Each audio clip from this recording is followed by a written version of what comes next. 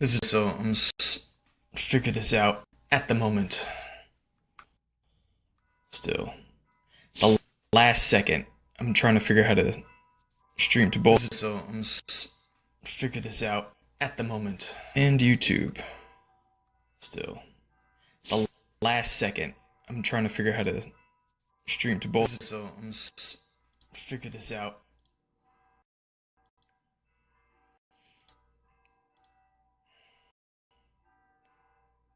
Give me.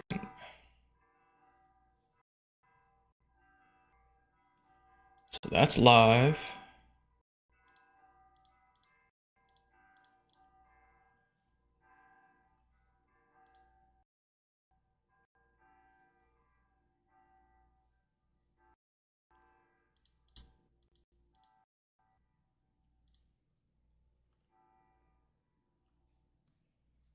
That's live.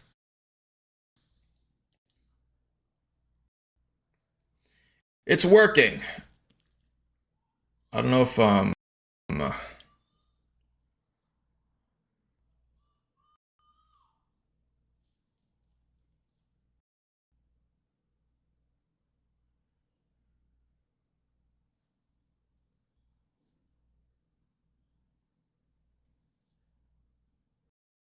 an hour. Why does it say an hour? Do I have a limit?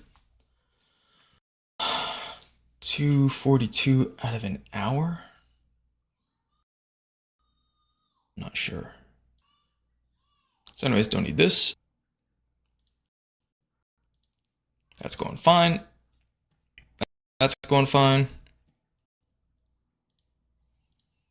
All right. If I have to later, I'll just cut it down and put it into a succinct video. So I'm still Twitch and YouTube, and the only thing I'm wondering is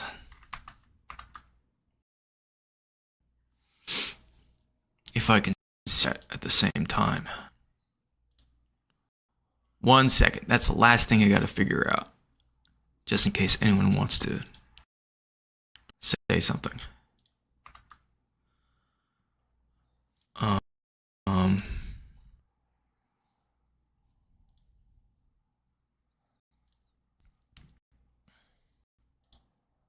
No, let me try to pull it up on my phone.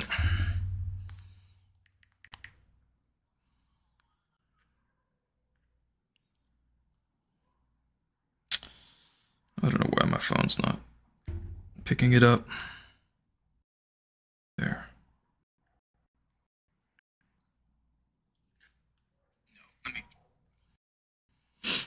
Okay, I can see the YouTube chat on my phone.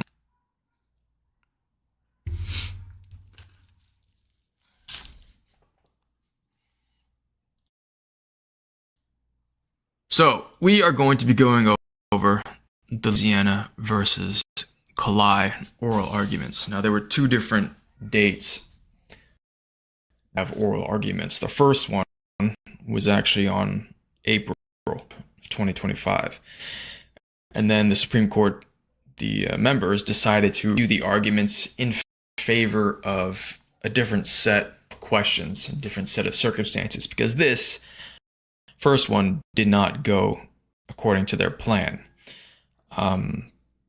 Aguiaga, which will play a little bit of this first one, but basically what the state was arguing was that they did not want to change their districting map because they argued that it was based on a political consideration. So first, what was this about? To read the facts of the case. This case involves a challenge to Louisiana's congressional region, specifically focusing on District 6, alleging that the map is an impermissible racial gerrymander. The map was created in response to a previous lawsuit, Robinson versus Ardoin, and this Robinson case will be coming up repeatedly, where plaintiffs argued that the prior map violated Section 2 of the Voting Rights Act of votes. So what is Section 2 of the Voting Rights Act? Section 2 of the Voting Rights Act, no voting qualification or standard practice or procedure shall be imposed or applied by any state or political subdivision to deny or abridge the right of any citizen of the United States to vote on account of.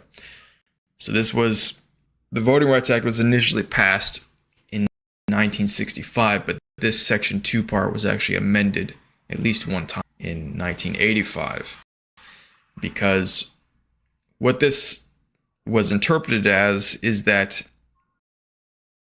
if a tends to be black people in most cases, I think, just because black people have a high proportion representation. There's a history of discrimination, and we'll get to the test, the specific test used to apply this standard, or this to see if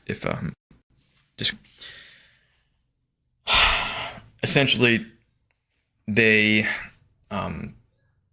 count dilution of voting. So if you spread minority population too thinly throughout the state in districts that are divided up, then it could be counted as vote dilution, because sufficiently given enough of a substantial representation to get the 50% generally required, or the majority generally required to get their candidate elected.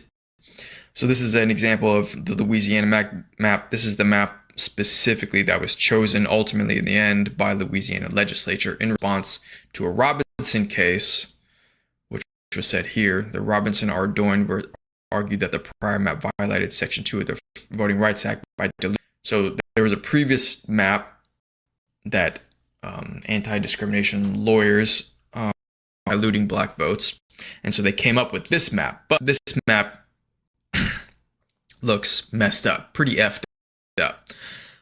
They created two majority-minority districts. This number 2 here was already in existence practically.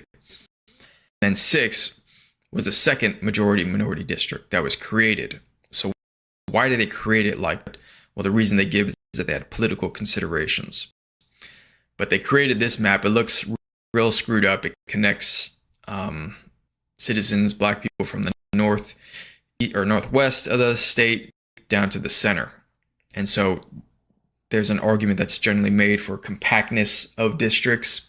Is the territory reasonable shape and a reasonable configuration, usually as close to a rectangle as it can get, is the general idea of it. There were 6 white plaintiffs after this map was created and put into enforcement that they said it was an unconstitutional racial gerrymandering, so that they effectively used race as too much of a consideration in creating this map, even though it as a response to a alleged or a concluded voting rights Section 2 Voting Rights Act violation. Now, it wasn't completely concluded because it was court judges and district judges that concluded that if they fully litigated it out, they were likely to find a Voting Rights Act violation. So once if this is echoing or not.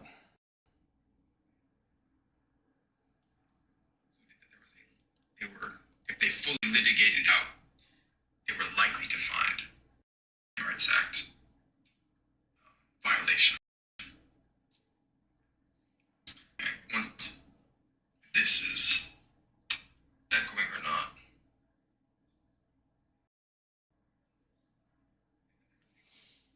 So it seems like I'm skipping around. I don't know what's going on. Drop frames, I guess. Well, I'm going to try to continue it. Might have to just re-record this more succinctly. But this is good practice. I'm going to see if the live recording works. And we'll see how it turns out. If it doesn't work well, I'll re-record the whole thing. The issue, the Louisiana legislature adopted a new map, Senate Bill 8, which is known as SB 8. That's this map. They adopted that included a second majority black district, the Pink District. However, the plaintiffs in this case claimed that this new map violates of the 14th Amendment by prioritizing race in its creation. The three-judge panel concluded that District 6 of the new map did indeed violate the Equal Protection Clause, leading the court to issue an injunction against using this map in future elections. And then it was appealed, I believe, by who appealed by, I think, the state, because initially the state actually appealed it because there was an injunction against the new map, and the state actually appealed it because they had political considerations in drawing the map. So it gets pretty complicated, but as we play this out, it'll become more clear what's going on. And so the question is, does Louisiana's creation of a second majority black congressional district constitute an unconstitutional gerrymandering, even when drawn in response to a federal court finding that the state's prior single district likely violated Section 2 of the Voting Rights Act? So they drew this in response to an initial court filing that wasn't completely fettered out based on the merit. The Supreme Court yet to find out if there was a definitive answer to whether the only single racial district they had previously was a racial. And so then they created this, and then there was 6 white plaintiffs that said, "Oh, this is discriminating against white people because it's intentionally using race as a factor for its creation." So I'm going to play a little bit of the initial April. A little bit. We will hear argument first this morning in Case 24-109, Louisiana versus Callais, and the consolidated case. Ms. Nelson. Thank you, Mr. Chief Justice, and may it please the Court. A mere 2 years ago, in Allen versus Milligan, a case nearly identical to Robinson, this Court noted that under certain circumstances, it has authorized race-based districting to remedy state districting maps that violate Section 2.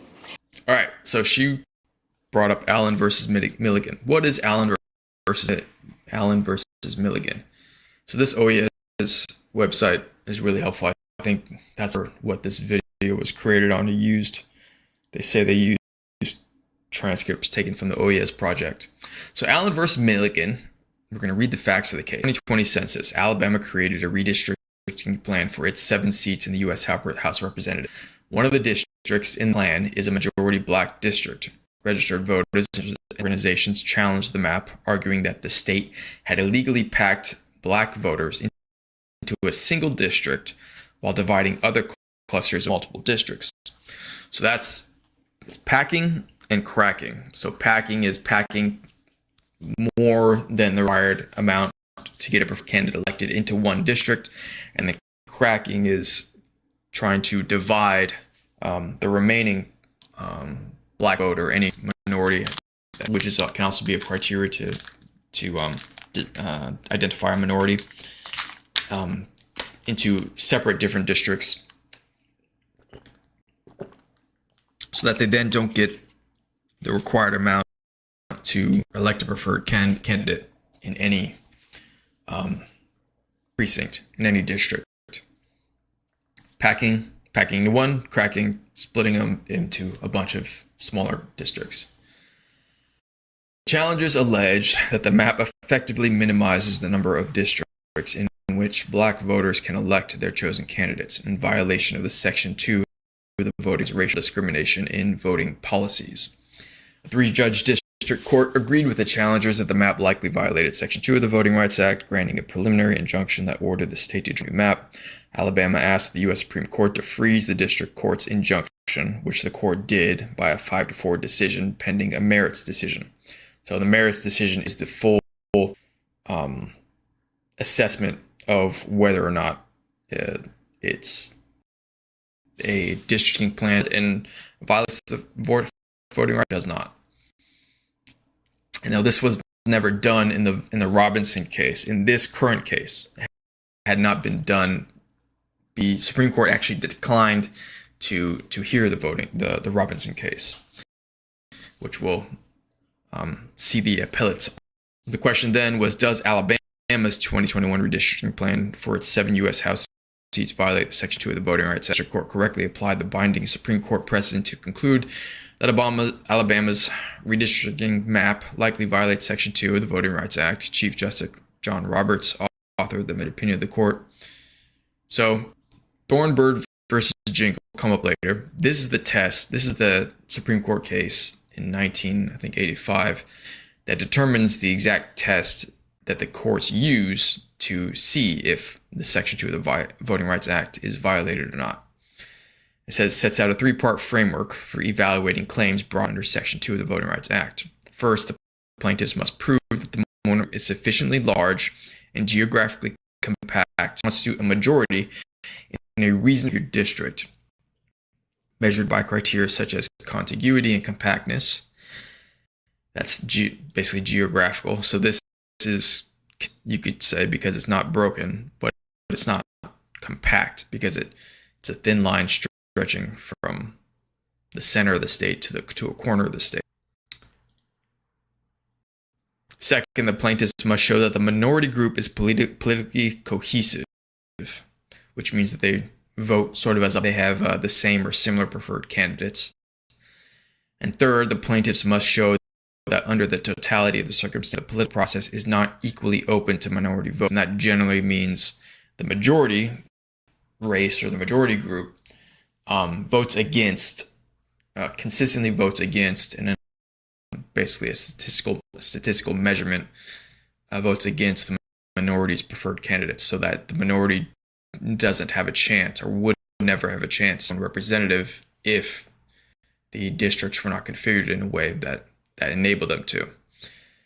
The majority applied that the three framework to the facts and agreed with the district court that the plaintiffs were likely to succeed on their challenge. The plaintiffs submitted maps demonstrating the criteria, and the district court found no serious dispute that black voters are politically cohesive or that the challenged district's white majority consistently defeated black voters' preferred candidates.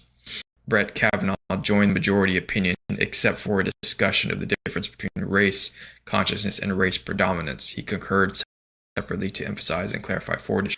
So they applied the Jingles test, which is basically this. Thornburg versus Jingles. Thornburg versus Jingles, it was 1986. So this is the short and sweet, I think, different ways to succinctly write the three-step process, but this is how the Wikipedia article wrote it. The racial or language minority group sufficiently large and geographically compact constitute a majority in a single member district. So that means there's enough of them, and they're compact enough to constitute a majority if a district is reasonably drawn.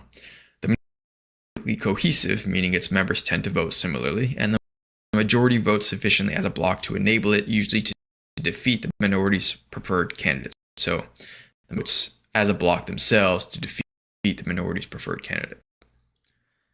So that's most of the get fleshed out more as they continue to talk about it. Louisiana affirmed findings that, talking about, that was about the Alabama case used as a reference, Allen versus Milligan. That's the Milligan case. It's being used as a precedent to refer to as a guide to his current case.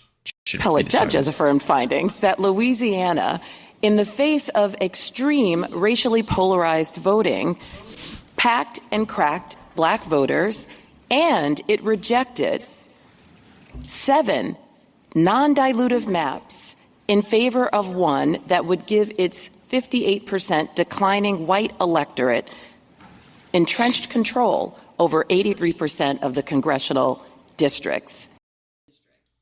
I'm going to put this in the argument. This is essentially a big part of the argument, that 58% of the voters in Louisiana were white electorate. But the designed the districts, it would give them control over 83% of the congressional districts. So there were 6 congressional districts. Each one would be composed about 16.66% of the population. And so that's where this 83%, 5 of the 6 is 83% about. And she's saying that only it would be controlled 58% of the population, because blacks, specifically composed of the 2020 census, last information I saw was 31.5% of the population, which proportionally they would get 2 of the 6 seats. And so that was the basis generally for why the second majority district where blacks were effectively the majority was created, is because it was shown partially by this number that the vote would be. Louisiana's creation of a district to remedy.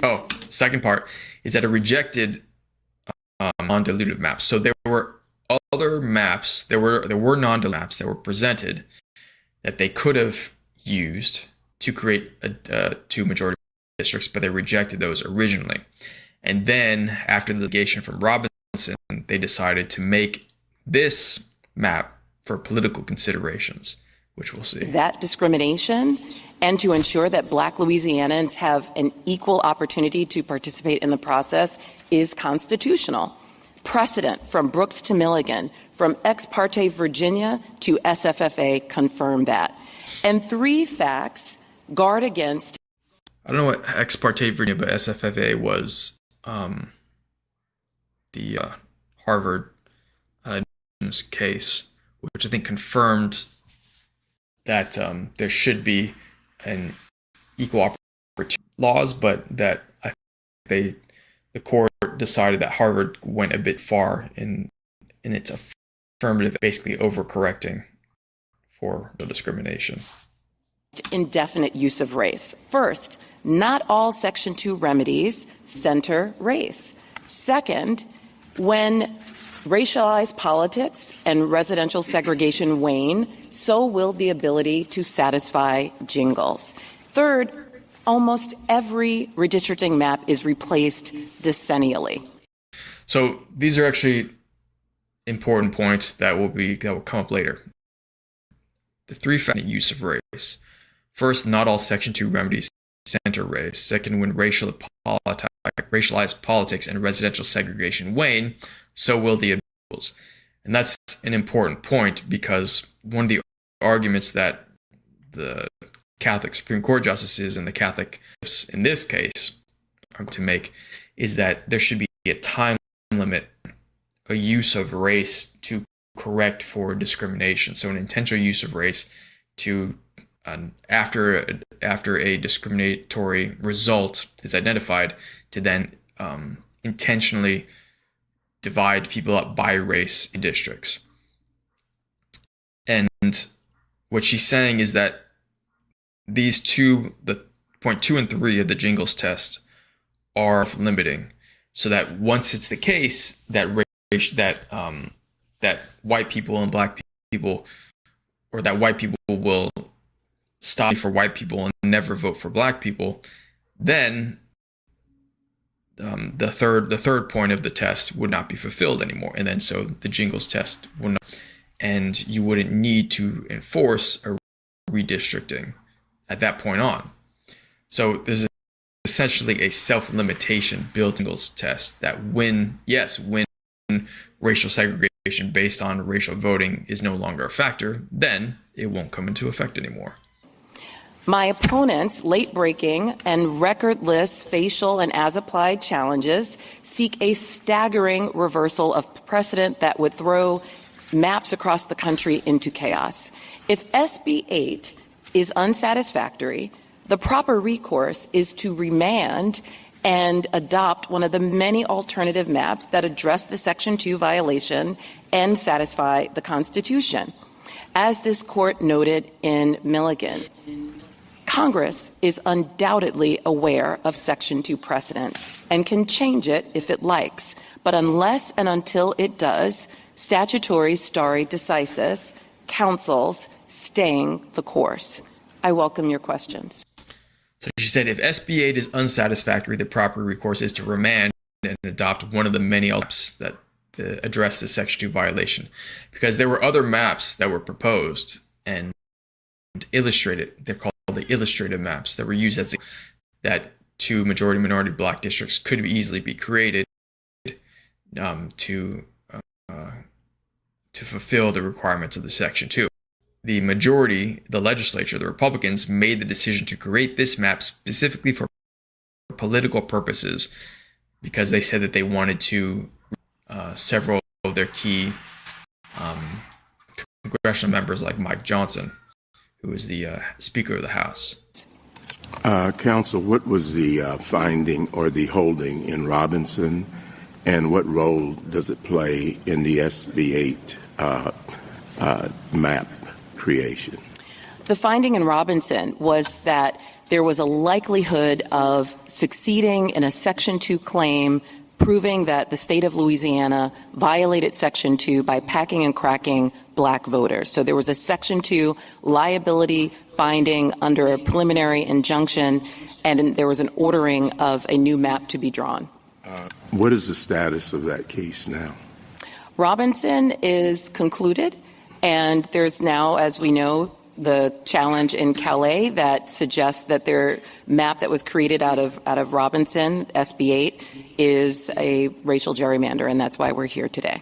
So SB 8 was the remedy for the Robinson case. I thought that was a preliminary injunction. Yes, there was a preliminary injunction indicating that we were likely to succeed if we continued to pursue a claim. This is after a 5-day hearing with 21 witnesses and a robust record. So the court found, based on that evidence, that we were likely to succeed on liability and ultimately instructed the state of Louisiana to draw a correct and constitutional map. But there was never a full merits determination. That's correct. SB 8 was entirely separate, though, from that litigation. SB 8 came after the litigation. It was in response to the court's order to create an opportunity district and a second map that would cure the Section 2 violation. But did the court order this particular map? No, the court gave the state of Louisiana an opportunity, as this court has suggested it do. It gave it broad discretion, gave it wide latitude to create a map that it felt was satisfactory, and ultimately that is the map that was in effect and elected a congressional delegation in 2022. Counsel, you began with Allen against Milligan. That case, of course, took the existing precedent as a given and considered Alabama's application of its approach to the evidence and all that under that precedent. Is that your understanding as well? That's correct. In fact, the case was stayed because this court held that case in abeyance until it decided Milligan, because it understood Milligan to be important to understanding the case in Robinson. But it was a case in which we were considering Alabama's particular challenge based on its what turned out to be an improper evidentiary showing. I'm sorry. In other words, we were looking at Alabama's suggestion that how to apply its body of evidence or which evidentiary considerations we should take into account under the existing precedent. That's correct. Thank you. But I would ask you to just expound a little bit on why you think then that Allen versus Milligan is relevant, or the fact that we held or what we held in that case is relevant to what we're doing here today. Allen versus Milligan is a nearly identical case. There was a similar challenge where we won on a preliminary injunction that there was a Section 2 violation because the state of Alabama in that case cracked and packed the black community, cracked the black belt. And ultimately, this court found that that was a clear violation of Section 2. Similarly, what we have in Louisiana is a circumstance where Louisiana was constructing a map and had a single district that could elect a preferred black candidate and had an opportunity to draw a second district based on the size and geography of its black population, and chose not to do so in the face of 7 illustrative maps that made clear that they were not dilutive. So there were 7 other illustrative maps shown, and it was this one. This was not one of the illustrative maps that they showed that the Louisiana could easily accommodate 2 majority black districts. What we in part were considering in the context of Milligan was whether or not to change the Section 2 criteria, the Jingles criteria. Is that your understanding? That's right. The state of Alabama and we chose not to.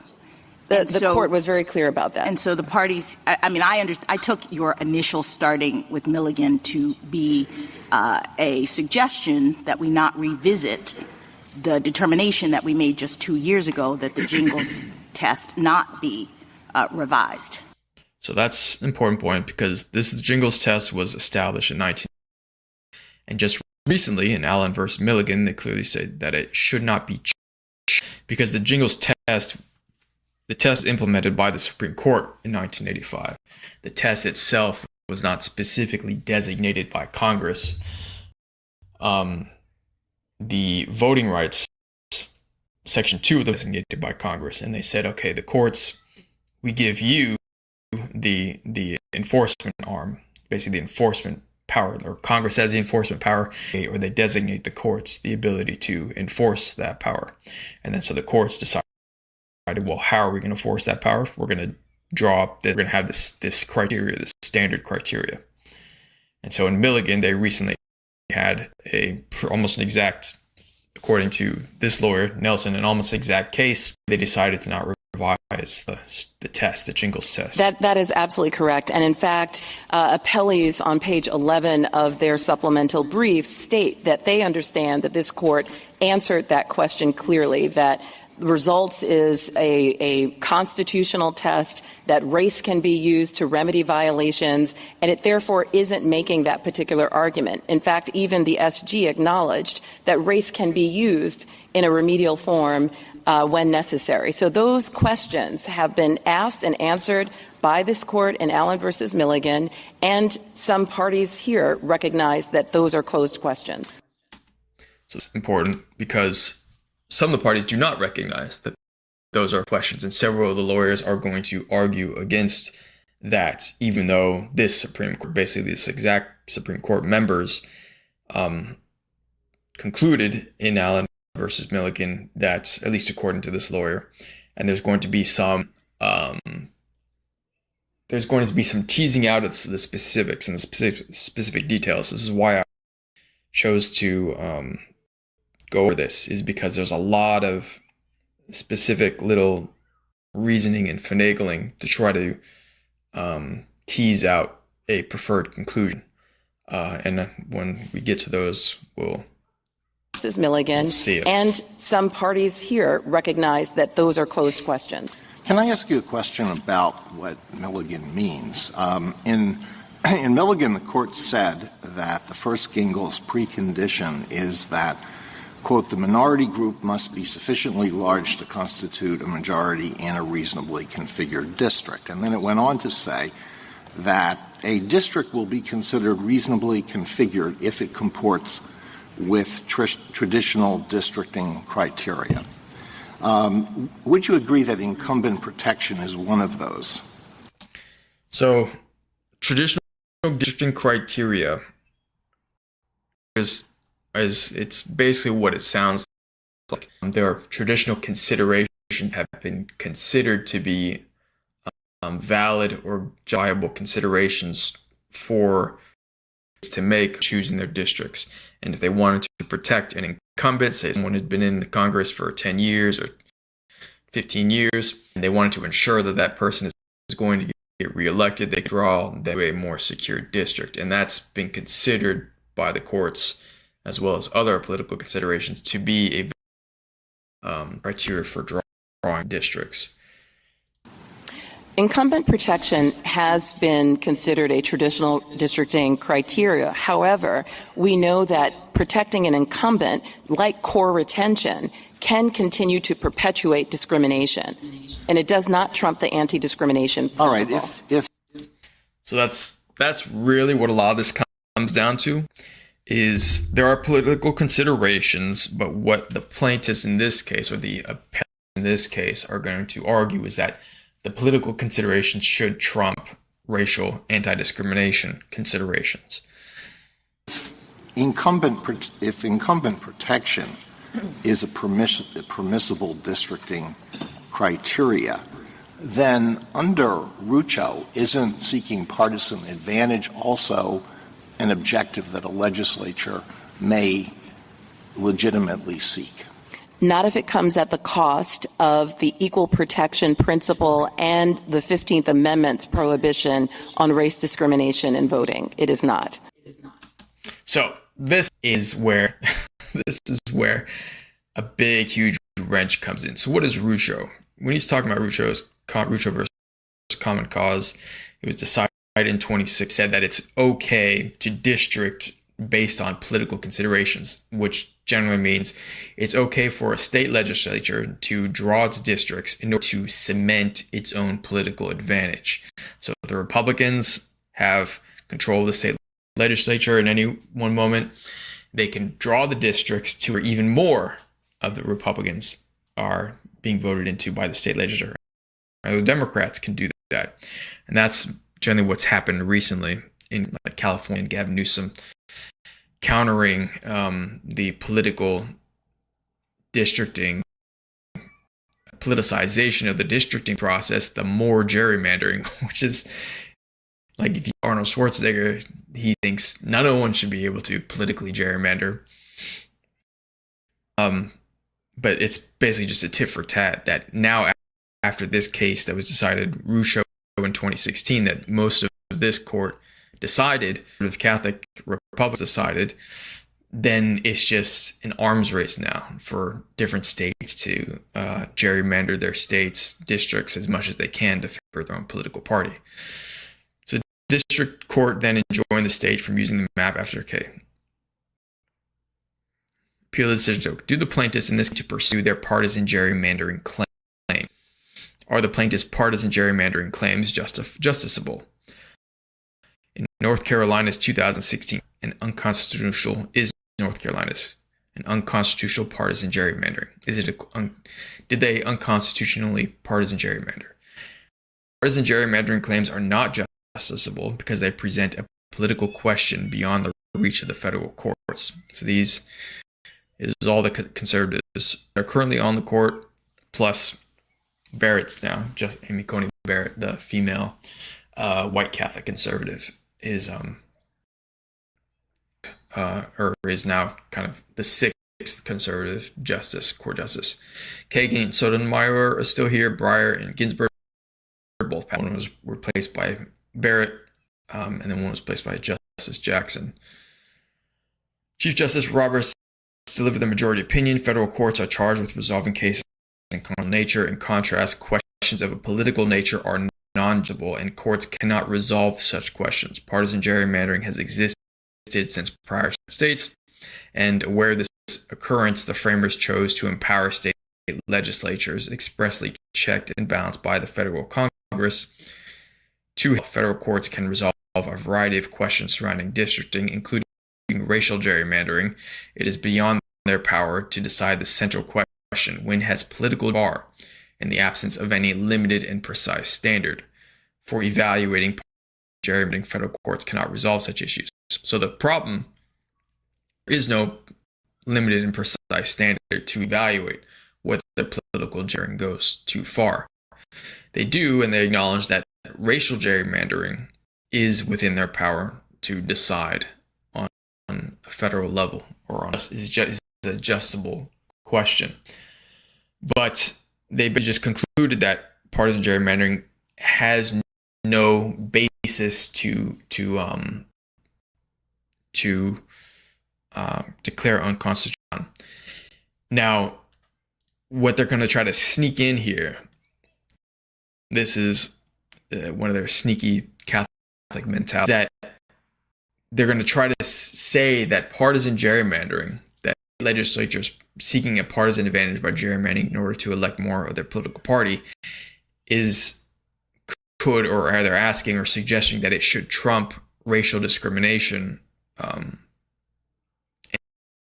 anti-racial practices or judgments. And the basic argument for that is that, well, there was no explicit labeling of partisan gerrymandering. It's just, the courts just said, oh, well, it's allowed, but it's not protected in the Constitution. This is the 14th Amendment. Basically, the second, or the Section 2, or the Voting Rights Act, is based on the 15th Amendment. The right of citizens of the United States to vote should not be denied. The key word seems to be abridged, which means limited in some way, by the United States or any state on account of race, color, or previous condition of service. Congress should have the power to enforce this article by any appropriate legislation. So there is an explicit powers given to Congress because they amended the Constitution with a supermajority, 2/3 vote, and that went to the states, where discrimination or denying or abridging rights to vote based on race or color, previous condition of servitude, is a legitimate government concern. I forgot, they'll say the term later, but it's a legitimate issue that the government should be concerned about, the power to enforce. But they didn't say anything about gerrymandering. It just says that gerrymandering has just kind of been a thing, and there's no basis to not to strike down gerrymandering, even though there is basis to strike racial gerrymandering. Well, if the objective is simply to maximize the number of representatives of a particular party, that's seeking a partisan advantage. It is not seeking a racial advantage. Isn't that right? Well, if race is used as a means to seek the partisan advantage, then that is unconstitutional. Oh, sure. There's sure. no If race is used as a proxy for partisan affiliation. Let me ask you a related question about block voting, which is the second, the figures in the second and third Gingell's precondition. That's important. So that's the the minority group is politically cohesive, and the majority is also politically cohesive and votes as a bloc to defeat the minority's preferred candidate. If registered Democrats overwhelmingly vote for Democratic candidates, regardless of the candidate's race, is that block voting? If you're looking at it simply from a party perspective, no, we don't judge block voting based on party. We judge it based on race. Racially polarized voting is measuring racial performance and voting behavior. And likewise, if registered Republicans overwhelmingly vote for Republican candidates, that's not block voting. That's not how we measure voting. We measure voting based on race for purposes of Section 2 because the Constitution forbids race discrimination in voting, not party discrimination. Right, and that's an important point, is that there's nothing that says anything about party block voting or party discrimination. Right, so if it happens to be that people of one race or another race overwhelmingly prefer one of the political parties, does that transform the situation into racial voting, or is it still just partisan voting? No, you look at how different races of voters vote and whether they vote in a way that is polarized. And the Gingell's test requires us to look not only at that, but a number of other features as part of the totality of the circumstances test that suggest that race is playing a role to contaminate the electoral process and submerge minority votes in a way that violates the Constitution. So party cannot explain away a racially polarized circumstance unless we look at the totality of the circumstances. And I will say, in Robinson, for example, the court entertained testimony along those lines, as it did in Milligan, and found that it wasn't credible, that the extreme racially polarized voting that we have in the state of Louisiana cannot be explained away by party. We're talking about racially polarized voting that is above 84%, which is more than what this court found in Thornburg versus Gingell's in 1986. So they said currently racial polarized voting in Louisiana is above 84%. I'm guessing that means like 84% of the white voters vote cohesively, and maybe only 15 or 16% might vote for the black Democrat candidate. And so that's just a statistical comparison measurement, and said that Gingell was, I think, 70%. I think Gingell was 70% at the time. Well, that and the numbers were 70%. That could be easily analyzed by statistics to see whether whether white Democrats vote for black Democratic candidates at a lower rate than they do for white Democratic candidates. So he's trying to slip this in. Another one of the lawyers is going to more explicitly argue for this point. He's saying to compare white Democrats versus black Democrats. So he's trying to say you should control for party also, instead of just for race, which it's not clear as to why that would make sense, because partly because they showed in Louisiana that even white Democrats have a reluctance to vote for black Democrats. So that argument, at least what the lawyers are going to claim that the statistics show, does not even pan out in this circumstance. But if it was the case, if it did different in other circumstances, what that would mean was that that would apply to the third condition, that if there was enough crossover, that if enough white people were voting for the black majority candidate, then the third condition of Jingles would actually not be sufficient, would have to be in effect or to be in play, and so the Jingles test would be denied, and the minority or the change the districting would be denied. But he's saying what he's trying to do is that there's this other consideration now that party advantage is explicitly allowed because they decided that it was allowed in 2016. It's like, well, we decided that partisan gerrymandering was allowed in 2016, and so we think that that should be considered as a factor against a finding of racial discrimination. When, electing candidates, it's not the way the Jingles test is written out. If it was, even if a state was all majority, was entirely Democrats, this would still come into effect.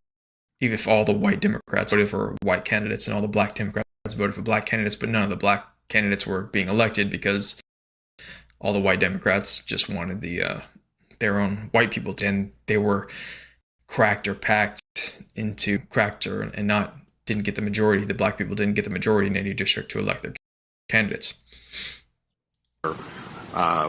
White Republicans vote for black Republican candidates at a lower rate than they do for white candidates. It's easy to isolate race from that to see whether there really is racially polarized voting as opposed to partisan polarized voting. So I guess I'll play it more just to see if. So here's an argument. Partisan polarized voting should be considered as evidence voting is not polarized by race, per Alito.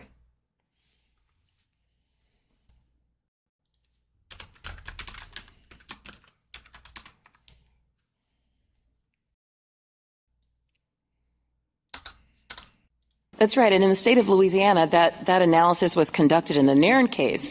And it was clear that regardless of party, white Democrats were not voting for black candidates, whether they were Democrats or not. And we know that there is such a significant chasm between how black and white voters vote in Louisiana that there's no question that even if there is some correlation between race and party, that race is the driving factor. Can you comment on the Solicitor General's suggestion at page 25 of its brief that the court should hold that plaintiff's illustrative district cannot disregard the state's political objectives, and goes on to say Section 2 plaintiffs cannot claim a lack of equal openness where politics rather than race is the likely reason for the state's refusal to create a majority-minority district? Yes, that suggestion would swallow Section 2 whole. As I said, party cannot trump the responsibility of states to ensure that all voters have an equally open electoral process. So one of the lawyers will argue, the third one on the other side, there's in this case, because one of the lawyers essentially flipped sides, the one who was representing Louisiana. He's basically saying, they're basically saying that considerations should trump racial consideration. So if someone could make an argument in their gerrymandering decisions that it was done for political reasons, that is sufficient reason to mean that it wasn't done at all for racial reasons. And she's saying that, well, if just make an excuse, if the legislature could just make an excuse that they did it for political reasons, then Section 2 would be essentially toothless. It would never have a conclusion. The fact that black voters may correlate with voting Democrat or white voters may correlate with voting Republican does not deny the fact that there is racially polarized voting, and the totality of the circumstances, including the inability to elect black candidates in Louisiana on a statewide basis for a number of offices. There's never been a black person in Louisiana elected statewide. That's pretty crazy. There's never been a black person in Louisiana elected statewide, even though black people make up 31% of Louisiana's population. Is additional indicia that race is playing an outsized role in the electoral process in Louisiana.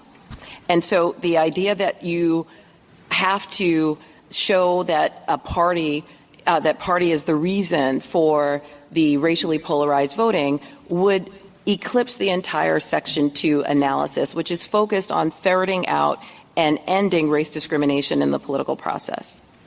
You've said several times that it's playing an outsized role. What's the proper size? In other words, is that wiggle room we're talking about, or a significant percentage?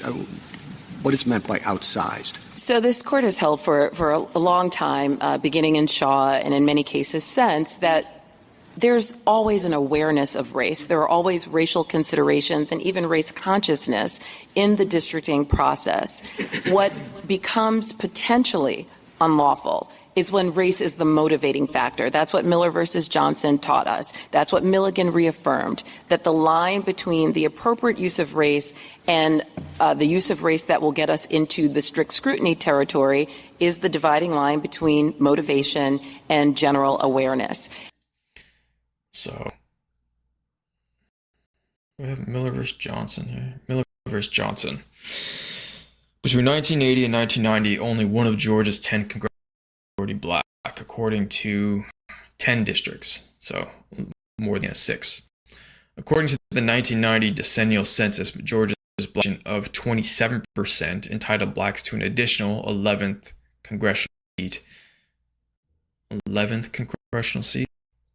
I don't know why it says 11th, prompting Georgia's General Assembly to redraw the state's congressional districts after the Justice Department refused pre-clearance of several of the Assembly's proposed new districts, larger.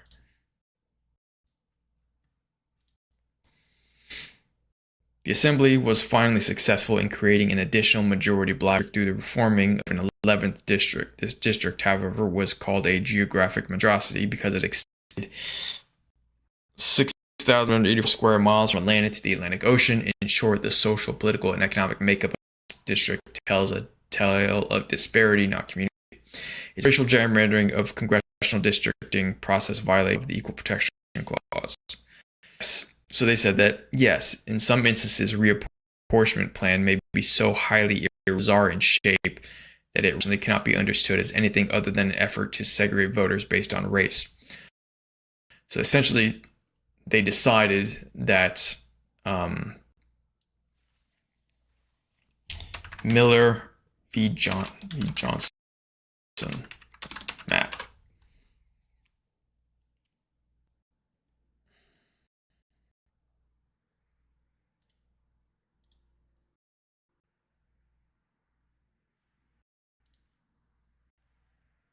So I'm guessing they're talking about this teal one. They said it stretched from Atlanta to the Atlantic Ocean. I guess it's 2. And they combined a bunch of different splotches here. splotches there, splotches in there. Yeah, they're probably talking this number 2 section. It's a monstrosity because it's not contiguous. It's goes into little indentations into different, and so they said it's just too ugly. It's not clean enough. It's not pretty enough to be considered a. It's just too obviously racially gerrymandered. And what I'm explaining here is that when voters are blocked by a white block vote that is so substantial that it usually overrides the politically cohesive vote of black voters, then we have at least a prima facie case of vote dilution. And then the court is asked to consider the totality of the circumstances. If I may address the durational limit question, which came up, I'd like to talk about the fact that Section 2 is self-limiting. I know that there is a general concern about the indefinite use of race, and there are several reasons why that concern should be allayed. So that's another big part of the argument for why I think it's going to make that argument. Should intentional use of race have a durational limit? So these, I think, so from the majority,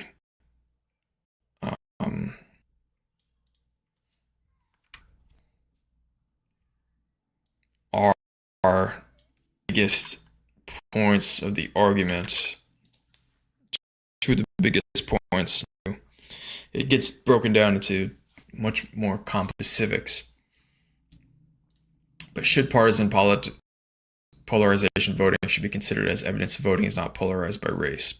Partisan polarized voting have a durational limit. And what she's about to say is that it's self-limiting. It doesn't need a durational limit because once this criteria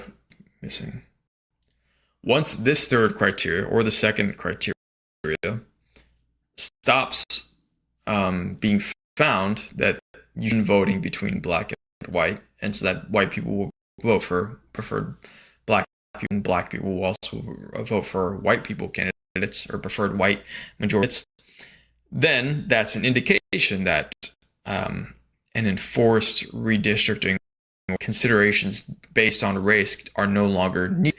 It's self-limiting in that respect, and when the goal is essentially achieved, then its purpose First and concludes. foremost, there's no precedent to suggest that a statute must dissolve on its own simply because it may require a race remedy.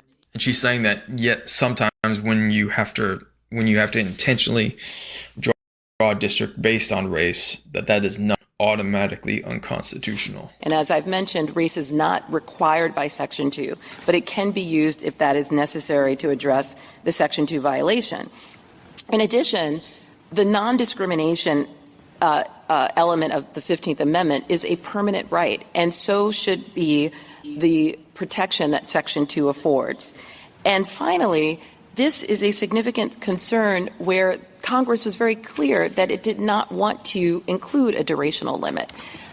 Congress included a durational limit in Section 5 of the Voting Rights Act. It created a mechanism for reauthorization. It decidedly did not do that in Section 2. The issue, as So in Section 5, they said that it had to be reaffirmed every 5 years, and basically what Section 5 was, there were certain states in 1964 that had basically said any state that had less than 50% of its population voting, presidential election of 1964, had to before it made any changes to its elections, had to proactively submit to a federal district court for approval before those changes were implemented, rather than having a change happen and then having someone had to be sued over the change happening retroactively. So basically said it was proactive litigation rather than retroactive litigation, and certain states had to be compliant to that. Essentially, I think the test was if they had less than 50% of the population voting, because that was indicative. They had restrictive voting laws, and they had restrictive voting, like literacy tests, like poll taxes, things that were intentionally supporting large amounts of people's votes, particularly black people's, for a political and racial advantage.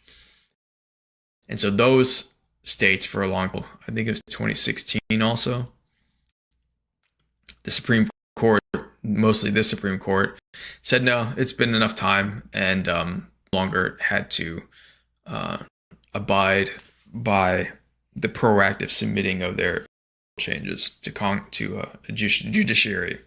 And part of that justification was Congress itself, when they voted on the fifth Section 5, said that it had to be renewed. And so eventually the court, they did keep renewing, but the court just said, it's been enough time. And I forgot what case that was. Let's see.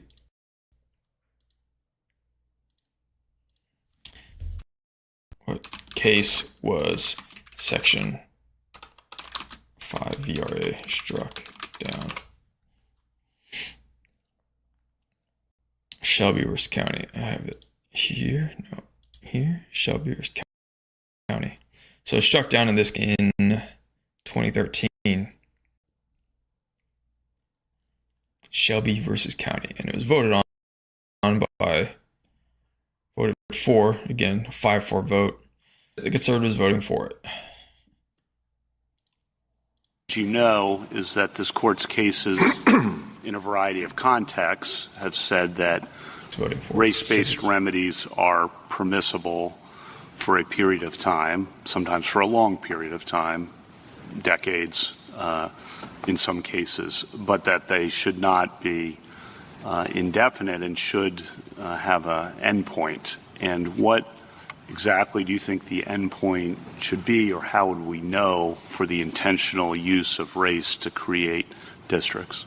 Well, Justice Kavanaugh, you raised a very important distinction, and that's between remedies and the statute. So a race-based remedy can and should and usually does have a time limit and a durational limit. Section 2 court-ordered remedies have a time limit. And so that is something that is grounded in our case law. What is not grounded in case law is the idea that an entire statute should somehow dissolve simply because race may be an element of the remedy. So, for example, this case has affirmed Title VII. It has affirmed Section 1982, the Family Medical Leave Act, and also Section 4E of the Voting Rights Act in Katzenbach versus Morgan, and never has it suggested that any of those statutes should dissolve in and of themselves as opposed to the remedy.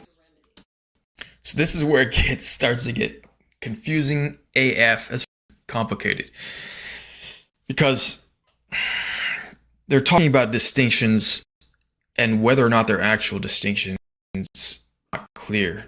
So she talks about a distinction between the statute or the test, the Jingles test itself, and the remedy or whatever change is specifically ordered or implemented. And should those remedies have duration limit and not the statute itself, national limit. Section 5 was part of the statute itself. They decided in 2013 should have a duration limit. But so their decision, the Supreme Court's decision in 2013, I think contradicted, but again, it's just a matter of opinion. So why? And this is where we get into I don't think it's the statute. It's the particular application of the statute that entails the intentional, deliberate use of race to sort people into different districts. That particular aspect, I'm guessing, I'm asking what you think the time limit on that should be, or there really shouldn't be a time limit. I think you might be saying there shouldn't be a time limit unless Congress chooses one. I am saying that. I'm saying there should not be a time limit, but I also think it's critical to emphasize that Section 2 does not require a race-based remedy in all circumstances. Is that because so Is that the case? That's a pretty distinction, because they make findings based on race. So you would think that the remedy would have to also be based on race if the findings are based on race. I just wanted to follow up on Justice Kavanaugh's question. What if this is an exercise of Congress's enforcement power? If we're looking at the City of Bernie test and we're saying it has to be congruent and proportional, would that affect, Justice, your answer to Justice Kavanaugh's question, that if it's going above and beyond what the 15th Amendment requires of its own force, but Congress has actually chosen the Voting Rights Act as a remedy, does that affect the question of whether it can go on indefinitely or not, that at some point it becomes not congruent and proportional? So this is extra Congress enforcement power. If we're looking at City of Bernie test and we're saying it has to be proportional, would that affect your answer to Justice Kavanaugh's question? If it's going above and beyond what the 15th Amendment requires of its own force, actually chosen the Voting Rights Act as a remedy, does that affect the question of whether that cannot go on indefinitely? Above and beyond the 15th Amendment requires of its own force because it says, the 15th Amendment says, Congress shall have the power to enforce this article by appropriate.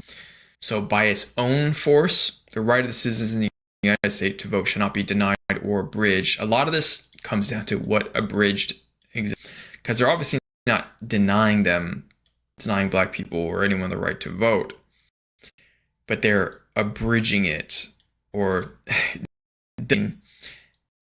does dilution mean the same fit category of abridging people's votes, that if they spread them out so that their votes don't have an effect, does that count as abridged? And that really is why they're going to get into the weeds on, well, it's an effects test. Some people are going to argue that, well, to show that it's intentional discriminatory. Well, no, the Jingles test is an effects test. Is the discriminatory? Is there an effective disenfranchisement of certain racial minorities' votes? And so that just fits into, well, what the hell does abridged mean? And we'll look it up. What is abridged? Abridged meaning. Did I look it up somewhere else? To shorten a piece of right, to curtail. Even the right of free speech can be abridged. So free speech isn't completely eliminated or gotten away, but it's abridged. It's limited in some way, or it's effectively limited in certain ways. So can you abridge or effectively limit people's right to vote? And what they basically decided is that they would look at the effects of a particular circumstance. So what the Section 2 says is that it applies to any standard or practice or procedure to deny or abridge the right of any citizen of the United States to vote on account of race. It doesn't say, and they specifically amended this to not say intention. That just any practice or any procedure shall not be applied by any state to deny or abridge the right of any citizen to vote. No, I don't think it does. First, Bernie should not apply to Section 2. Just assuming that it my does. question is. Sure. Assuming that it does, as you know, in Bernie, this court held up the Voting Rights Act as the paradigmatic example of congruence and proportionality. The fact that the Voting Rights Act at times may require a race-based remedy does not change the fact that Congress, with its enlarged powers as defined by Ex parte Virginia and the line of cases forward, can address conduct that is beyond what the 15th Amendment addresses. It doesn't need to simply parrot the 15th Amendment. It can address conduct that is even considered constitutional in order to ensure that race discrimination in voting does not go undetected. So that's not what I have not looked up. What is Ex parte Virginia? 1880 U.S. Supreme Court case that established federal authority to prevent states from excluding African Americans from jury duty, which was a significant civil rights. States cannot exclude African Americans from jury duty.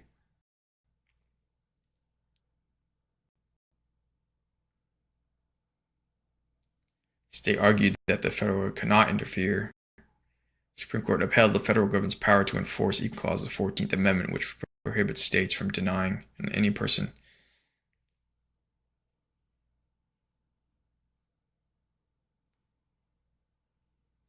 But she's saying that there was a law by uncorrected or undeterred, in the words of the Senate report. Challenged with its large powers as Virginia. I'm not sure what Congress's powers had to do with that.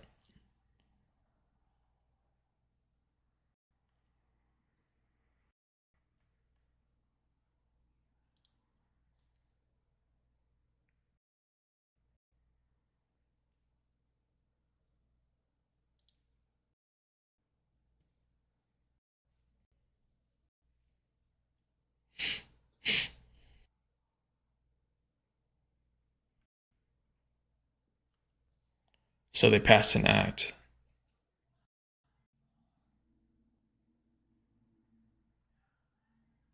What was the name of the act?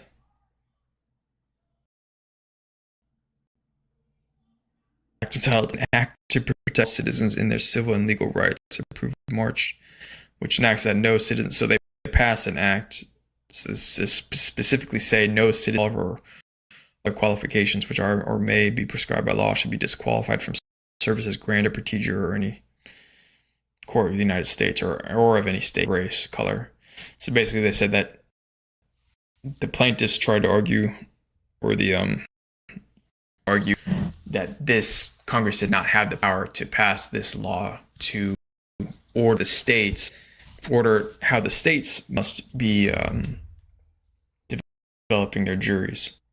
And the Supreme Court said, yes, they do.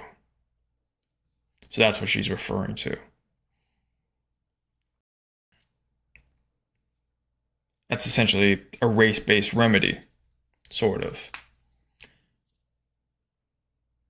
Maybe not quite a race-based remedy. It just says you can't intentionally leave people out.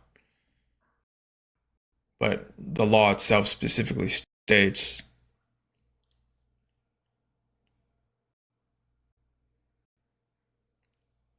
specifically says they cannot be done on account of race, color, or previous condition. It's a race-based correction that the Congress specifically supports. So, Ms. Nelson, I guess I wonder if it would be helpful, at least as I'm thinking about it, because I think this is a very important question.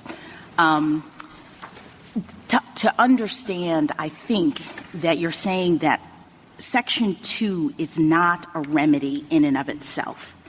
It is the mechanism by which the law determines whether a remedy is necessary.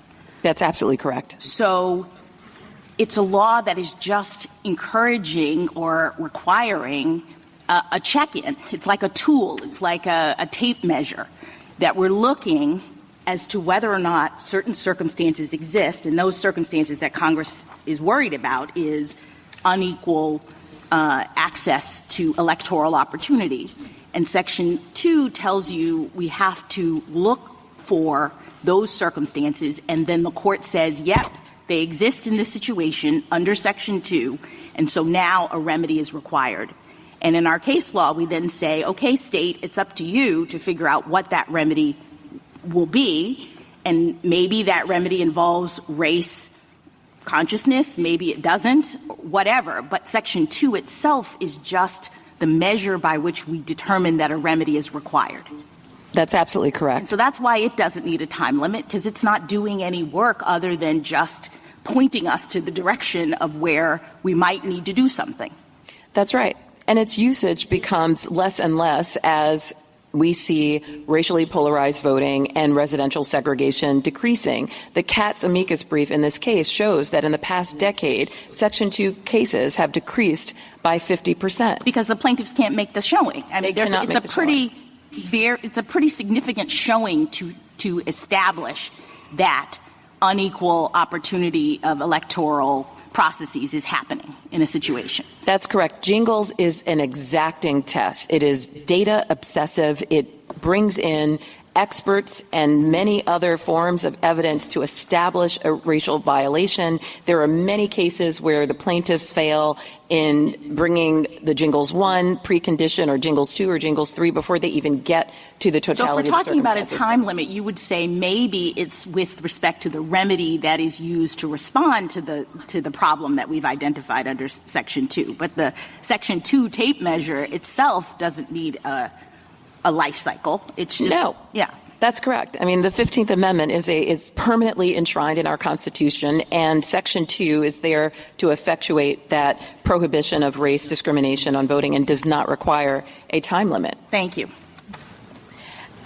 With the time I have remaining, I'd like to mention that there are many proposals on the table that have been presented by my colleagues on the other side, and a number of them resurrect the intent standard that this court was very clear about, and Congress was extraordinarily clear about, knowing that results is key to ensuring that we do not continue to have rampant racial discrimination in voting.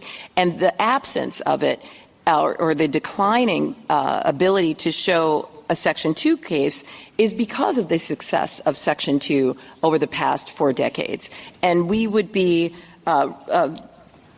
reckless if we determine that Section 2 somehow is no longer needed simply because it has been so successful in rooting out racial discrimination in voting. There's also, as I mentioned at the outset, a very easy and elegant solution to this case. If SB 8 is not satisfactory, if the court believes, as the Callais panel did, that the state violated the Constitution in constructing SB 8, it should remand and use one of the many alternatives that are available that meet Section 2 and also comply with the Constitution. The liability finding in Robinson is undisturbed, and it must be remedied. If SB 8 is the inappropriate remedy, there are many other options for this court to pursue. Thank you, counsel. Justice Thomas, anything further? Justice Alito? Yeah, let me pick up with where you left off, which related to the illustrative map in the Robinson case. And let me go back once again to what we said, what the court said in Milligan. The minority group, this is the first Gingles precondition, the minority group must be sufficiently large and geographically compact to constitute a majority in a reasonably configured district. Did the Robinson court apply that, or did the Robinson court simply say that the district in question in the illustrative map, the second majority minority district in the illustrative map, was compact? There's a big difference between the compactness of the minority group and the compactness of a district. So this is where probably the first case where very clear, dumb Catholic mentality thinking. So he says there's a difference between the compactness of the minority group and the compactness of the district. Jingles' test again says a racial or language minority group sufficiently large and geographically compact to constitute a majority in a single member district. So what I say is that there's a difference between the racial group itself being compact, and the district being compact. He's trying to say there's some kind of difference between there, but the condition, what they're concerned about is the districting. That's the criteria. If it's compact enough to fit in a compact district, if the majority group are able to form a majority, that is compact district. And he's trying to say that there's a difference between the racial group being compact and the district. That's a bullshit distinction, because what other criteria would you use other than the district being compact to determine whether the racial group is compact enough? And he doesn't he doesn't suggest. This is a problem I have with a lot of Catholics specifically, is that they don't, and really Christians or religious people specific in general, is that they don't have a standard. They have a standard to compare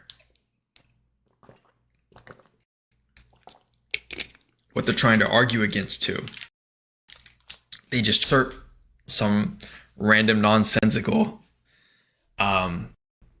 distinction as if they're saying something significant when they're not saying. And so all of the 7 illustrative maps that we presented to the Robinson court were geographically compact. So she misses like the question completely because it's a nonsensical idea. She says all the 7 illustrative maps we presented to the Robinson court were geographically compact. They met every traditional redistricting criteria. They even beat the state's maps on the very criteria the state set forth. But she didn't understand what he was asking, because what he's saying, the premise of his question, is ridiculous. They met every traditional redistricting criteria. They even beat the state's maps on the very criteria that the state set forth that it was pursuing in the redistricting process. Well, that wasn't my question. My question was, did the Robinson court find that the minority group was compact as opposed to the district being compact? Yes, it's a very did. serious. Yes, it did. I believe it didn't, and I believe he just says, I believe it didn't. Well, what standard doesn't fucking matter what you believe. Why do you believe it? What standard are you using to determine whether the racial group was compact enough? The standard that she's applying is that it was racially compact enough to be able to form a compact enough district that included them that had them as the majority. That's the standard that she's using to determine if the race was compact enough. And he says, I believe it didn't. What do you mean it didn't? Did the Fifth Circuit on appeal in that. And there's a big difference, and there's a serious question about whether the black population within the district in question in the illustrative map was geographically compact. It's not a serious question. Okay, well then have a serious standard then. Have a serious way to answer the question. You have people from a rural area in the northwest part of the state, and you have people from an urban area many miles away, combined in a district just for the purpose of getting over the 50% BVAP. So, do I have those other ones open? I had some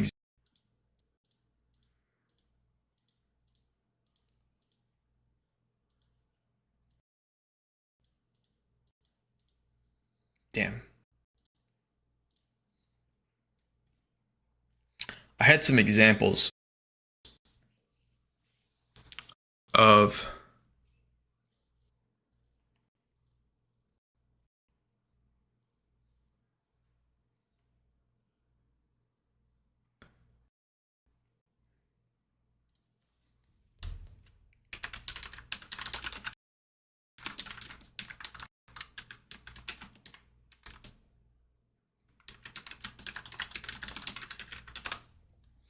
I think it was a 38th district.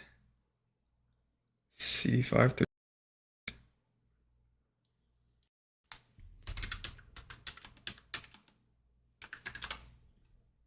This one. So this is essentially doing what he's saying. This is a district in Texas that's connecting. This is actually worse than Louisiana's, because just like a strip, at least Louisiana, more of a rectangle is more of a box. But in Texas, they're connecting 2 different groups in 2 different cities, essentially, through this narrow strip.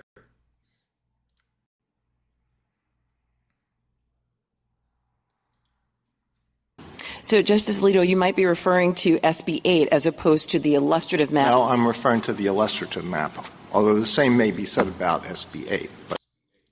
Well, no, not the same may be said about SB 8. This is SB 8. So, like, compare this pink district to this blue district. I mean, would connect 2 communities that are miles away. I mean, you'd have, I don't know if they have a city.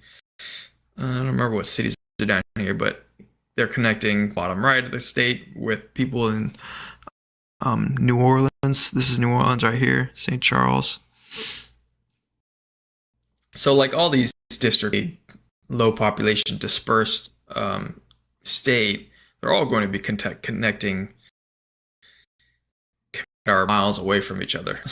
But I'm referring to the illustrative map. Well, we don't need to argue about what was done in the case, but it's my firm recollection that what the district court did and what the Fifth Circuit did on appeal was not to apply the correct standard under Milligan. So the standard under Milligan was that did they have a standard in Milligan of racial compassion?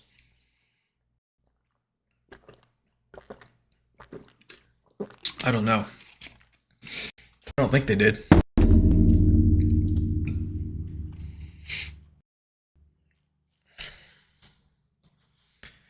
Let's see, compact. The plaintiffs must prove that the minority group is sufficiently large and geographically compact to constitute a majority in a reasonably configured district. So that's the standard, is that they only have to be compact enough to constitute the majority in a reasonably configured district.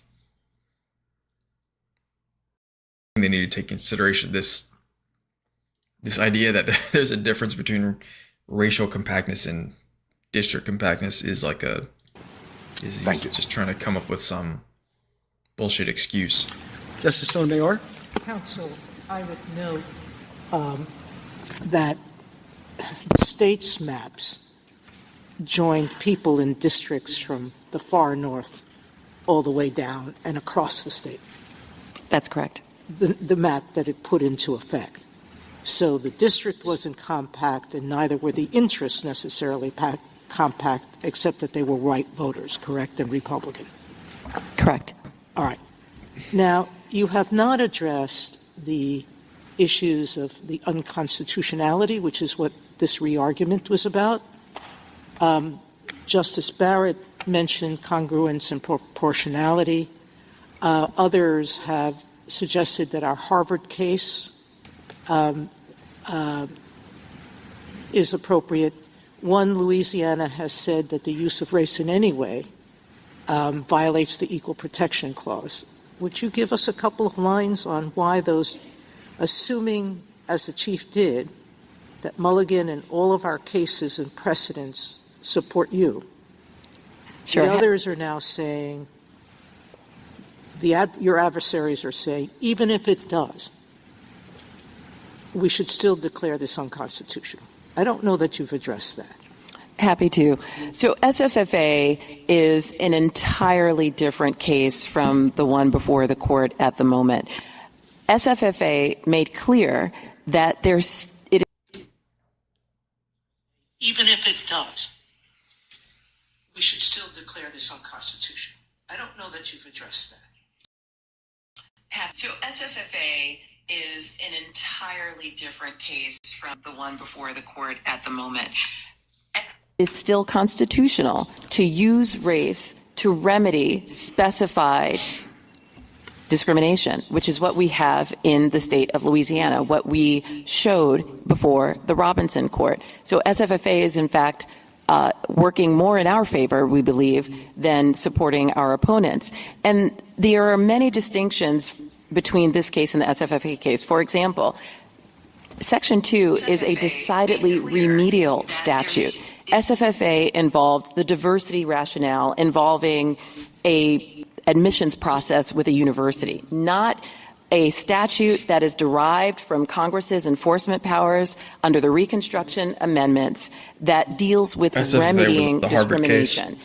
That is a very clear distinction. This court has been clear in Shaw, in SFFA, in Croson, in Fullalove, that you can use race in a limited way to remedy racial discrimination. The other factor that makes SFFA reconcilable with Milligan, which is controlling here, is that we know both decisions were issued within 3 weeks of one another. It is illogical to think that this court issued the SFFA decision and Milligan in the same term, in the same month even, and somehow those cases work at cross purposes with one another. So in our view, it is very clear that The case law before this court supports the use of race as needed once there has been a showing of specified discrimination. And the Section 2 test gives the court an inference of intentional discrimination to draw upon. Congress was very intentional in crafting the results test to balance the concerns of getting at all discrimination in our electoral processes, but also being mindful of a potential allegation of racism against states and other state actors.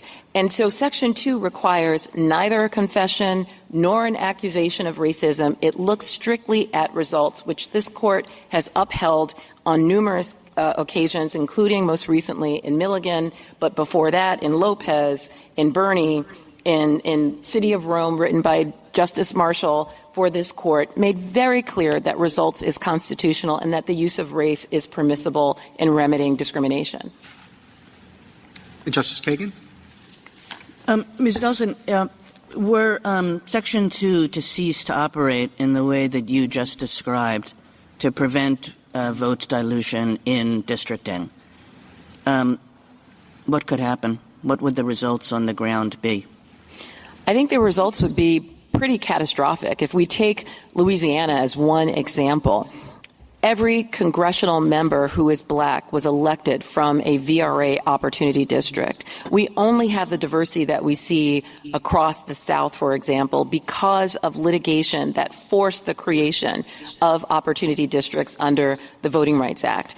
Every justice in Louisiana has been elected through a VRA opportunity district, and nearly all legislative representatives have been elected on those same districts. So Louisiana alone is an example of how important it is to have Section 2 continue to be enforced to create these opportunities. We also know that after majority-minority districts have been created, they often no longer need the same population to continue to provide an equally open electoral process for minority voters. So it is an intervention that has been crucial to diversifying leadership and providing an ability of minority voters to have an equal opportunity to participate in the process, but it also isn't a permanent remedy. It corrects itself over time, and it's only triggered when those extreme conditions exist. Thank you. Justice Gorsuch?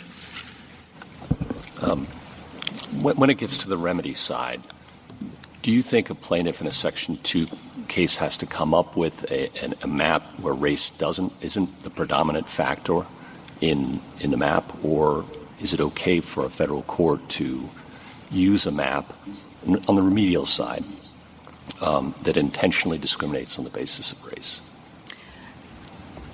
You do not have. So he uses the word intentionally discriminates on the basis of race for a remedial map.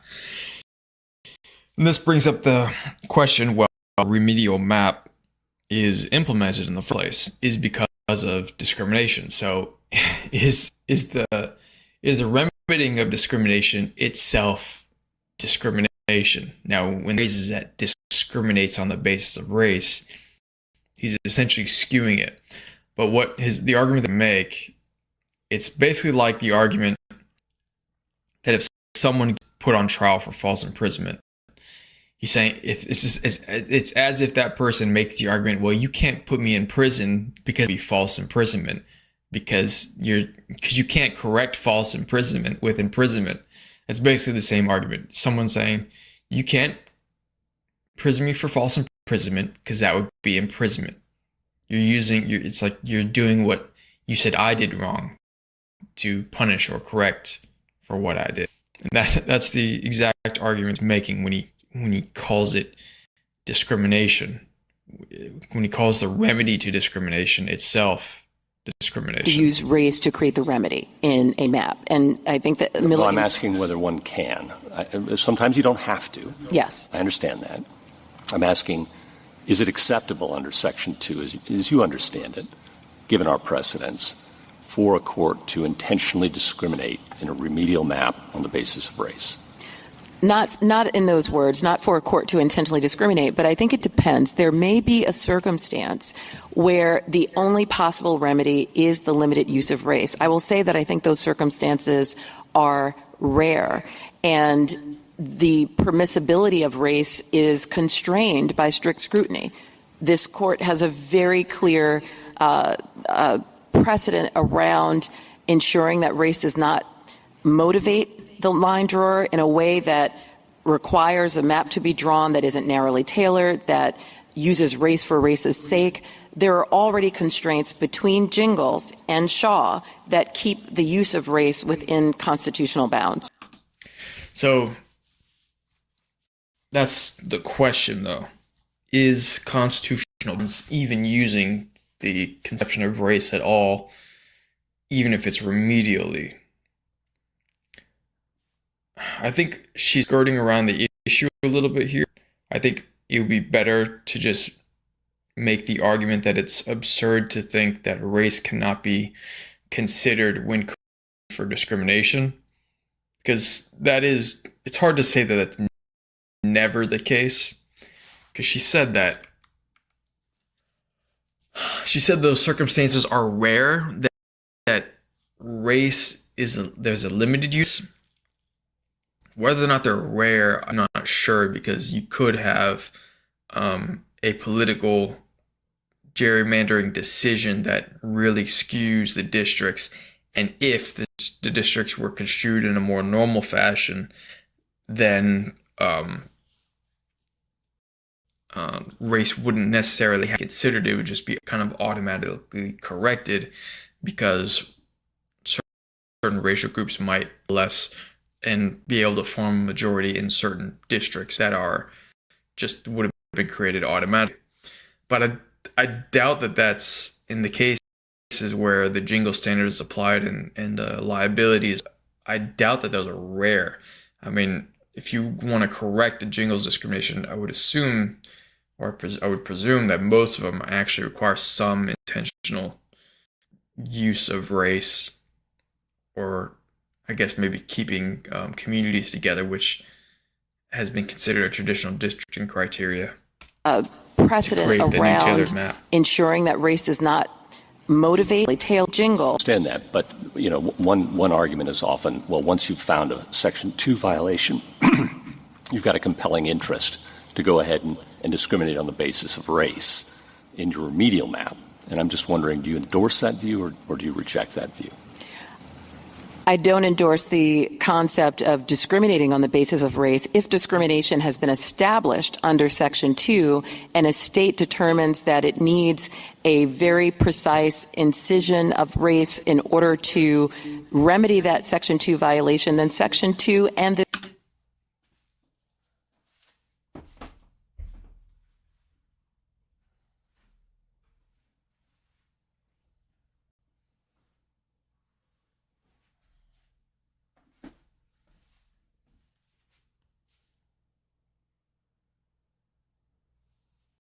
this court's precedent supports that. So a federal district court can sometimes, to remedy a Section 2 violation. Well, not a federal district court. I'm sorry. I'm glad you emphasized that. If I might just finish the question. Yes. Sometimes federal district courts order maps, and you're saying sometimes acceptable for a federal district court to order a map that intentionally discriminates on the basis of race. I disagree with that formulation. So first and foremost, states and plaintiffs, as they put forth illustrative maps, cannot put forth maps that discriminate and that use race in an excessive fashion. The only actor that has broader leeway are states, because we give states breathing room. We give states wide latitude in order to balance their political interests and concerns. So federal district courts can't discriminate on the basis of race in remedies, but states can? Federal district courts can only order maps that are constitutional. And again, the constitutional boundaries are between Jingles and Shaw, which sometimes permits states race. have more breathing room. So do they have the breathing room to intentionally discriminate on the basis of race? They don't have breathing room to intentionally discriminate on the basis of race. They have breathing room to use race to remedy their own discrimination. So that's the distinction. Again, it's like someone being for false imprisonment argues that, oh, you can't put me in prison because that would be for false imprisonment, because that would also be imprisoning. And breathing room latitude, essentially what she's arguing was that states have been given the latitude or to make the decision to remedy a Section 2 violation in however way they see fit, as long as the Section 2 violation is not occurring anymore. But again, it's hard to see how they could apply a remedy without somewhat substantially, and one of the other lawyers is going to essentially argue that point. Thank you. Justice Kavanaugh? Just the hang up there. But I guess the counter argument is the idea that remedying racial discrimination itself discrimination. The word discriminate, but your answer is that they can Yeah, Kavanaugh's like, yeah, the hang up is on the word intentionally discriminate. use race in those circumstances, correct? The federal district court. If needed. And there are often a wide range of possibilities and alternatives that don't require that. And then I think you said so long as it's not excessive, and you mentioned strict scrutiny as well, correct? Correct.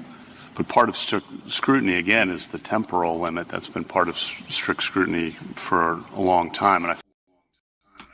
So I tried looking this up. I don't know what he's talking about when he says the temporal limit of strict scrutiny.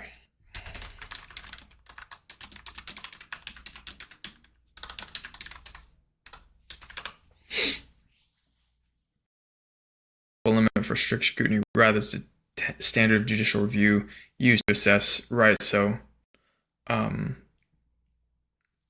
strict scrutiny applies to laws that discriminate based on race or religion, infringe on a fundamental right such as freedom of speech. So essentially there has to be compelling government interest, and the law has to be narrowly tailored specifically to achieve that interest. So reducing collateral damage of the law. And the law is achieving that interest. And I guess a temporal limit, there's nothing that says a temporal limit is part of strict scrutiny unless the compelling government interest itself is considered temporal or considered temporary. So it seems like what he's saying is wrong. I think your answers earlier to that, to me, and when you were talking with Justice Jackson, were, well, Congress, defer to Congress. But when we're applying the Equal Protection Clause, or as Justice Barrett said, the 15th Amendment, congruent and proportionality, or 14th Amendment, deferring to Congress is, I think, not what we're supposed to do. So what if we're not just deferring to Congress, is there anything you can point us to that would not allow it to extend forever?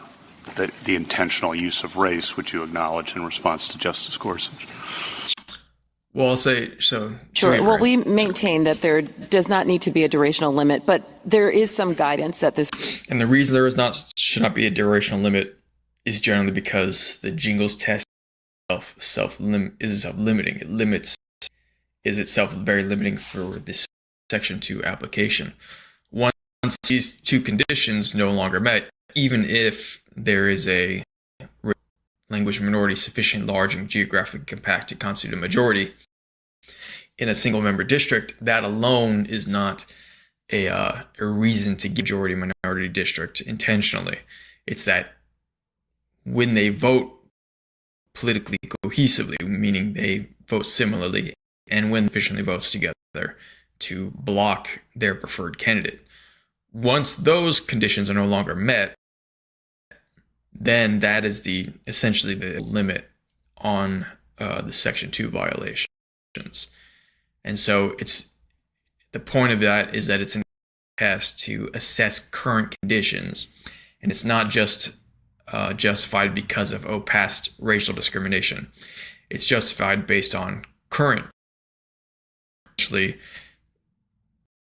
it doesn't even call it racial discrimination, just calls it differing racial disparity or difference between races that are causing the minority race to not be able to elect candidates of their choice. At least population would normally allow them this to. court could consider. So, for example, in Grutter, the court, Justice O'Connor, suggested that affirmative action did not need to endure beyond another 25 years. She forecast that another generation might need affirmative action, and ultimately this court thought otherwise in SFFA. So that sort of runway, that advance notice, that expression of an ability for Congress to intervene if it disagrees with the court or decides it wants to remedy on its own, that is the type of guidance I think this court should consider if it feels that it must pursue a durational limit on Section 2. And again, we don't believe that's necessary. Do you, Justice Kennedy, in 1994 in Johnson versus DeGrand, he said a couple of things I just want to get your reaction to. He said the sorting of persons with an intent to divide by reason of race raises the most serious constitutional questions. And he added that explicit race-based districting embarks us on a most dangerous course. It is necessary to bear in mind that redistricting must comply with the overriding demands of the Equal Protection Clause. Do you take issue with what he said there?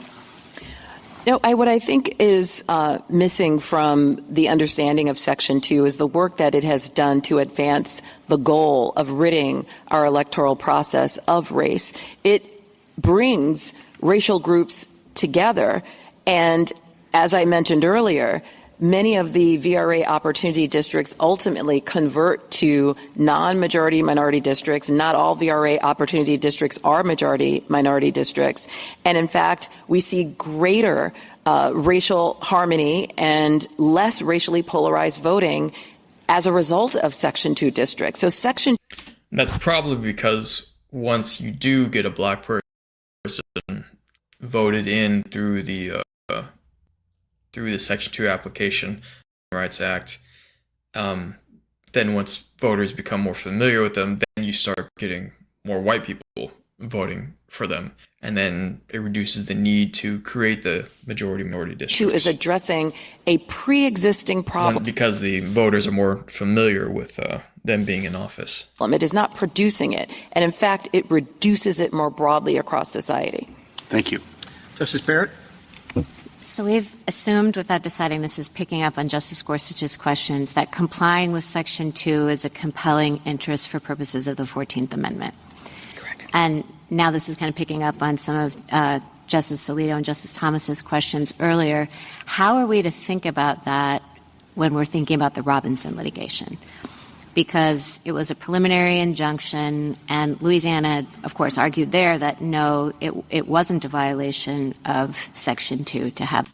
So the reason why she brings up the compelling interest is because they're applying strict scrutiny or have possibility of having to apply strict scrutiny because they're trying to make the argument that redistricting with race as a consideration, even if it's to correct other discrimination, is itself discrimination.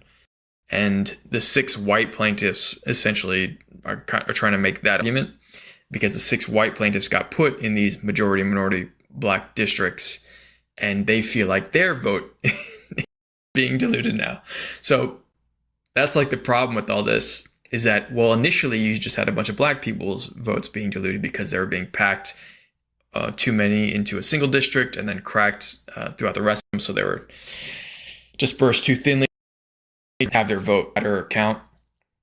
And now when these majority-minority districts are created, wow, that's happening to some of the white people in the districts that they can't get their preferred candidates to be voted. So it's going to be happening to anyone. And this is why the ultimate solution is proportional representation. You get rid of the districting entirely. And they will make arguments themselves that support that. But if you're going to have discrimination practices, then you have a law that tries to correct discrimination. Oh, but then the anti-discrimination, well then proportional representation.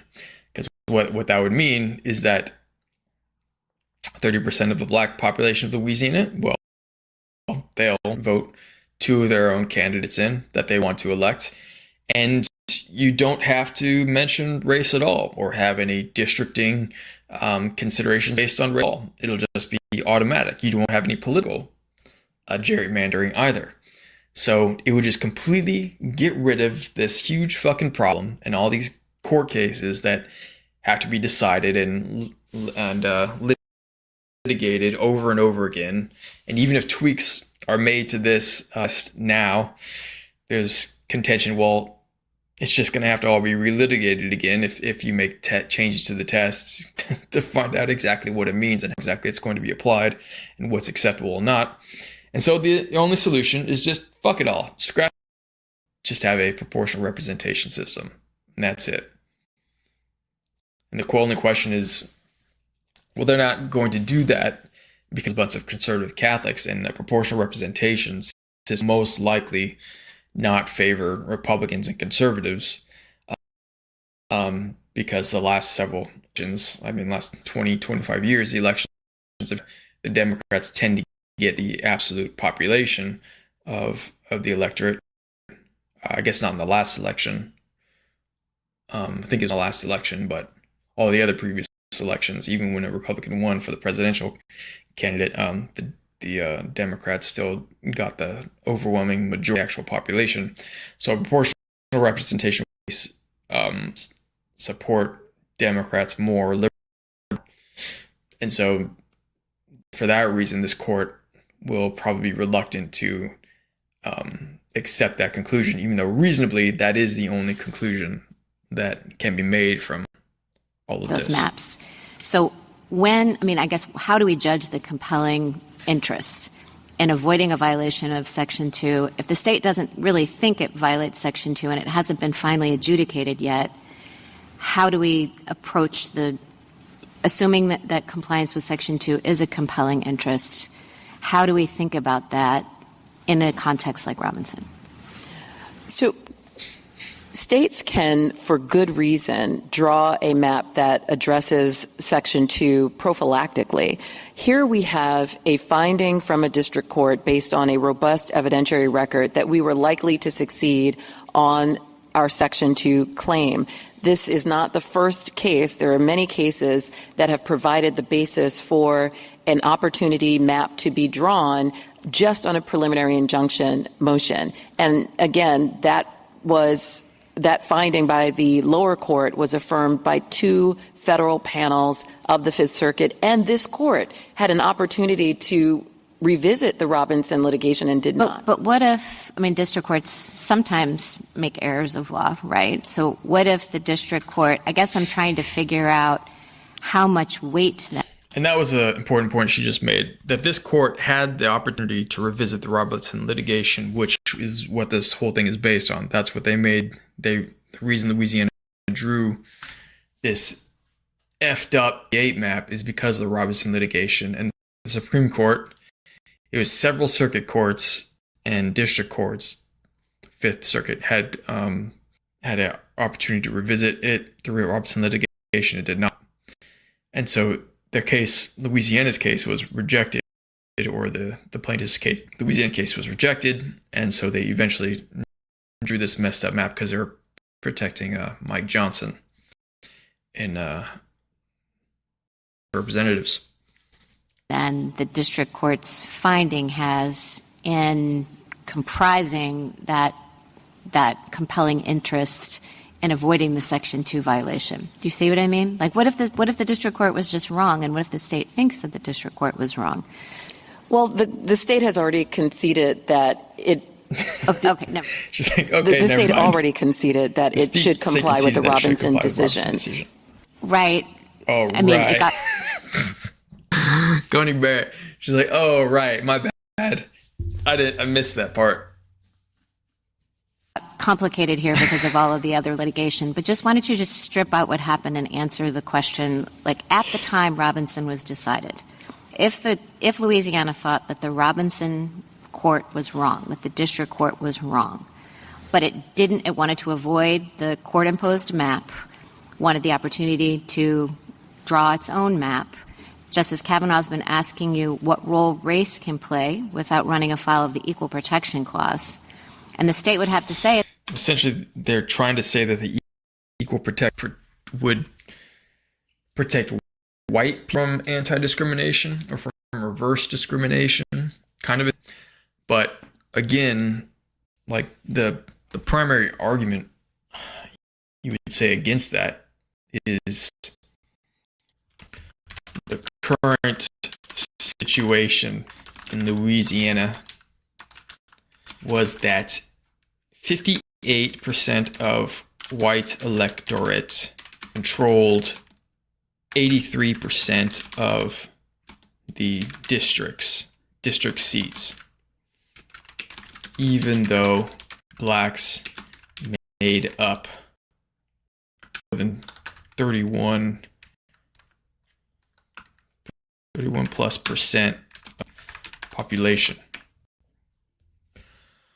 So that, with that fact, that's why math and actual examples come into play. Because how could you say that it's a violation when the proportional representation, even with the correction, does not? Because even with the two seats, the two majority-minority black seats, the white electorate, you control 66%, or conservatives or Republicans still control 66%, 58 controlling. So they still have more representation than their race is proportionate to. So when equal protection clause and talking, which is basically saying reverse racism or reverse discrimination,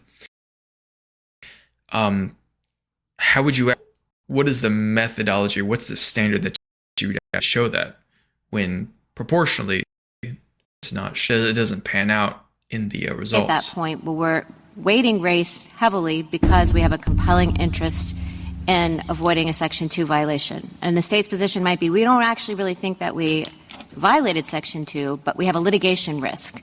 We know that if we don't draw this other map, the court may impose one. On that understanding, on those facts, not concessions and whatever is made, is that then a legitimate, compelling state interest when there is the possibility and the state, in fact, thinks that the district court was wrong? It is still a compelling governmental interest. The state can do what it did here, which is to appeal to the Fifth Circuit, and the Fifth Circuit considered the same evidence and unanimously found that the Robinson court was correct. Yet another Fifth Circuit panel also affirmed that decision. And the Supreme Court, these guys declined to hear that and decide the case based on the merits. So they did. They went through the legal process as much as they could, and they lost.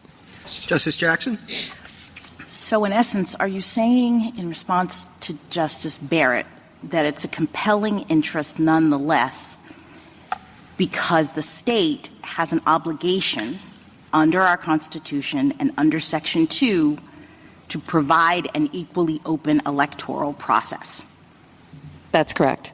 I mean, I guess what I'm trying to really wrap my mind around is the different stages of this case and like the different questions at issue, because it's complicated.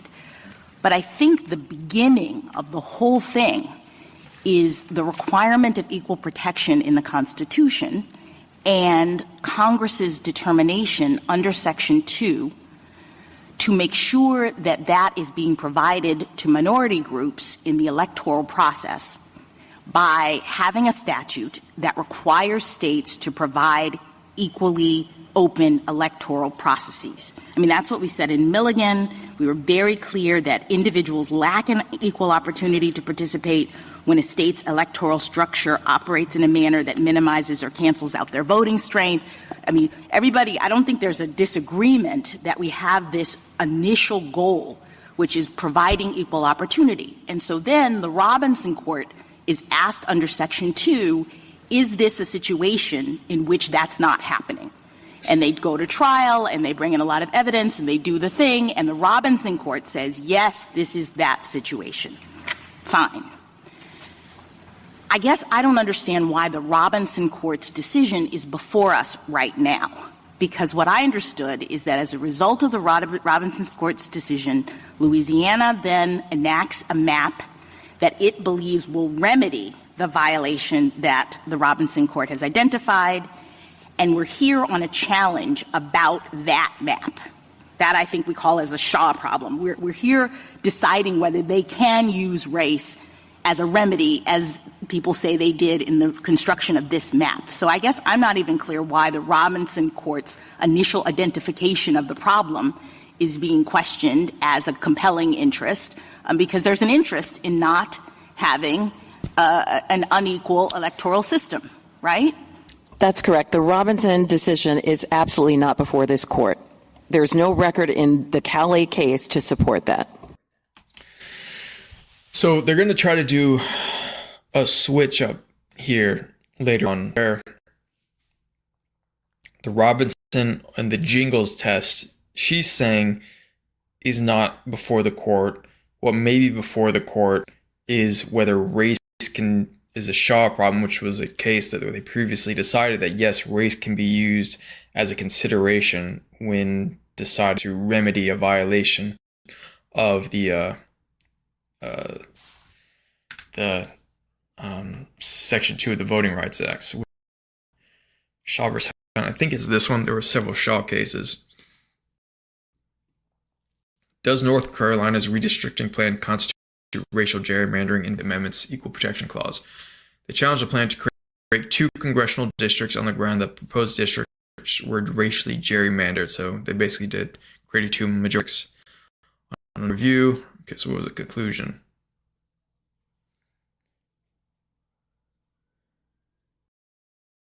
The first threshold of standing, it held that some of the appellants lacked the proper standing to challenge the redistricting plan. Only those voting resided in a congressional district alleged to have been created by racial gerrymandering had standing the constitutionality of that district's creation.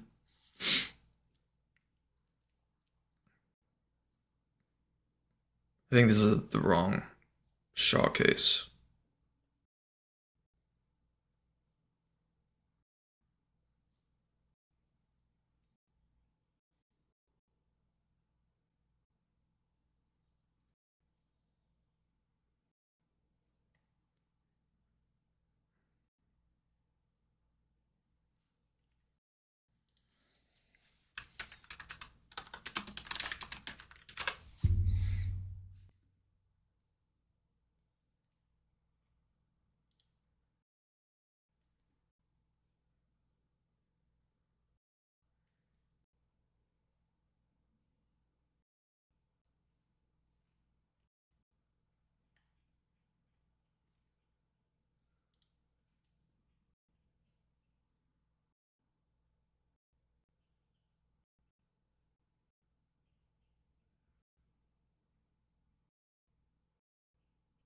So I guess in Shaw, they decided that you cannot use race as remedy.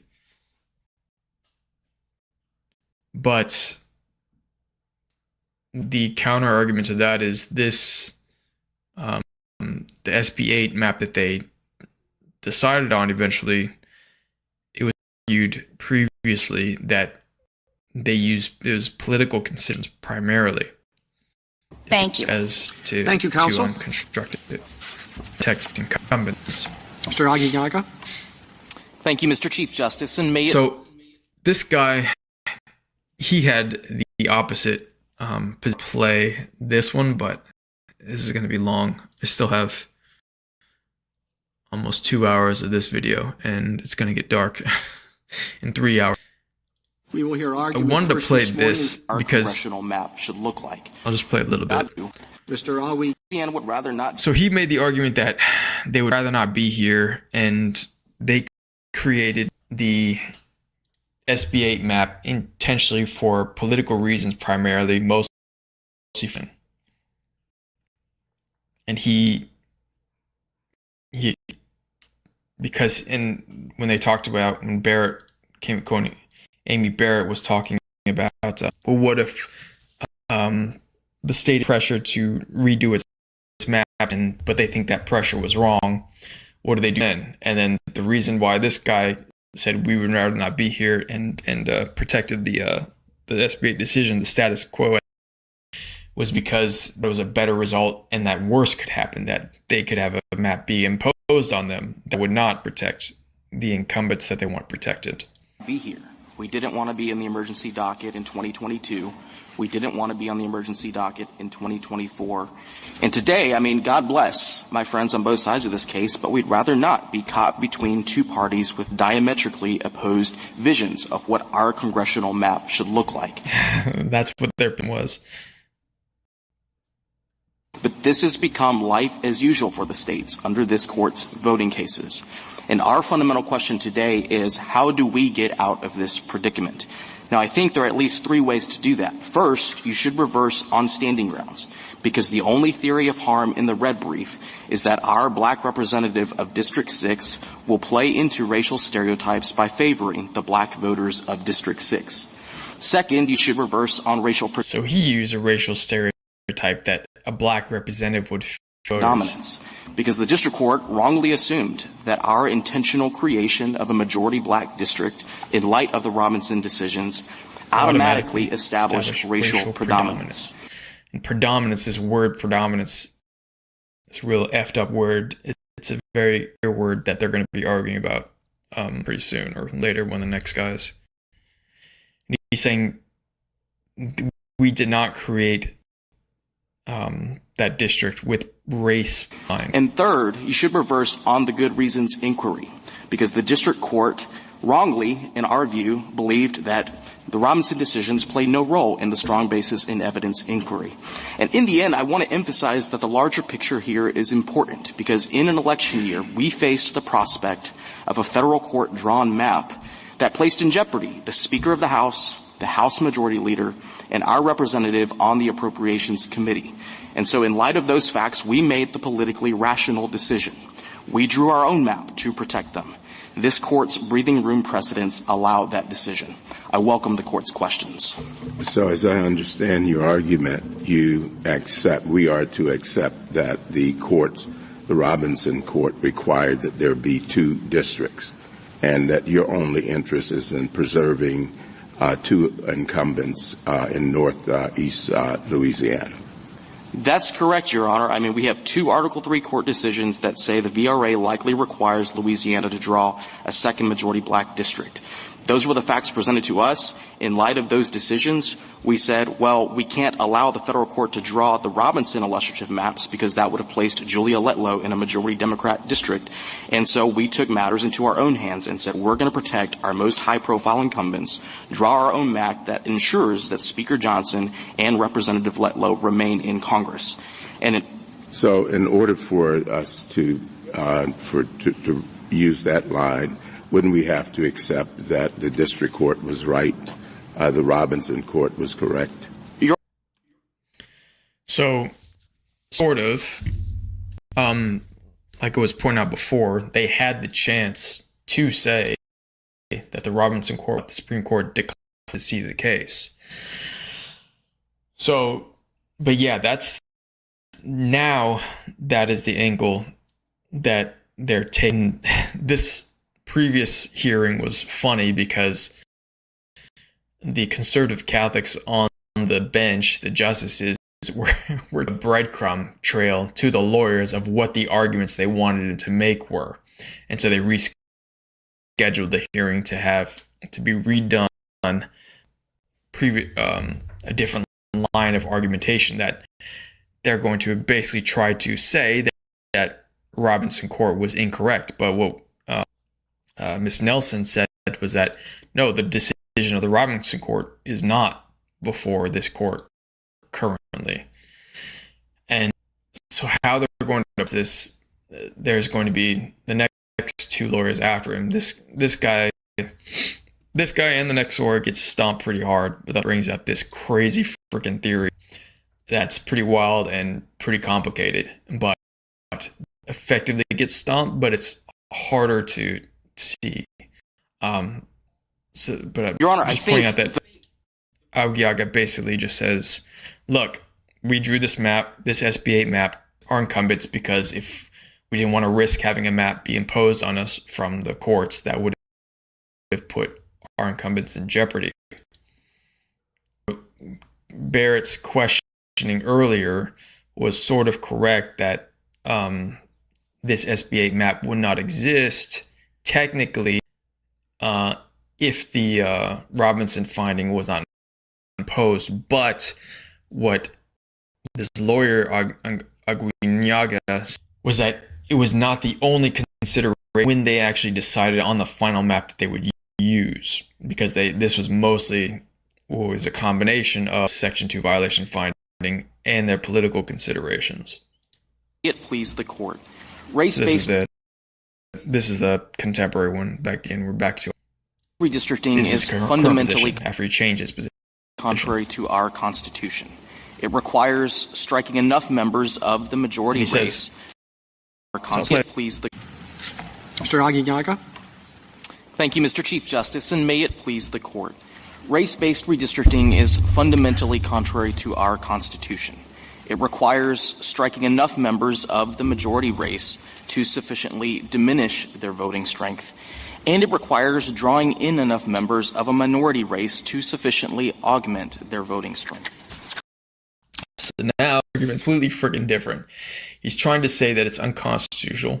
Race-based redistricting is unconstitutional because it strikes enough members of the majority race to sufficiently diminish the voting and requires drawing in enough members of the minority race to sufficiently augment the voting strength. Embedded within these expressed targets are racial stereotypes that this court has long criticized.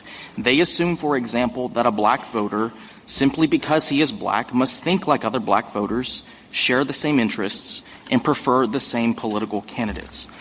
Now, that is technically wrong. That is technically wrong. Like I said, this guy gets kind of stomped. He's kind of dumb. Because it's not a stereotype. It assumes that black voters will prefer the same black candidates. But that's not an assumption. That's part of the test. It hasn't that the black candidates are politically cohesive. They do tend to vote similarly. It's not an assumption that essentially by statistical analysis, polling, seeing voting patterns, and that also the majority votes to defeat. Not an assumption. It's not a stereotype. It's determined with a test. And this stereotyping system has no logical endpoint. We are 40 years removed from the logical endpoint is when the test conditions are no longer met. From jingles, and yet, according to my friends on the other side, nothing has changed in the voting and housing patterns in Louisiana that require race-based redistricting. These problems are part of why we never wanted to be here in the first place. They have placed states in impossible situations where the only sure demand is more racial discrimination for more decades. But I think if anything is clear in this court's dedication to eliminating all racial discrimination, it is that the Constitution does not tolerate this system of government-mandated racial balancing. I welcome the court's questions. Why did the state of Louisiana switch sides since our last argument? Your Honor, we told the court at pages 1 and 2 of our original opening brief in this case that our predicament in this case presents as good a reason as any for the court to reevaluate its voting precedents. We told the court at page 18 of our original reply brief that we thought this would be a different case if the court thought it was worth revisiting the longstanding assumption that compliance with Section 2 is a compelling interest. So that is a bit, he's saying that the government does not have a compelling interest in basically enforcing the Voting Rights Act or enforcing equal opportunity in terms of voting, anti-discrimination in terms of voting. Your Honor, we thought all along, and in my colloquy with Justice Kavanaugh back in March, we discussed our long-standing position in our state legislative map litigation, where we have taken the position that Section 2, insofar as it requires race-based redistricting, is unconstitutional. This court's re-argument QP squarely tees up that question, and so our duty of candor requires us to give the court our honest answer to that question. General, the race-based redistricting that you're now objecting to is redistricting designed to remedy a specific, identified, proved violation of law. More, a specific, identified, proved racial discrimination by the state. That's the way in which the race-based districting is coming in. It's coming in as a remedy for specific proved discrimination on the state's part. How could that possibly fall subject to the categorical rule that you're suggesting? Your Honor, I respectfully but firmly resist the premise that this comes to the court on a finding of specific discrimination by the state. I think if anything is clear about how Jingles plays out on the ground, it is that once you run the three preconditions and get to the totality of the circumstances, it's anyone's guess what the alleged violation is. I mean, I think Justice Thomas's call. It's anyone's guess what the alleged violation is. That's an Kagan do it, but that's basically an argument from idiocy. I don't know what the violation is, so you don't know what the alleged violation is, even though the Jingles test is a pretty exacting test. General, I mean, what Jingles does, and, you know, the idea that this is like 50 years later, this is not a kind of Shelby County thing. Where one could say that Congress had acted and 50 years later, you know, the conditions on the ground might have changed and there would be no way to respond to that change. Because what Jingles does and what these Section 2 suits do is they ask about current conditions, and they ask whether those current conditions show vote dilution, which is violative of Section 2. So they say, is there racial segregation, racial residential segregation now? Is there racially polarized voting now?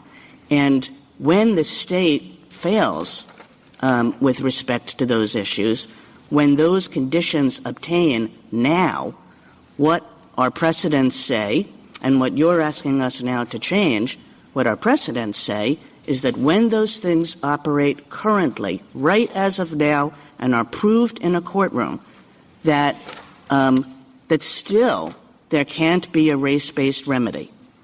That's correct, Justice Kagan, and I think the saying that even when the conditions in Jingle proving vote dilution, which is effective discrimination, intentional discrimination, that you can't have a remedy that intentionally used to correct for that discrimination. two trends that my friends on the other side point to, the rates of residential segregation and the rates of racially polarized voting, are what allow them to get past the Jingles preconditions. They told you at page 33 of their yellow brief that those things are worse today in Louisiana than they were in the 1980s. And this court said at page 228 in Northwest Austin that those sorts of factors are not evidence of intentional discrimination. That's not intentional discrimination, Justice. It's not intentional discrimination. What she says is not about intentional discrimination. It doesn't require a finding of intent to find a violation. It's not intentional discrimination because Section 2 is not about intentional discrimination. Section 2 is about effects discrimination, is about Congress saying, and specifically in response to a decision of this court, that intentional discrimination and the values behind that prohibition can only be vindicated if Section 2, under Section 2, the state shows that the effects are not discriminatory. And, Congress put this court, in its place when it said that. And so what Section 2 does is to say where the effects are discriminatory, such that people are not having the same African Americans here are not being given the same voting opportunities as white people are, then a remedy is appropriate. That remedy doesn't have to be race-based, but sometimes it is race-based in order to correct the racially discriminatory situation that exists in the state right now. And I forgot what the case was, but it was very explicit that Congress was not talking about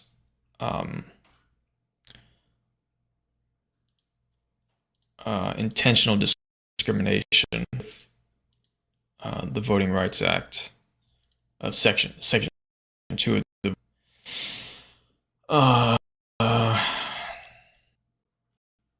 was it City of Mobile? Because there was a case where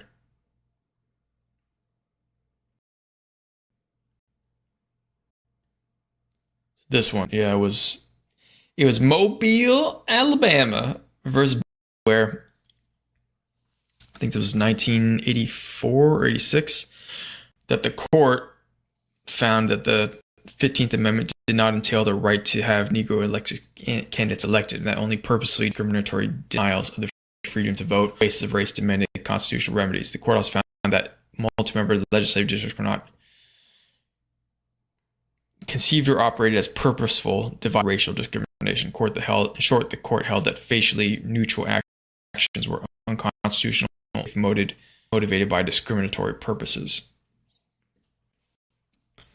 So, Section 2, voting rights.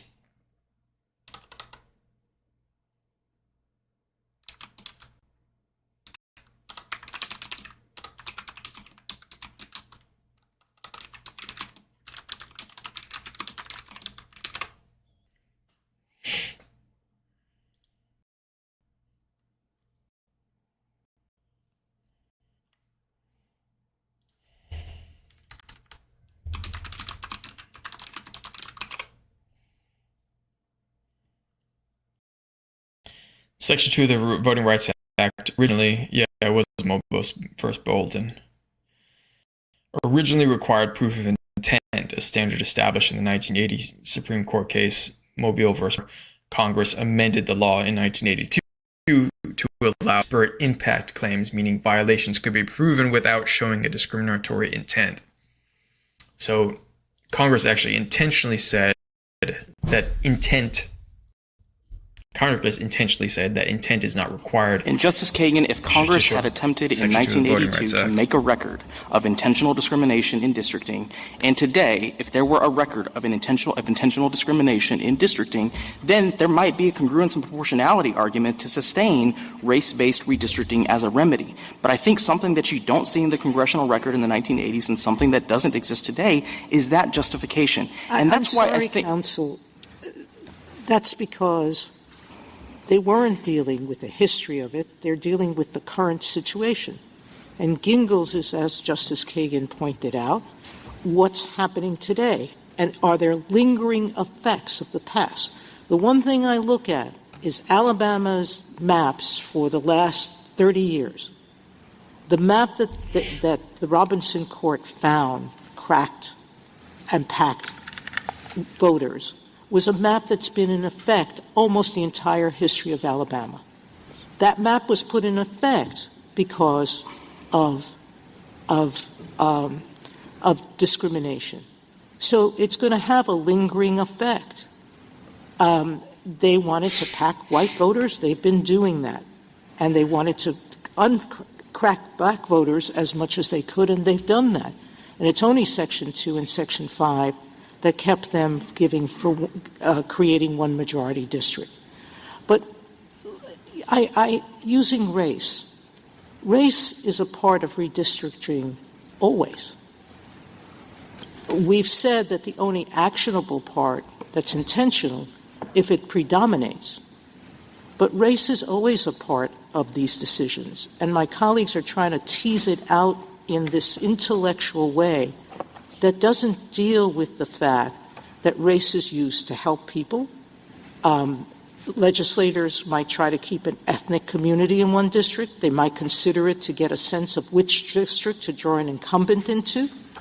They might review it to predict what kind of issues a district voter might be particularly interested in. They might use it to inform partisan goals. We permit all of that. What you're saying to us, if you use it to remedy past lingering discrimination, intentional discrimination, then you can't use it. You can use it to help yourself achieve goals that reduce a particular group's electoral participation. But you can't use it to remedy that situation. That's what you want us to hold. Justice Sotomayor, my humble point is that the government has no business telling citizens in which districts they may live or what voting But power it's they may not exercise. doing that, counsel. The 6 plaintiffs in this case are white plaintiffs who live in a district with black voters. So no one's keeping them out of that district. No one's stopping them from participating in the voting process. No one is stopping them from trying to run candidates or support candidates that reflect their views. But this state is stopping black voters from doing that in many districts because it's packing them into areas that whites overwhelm them. I don't understand this. So, Justice Sotomayor, let's look at the facts of this case. If you can use race in some ways that are positive, why can't you use it to remedy something in some ways? Your Honor, my friends on the other side walked into the Middle District of Louisiana. May I finish very briefly? Yes. Walked into the Middle District of Louisiana and demanded a majority black district. What's the purpose of that kind of district? The avowed purpose of drawing a majority black district is to diminish the voting strength of some racial groups and augment the voting strength of others. And thank you, Counsel. Yes, it's to diminishing the voting strength of some racial groups and augment the voting strength of others, but not in proportional to what their voting strength would otherwise be in a proportional system. So, like the team proportional test that they mentioned, a proportional system, it's to match the proportionality of what their proportion of the electorate is. Ms. Thomas? What role did Robinson play in the development of SB 8? Justice Thomas, Robinson is the only reason SB 8 exists. So, no, that's not technically true. It's not the only reason SB 8 exists. It's Robinson plus their political considerations is the reason SB 8 exists. So, that's basically we fought tooth and nail in the Robinson litigation itself in telling the courts that we did not think the Constitution permitted us to draw a second majority black district. As you know, under protest, we drew SB 8 because the threat was that the federal courts were going to do it if we didn't. And I think that's the best way to conceive of why SB 8 exists. We would never pass SB 8 in the first instance without Robinson, Justice Thomas. What were the findings in Robinson? The finding by the Middle District in Robinson was that the plaintiffs in this case were likely to show a violation of Section 2, and the likely violation, and I'm using very broad terminology because I do not know what the underlying violation is. I can't articulate that for you, Justice Thomas, because well, partly you can't articulate the violation because the point of the Section 2 intent-based is to not show that there was an intentional crime or thing being done. It's just to show that the test is I don't think anybody fulfilled. can. But I think the finding in the district court's mind in that case was that the likelihood of a Section 2 violation meant that a majority black district was required, a second one. And I think that was the bottom line, and when our legislature saw that, we understood the marching order, and that's why you see SB 8 as it exists today. Just briefly, what were the So he's just completely leaving out the fact this time that they drew it because they were trying to keep their candidates, or their Johnson and Letlow findings that led to that conclusion? They were trying to ensure that certain candidates were still pretty much guaranteed to be elected. Well, Your Honor, running through the preconditions and the totality of the circumstances, I think the totality of the circumstances did most of the work for the Middle District in Robinson. Senate Factor 1, the official history of past discrimination, Justice Thomas, we can never outrun the bad era of poll taxes, of grandfather clauses, of literacy tests. I think we're always going to lose across the board on that kind of analysis, and that's what the Middle District in Robinson focused on, is how bad was Louisiana in the 1930s, 40s, 50s, 60s, and, add all that together, and at the end you have a vote dilution finding that I don't think is clearly articulable in the way that SFFA. So no, I don't think it was during the Robinson litigation, but no, like they stressed several times, is that it's based on current discrimination. Maybe the underlying reason for that is the past history of discrimination, but the criteria is based on requires effects. A finding of discrimination to be specified. Justice Alito? Can I clear up a couple of factual points that have been brought out by the questioning? Your HB 1, enacted in 2022, followed to a large extent the map that you had for the prior decade. Isn't that right? That's exactly right, Justice. It was suggested that that prior map was discriminatory. What was the origin of that prior map? Do I remember correctly that it was pre-cleared by the Justice Department? Twice.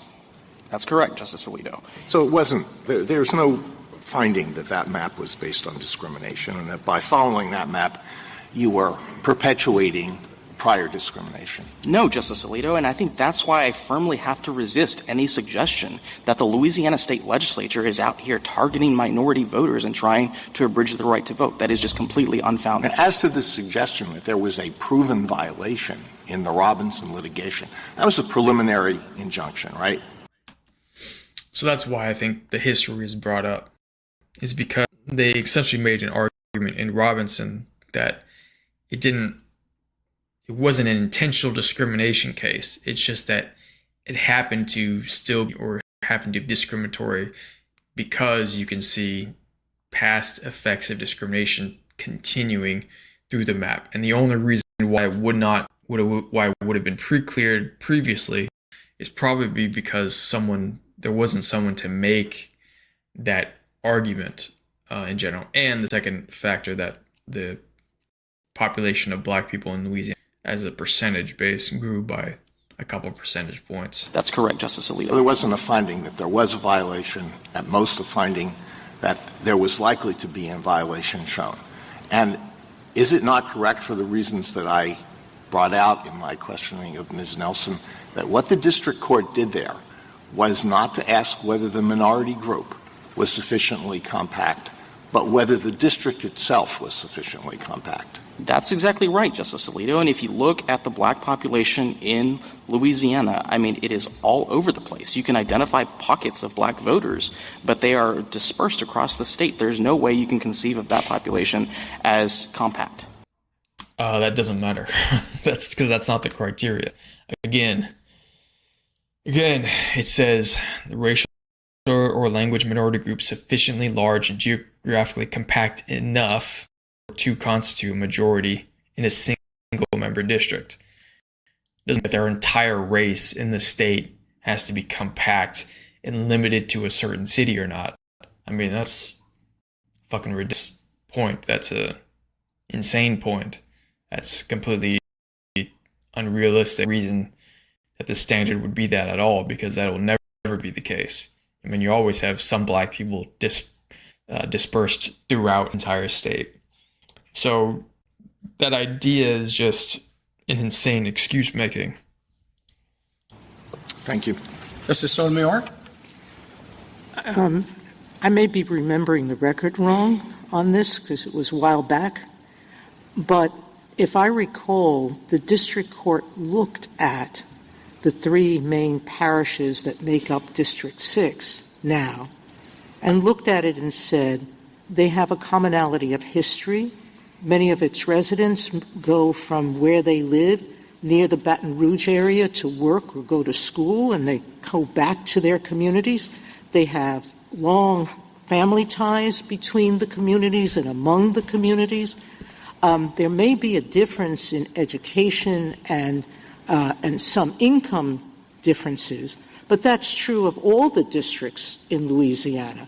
You've got the districts that are protecting incumbents, where in the north there's less money than in other areas. So those differences are not meaningful. But I thought the district court did a very careful analysis of the commonality of interest of that black community. You may disagree with its finding, but it did do that analysis. Your Honor, no doubt the Middle District purported to run through the Jingles analysis, and it said, it will be the unusual. You're disagreeing with it, but it did do that. It did what this court's precedents allow lower courts to do. And Justice Sotomayor, my only point in response to that is to say when the district court was asking about what the minority group does and thinks and prefers, it is exactly the sort of racial stereotyping that this court's precedents say is impermissible. Counsel. Yeah, it's not stereotyping because it's based on data. It's sort of like saying black people committing more crimes is stereotyping by proportion. Well, it's not stereotyping. It's just based on data. It's just the reality of the situation. With respect, the last time the SG was here before us on behalf of your state, they said that race did not. Which is him. It's like last time you were here, you said race did not predominate. Not predominate, just with your creation of District 6. Because what you were trying to do and why it's oddly shaped was to protect incumbents. Are you walking that back? Your Honor, our position in our supplemental briefing on racial predominance is as follows. If race is a non-negotiable in the drawing of a new district, we think that should satisfy this court's predominance analysis. And the argument you... But that's just it, which is, was it? What really was non-negotiable for you was nonpartisanship. Nonpartisanship. That's true. And you could have picked one of the other maps, the illustrative map. You didn't have to, but you drew this because of your partisan needs more than because of race. We drew it for partisan reasons, Justice Sotomayor. My point and the point we make at the end of our opening supplemental brief is to say when this court's racial predominance questions ask about non-negotiability, it shouldn't matter if race is the one non-negotiable factor or it's one of 10 non-negotiable factors. Well, but we always talk about what predominates, and what predominated here was politics. That's what you said the last time. Thank you, counsel. Justice Kagan? General, a couple of years ago when we decided Milligan, the party there, the state there, made several arguments that we specifically rejected. And in the answers that you just gave to me, it seems to me that you've repeated each and every one of those arguments that we rejected. So I'll just run through a few of them. What they said was that the 15th Amendment permits Congress to legislate against only purposeful discrimination by the states. We rejected that. We said, no, Section 2, which is an effects-based test of vote dilution, is permitted under the 15th Amendment. There, in Milligan, the state said that the 15th Amendment doesn't authorize race-based redistricting as a remedy for vote dilution Section 2 violations. We said, no, that wasn't correct either. You just repeated it, but we rejected it. And they said that we should adopt an interpretation of Section 2, and I'm quoting here, that would revise and reformulate the Jingles threshold inquiry that has been the baseline of our Section 2 jurisprudence for several decades, and we rejected that as well. So each of the propositions that you're putting forward here, that Section 2 has to be limited in some way just to purposeful discrimination, that it doesn't authorize race-based redistricting as a remedy, and that we need to fundamentally overhaul the Jingles threshold inquiry, was rejected, 3 years ago, 2 years ago, by a majority of this court. Justice Kagan, the court has never addressed and rejected the two key parts of our argument here. The first is the court has long assumed, without deciding in cases like Cooper versus Harris, that compliance with Section 2 is in compelling interest. We're asking the court to finally decide that question and answer it no. That's the same question, though, as what she pointed out. He said what they said was the 15th Amendment permits Congress to legislate against only purposeful discrimination by the states, only against purposeful. That's the same thing as a compelling interest argument. They said no. We said Section 2 is an effects-based test of vote dilution is permitted under the 15th Amendment. And that's the way they determined that, or the way they came to the conclusion, is it would have to be a compelling interest of the government in order to legislate that. So this is, and not even just that, but even in the second, so said 15th Amendment does not authorize race-based redistricting as a remedy for vote dilution, Section 2 violations. We said no, that wasn't correct either. That also, for them to say no, that wasn't correct, that also says, would have to mean that there's a compelling state interest to enforce Section 2. So what he's saying here is just completely wrong. The two key parts of our argument here. The first is the court has long assumed, without deciding in cases like Cooper versus Harris, that compliance with Section 2 is a compelling interest. We're asking the court to finally decide that question and answer. Deciding, well, they did it in the Milligan then too. Without, specifically saying that complying with Section 2 is a compelling state interest. No. The second question, the Allen court. Well, but you're asking us based on arguments that have been specifically rejected by this court over many decades and 3 years ago. Your Honor, this is an antecedent question that the court has routinely left open in its voting precedents, and that's why we're asking the court to address it here. If I could just answer the second question that the court has left open, in Allen, the court... Yeah, it's an antecedent question. Well, the conclusions that they made previously obviously took into consideration that antecedent question. So the obvious answer is just that, yes, they decided Section 2 was a compelling state interest. It left open the question of whether a logical endpoint is identifiable in the race-based redistricting context. And our submission to the court is it's time to answer that question and answer no, because the question of whether logical endpoint is identifiable in the race-based redistricting, yes, districting context. Yes, the logical endpoint when the test is no longer found. Eagles test. Any one of these coming up as a negative in a lawsuit for Section 2 compliance. These conditions are not found. They're not met. That is the logical endpoint. So once these conditions stop being, that's when the endpoint for the administration of Section 2 stops in any particular circumstance. There is no logical endpoint to race-based redistricting under Section 2 as the court has construed it. Justice Gorsuch? It's like the definition of a logical endpoint. Having a very clear standard is the definition of a logical endpoint. Justice Kavanaugh? I'd like to get your views on pages 25 and 26 of the Solicitor General of the United States' brief, where they say this court should hold that the plaintiff's illustrative district cannot disregard the state's political objectives, and further say that Section 2 plaintiffs cannot claim a lack of equal openness or politics rather than race is the likely reason for the state's refusal to create a majority-minority district. You have thoughts about? The court should hold that the plaintiff's illustrative district cannot disregard the state's political object, and further say that Section 2 cannot claim a lack of equal openness or politics rather than race is the reason for the state's refusal to create a majority-minority district. So here is where he's trying to set political considerations should trump or supersede racial considerations or Section 2 application of the voting section against voting discrimination.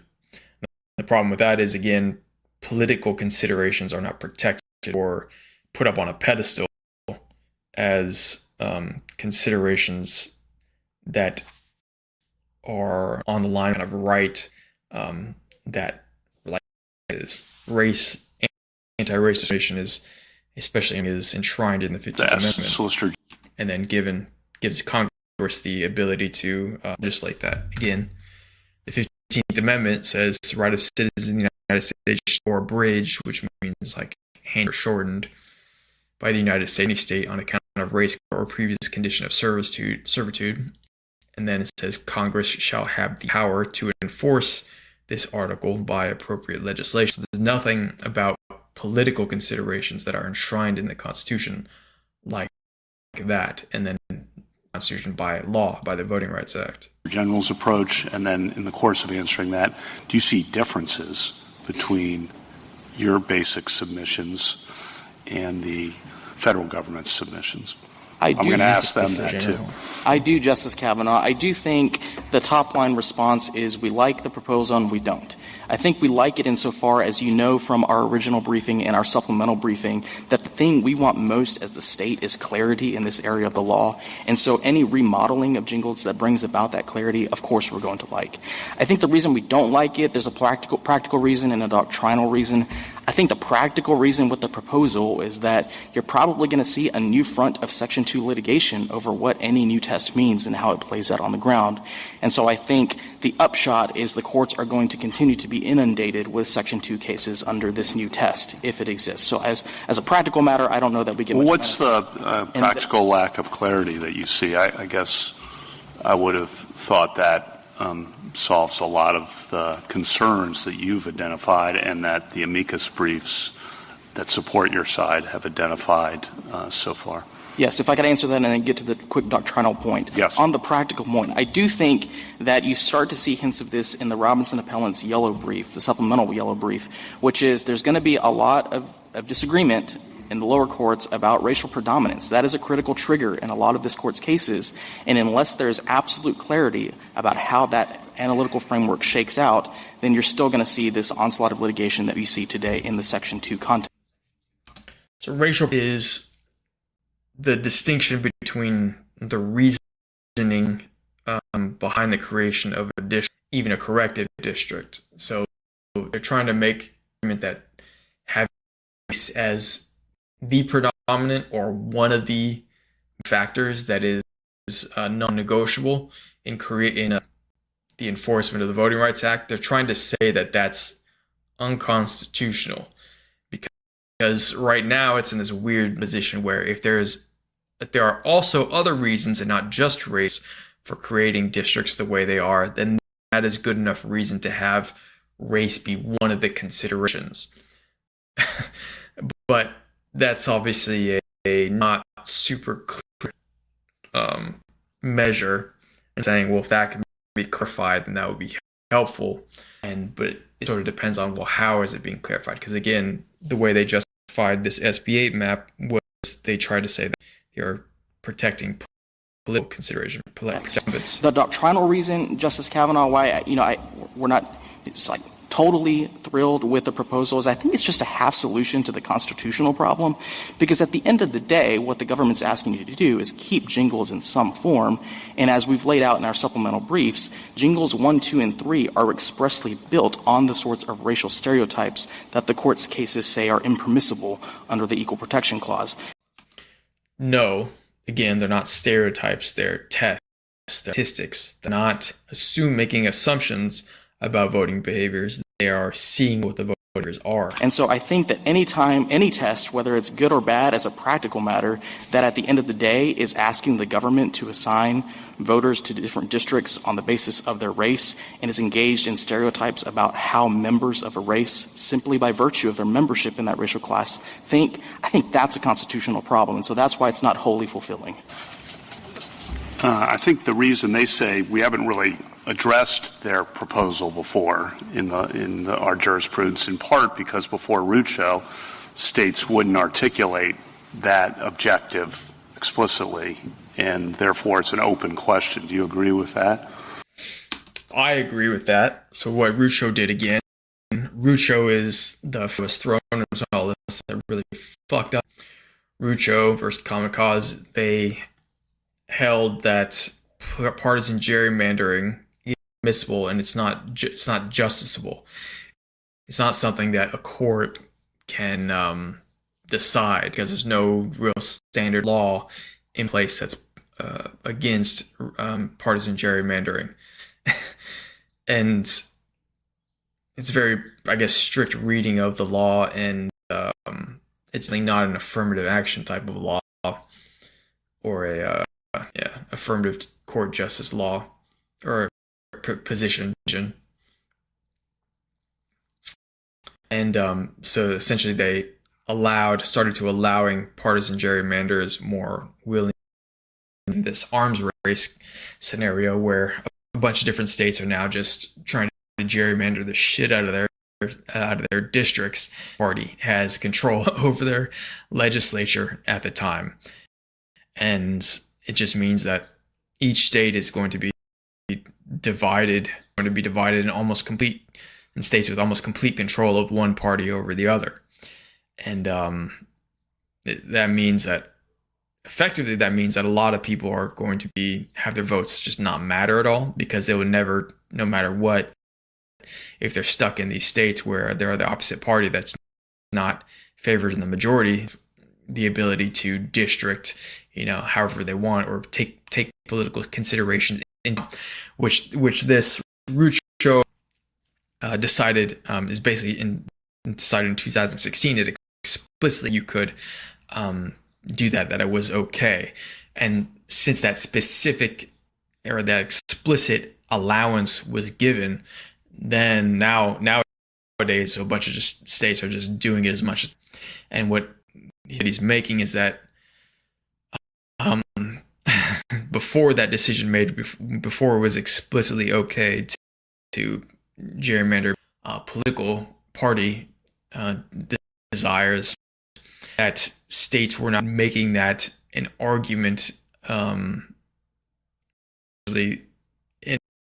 as a replacement or as an argument against the idea that they were racially gerrymandering.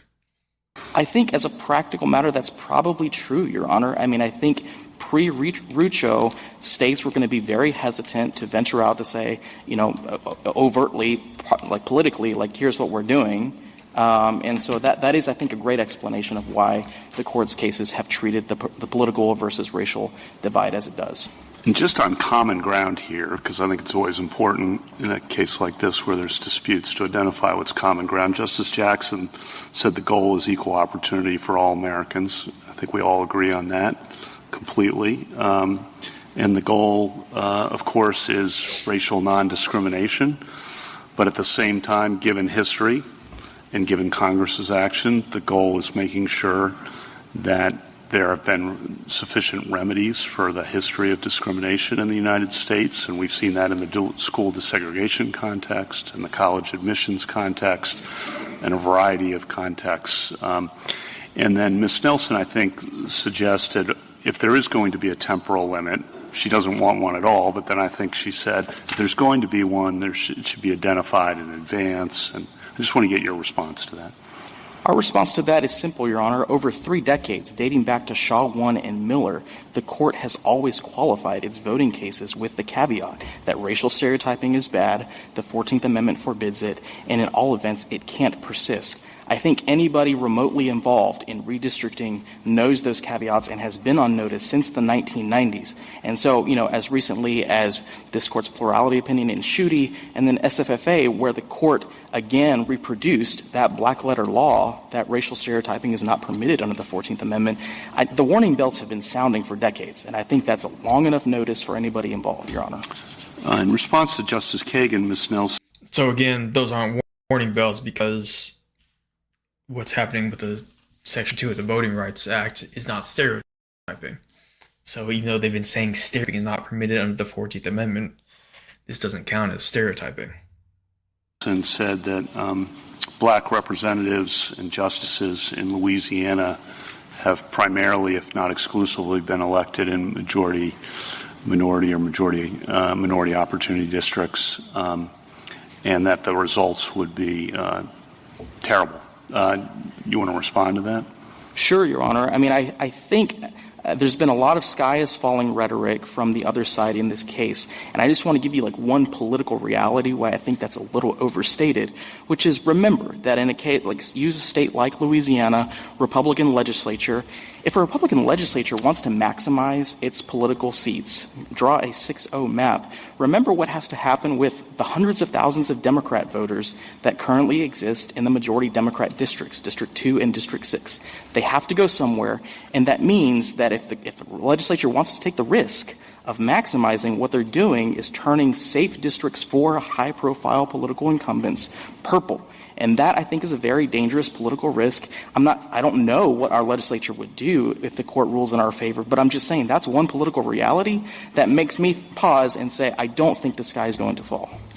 So that's not a good argument, because you could easily, especially with computers nowadays, if you want to protect the incumbents that are more important to you, you can still easily do that and then calculate like a 55 or 53% majority in the less important incumbents or the flexibles, the seats that are open, and you can districts whenever you want, basically. I think there was another court case that said that states can essentially redraw the districts whatever time that they want, and that's why you have the redistricting arms race now between the Democrat and Republican states at the moment. But this idea that, it would be risky, no. Like, we can have computers and AI drop real, not even razor thin, but comfortable margins that are all calculated out, and you could easily 6-0 Republican or white districts in Louisiana as a result. It's just, don't worry about it. No, the sky's falling. Oh, it'll be okay. We won't draw in 6-0 maps. I just have a clarifying question to see how I'm thinking about this and or the arguments that are being made. Would you say that Section 2, insofar as it goes beyond just intentional discrimination, because as Justice Kagan said, Congress amended it when we said that before, is itself an exercise of the enforcement power? Judge, I'm going to assume here that Congress's enforcement power is necessary and the congruence and proportionality test applies to Section 2.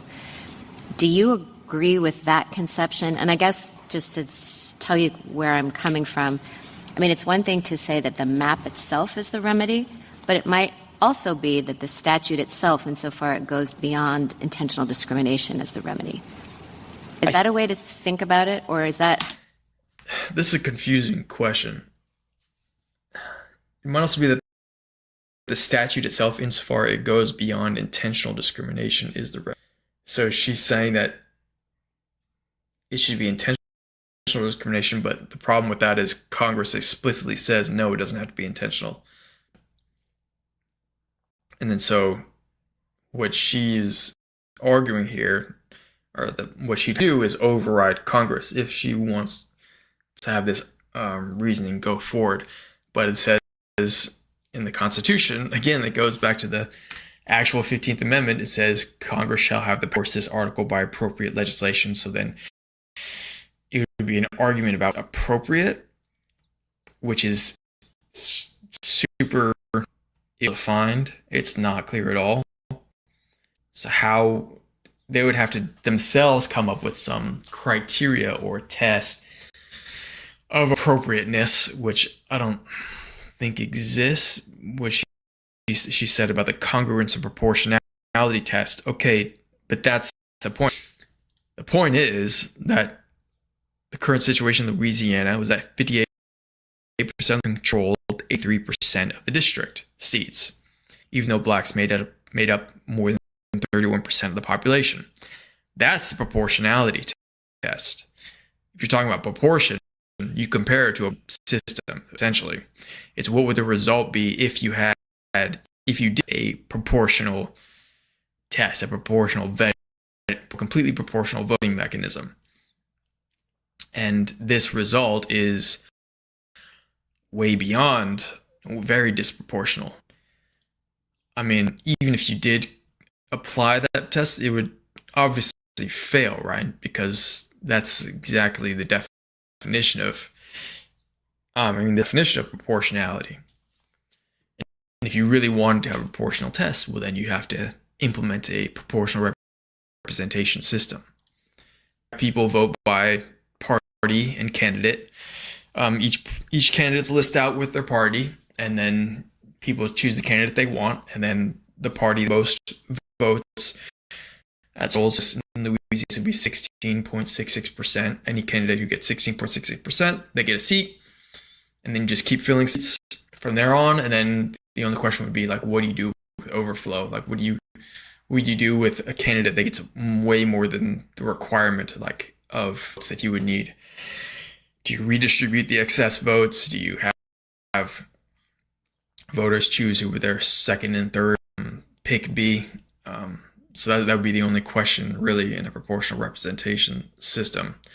But really, if you're considering proportionality, well then that's what you have to implement, proportional representation system. How the arguments are going? I think that's right, Justice Barrett. I mean, I think the court's precedents assume that if a plaintiff in a Section 2 case can prove up the preconditions and the totality of the circumstances, the automatic remedy, at least in this case, is going to be a majority-minority district. And I think the court's precedents assume that that is statutorily mandated. Like that's just the natural the consequence of a violation finding. So I do think it's built into the statute. Now, there was a lot of discussion earlier about whether we're attacking Section 2 itself, like facially, and that's... This is pertaining to the question, is there a difference between the statute and the remedy?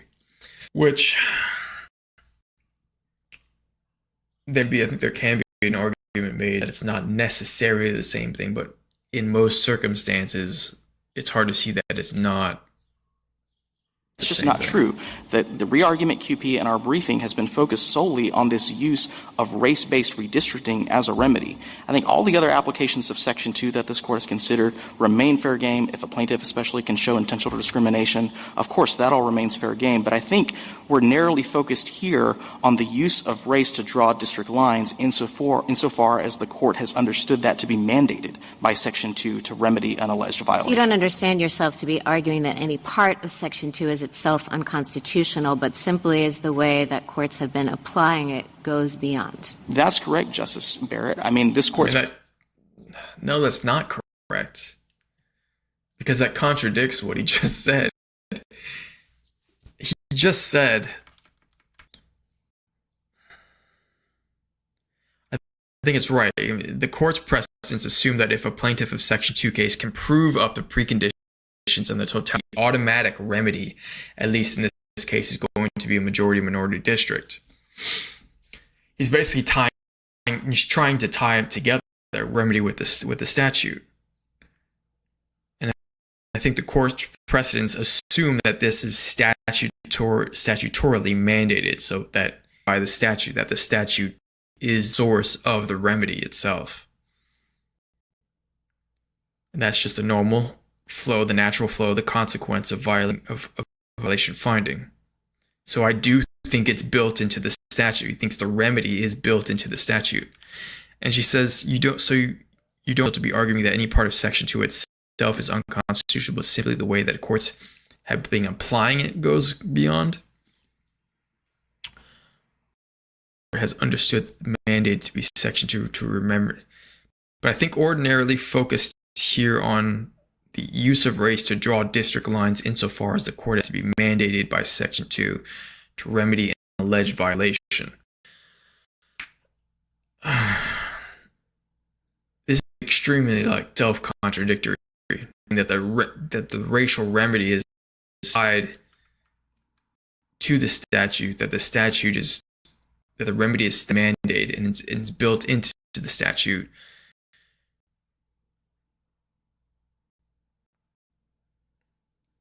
But the use of draw the district line, that the statute uses race to find its qualification, or the finding of racial discrimination. So if the remedy is built into the statute and the statute uses race to find discrimination, then the remedy will be the same thing. Basically, it will also use race to remedy the discrimination. Use race as a criteria to find discrimination, so then the remedy has to use to correct for the discrimination. And so the idea that they're presuming is that for some reason there's something wrong with using race as a remedy, and then they're going to try to connect that to the statute. Their wrong idea is that it's wrong to use race as a remedy. Essentially, it's like the analogy is someone trying to argue that you can't put him in prison because he falsely imprisoned someone. He says, well, if imprisonment's wrong, well, then you can't imprison me. It's like someone makes that argument. The imprisonment is a correction for the problem, and because you falsely imprison someone, that justifies imprisoning you. So in this case, it's because there was a finding of discrimination or unequal voting opportunity, then that justifies using race to create equal voting opportunity. So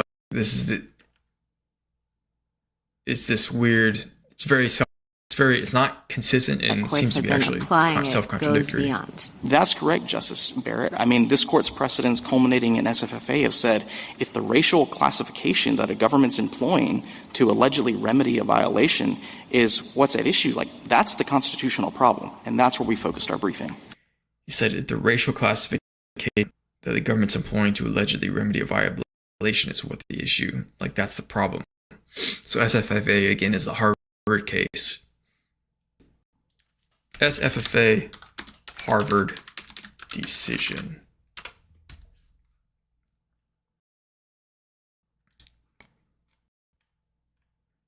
Harvard administration program violates the Equal Protection Clause of the 14th Amendment. First, the court concluded that students for fair admission had organizational standing because, second, while original purpose of the 14th Amendment's Equal Protection Clause was to ensure that laws apply equally to everyone, regardless of race, both the Supreme Court and the nation, most notably in Ferguson, which sanctions equal facilities. However, the Land Brown v. Board of Education overturned this, and the equal protection principle has extended to various areas of life. Any exceptions to equal protection must satisfy strict scrutiny.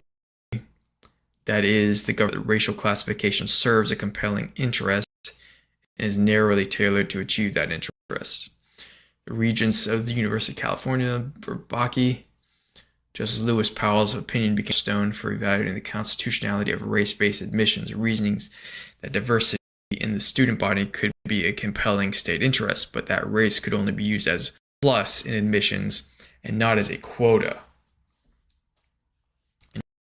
In Grutter versus Bollinger, the court adopted Powell's, while also setting limits to ensure race-based administrations did not result in stereotyping or harm to non-minority applicants, and stating that race-based programs should eventually come to an end. So I guess that idea that race-based programs should eventually come to an end. So that's the time limit argument. They said that race should be considered a plus in admissions, but even though not as a quota. Sort of makes sense. Because admissions is more conditional on, performance and goals of the students. Race-based admissions meet the strict scrutiny, non-stereotyping, and termination criteria established by Grutter, and specifically, universities could not demonstrate their compelling interest in a measurable way. Failed to avoid racial stereotyping point for. I mean, you could demonstrate a compelled interest in a measurable way. You just compare percentages of performance. So as long as basically the calculation would be as long as there's a disproportionate or an underrepresented racial group compared to the United States, as long as any particular, when you're considering the threshold, has good or better applicate, or at least as good application qualifications and criteria, they would be admitted over a typically a white, I guess, Asian, I think, in part in this case, person. So I think they basically use the temporal argument for that. Thank you. It should be a time Justice limit Jackson? to affirmative where in action. Section 2 does it mandate another minority district? I mean, my understanding as I explored with Ms. Nelson, is that Section 2 is the mechanism by which we determine that equal electoral opportunity is not being provided for a certain minority group. So again, she tries to make the argument that there's a distinction between the Section 2 violation finding and the remedy. But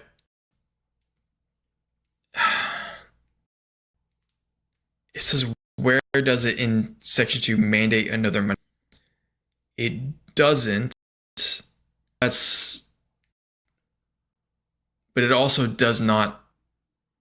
Yeah, that's just the option, or that's just the mechanism that they use to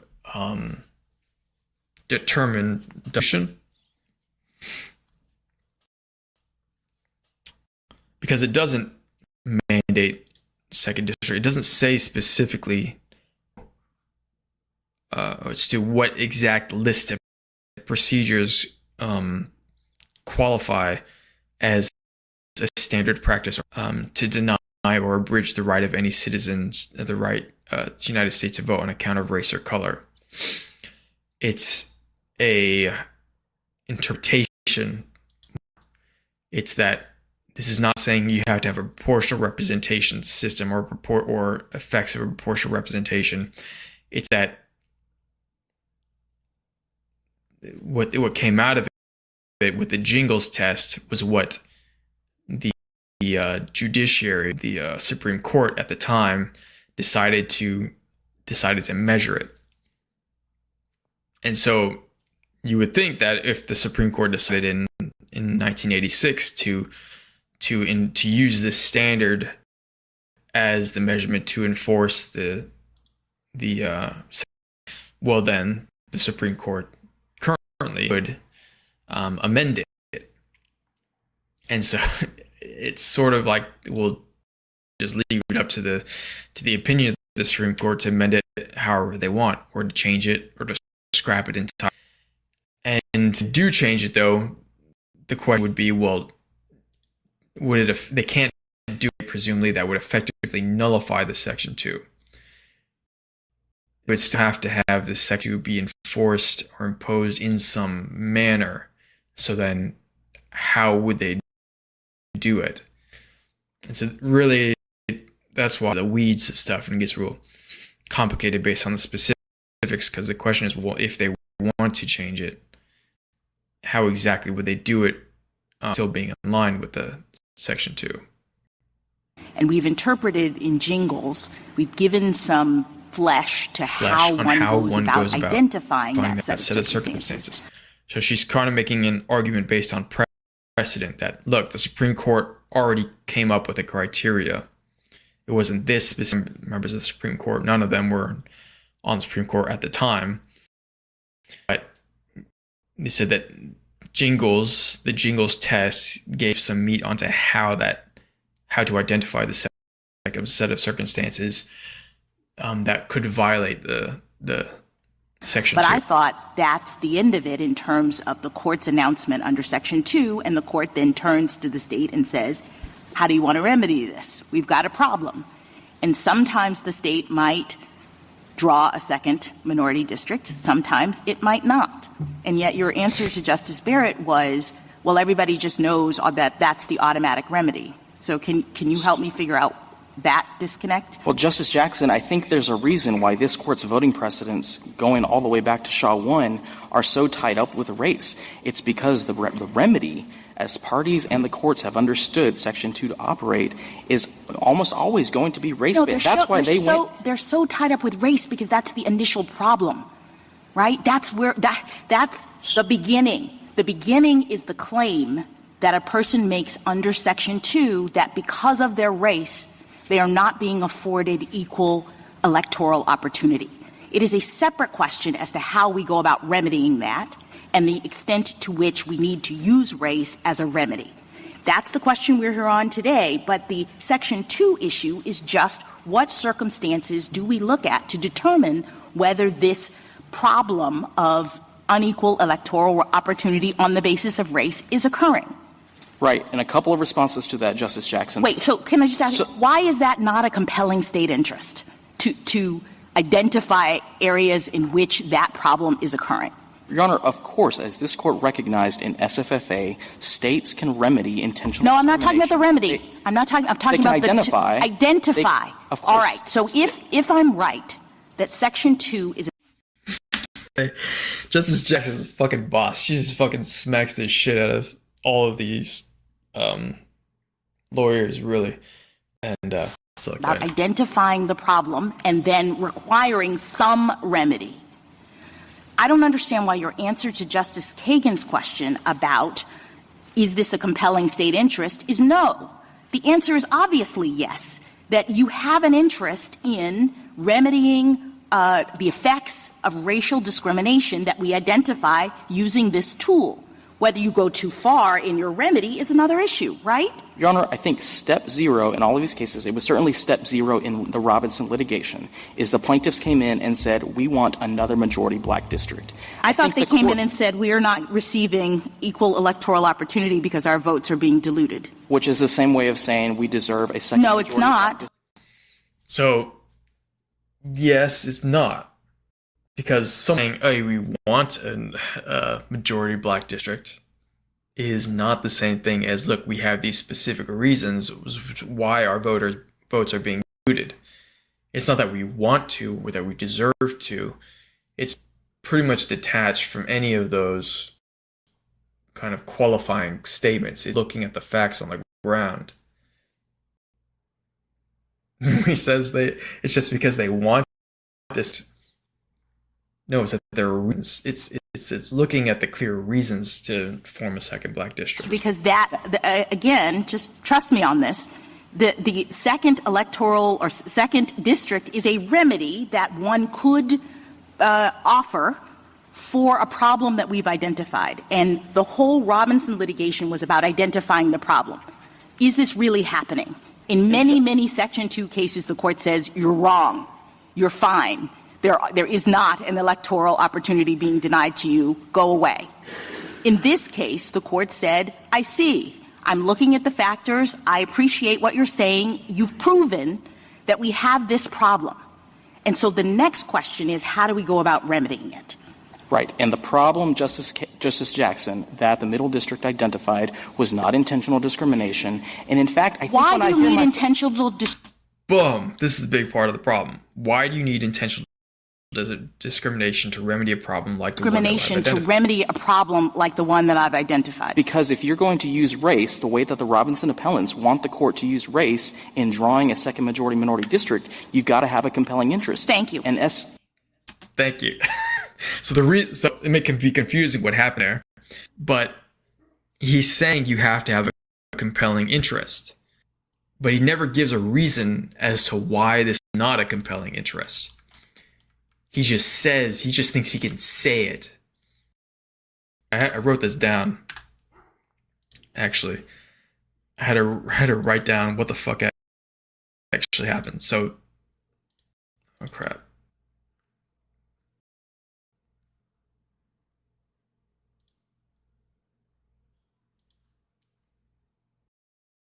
So this is not a movie. Label this wrong. So Section 2 finds unequal electoral opportunity. Where's the zoom? Why is that not a compelling state interest to identify when a problem is concurring? How could it not be a compelling state interest to identify a problem? That was Jackson saying. Claims that plaintiffs say, I want a second majority black district versus our votes are being diluted by the district. So the lawyer, Aguinaga, said the plaintiffs were just saying, we're complaining and saying, I want a district. And then Jackson says, in many cases, the plaintiffs are wrong. The court says, no, go away. And so the problem was that he never actually gave a reason. She asked, why is that not a compelling state interest to identify when the problem is occurring? And he never says, so the problem is he did not find the problem of diluted voting is not a compelling state interest. And he thinks he can just say it without actually giving a reason why that's the case. By using this tool, Whether you go too far in your remedy is another issue, right? Your Honor, I think step zero in all of these cases, it was certainly step zero in the Robinson litigation, is the plaintiffs came in and said, we want another majority black district. I thought they came in and said, we are not receiving equal electoral opportunity because our votes are being diluted. Which is the same way of saying we deserve a second No, majority it's black not, district. because that, again, just trust me on this, the second electoral or second district is a remedy that one could offer for a problem that we've identified. And the whole Robinson litigation was about identifying the problem. Is this really happening? In many, many Section 2 cases, the Court says, you're wrong, you're fine. There is not an electoral opportunity being denied to you. Go away.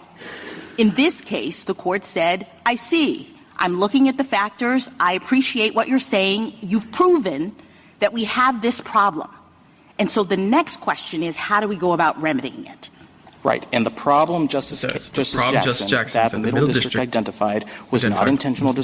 But again, that's what the Supreme Court ruled in 1980, that it required intentional, and Congress amended in 1982, following the Bolden decision, to include disparate impact standard, which makes it a violation to have a procedure that results in discrimination, even if there was no intent to discriminate. And that's what essentially this line, voting standard or practice or imposed by a state.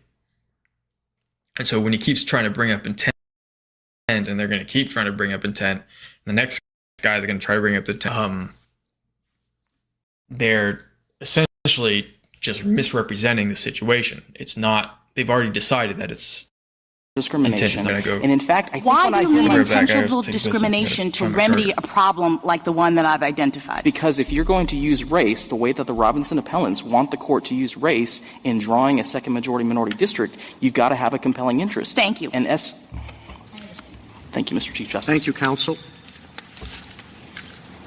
Mr. Grime?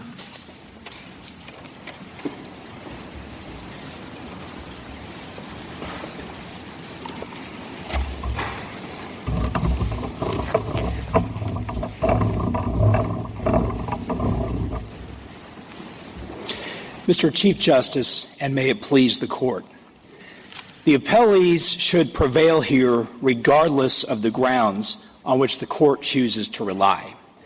In today's America, voters like the appellees are still being racially stereotyped to place them into single-member districts. If it was ever acceptable under our colorblind Constitution to do this, it was never intended to continue indefinitely. Section 2 effects findings alone can no longer justify the widespread stereotyping of American voters based on race in violation of the 14th and 15th Amendments. It is time to reach a question this Court has never reached and hold that Section 2 alone is no compelling interest for racially gerrymandering citizens like the appellees today. The Court should affirm and direct the District Court to order a remedial map in time for the 2026 elections. I welcome any questions.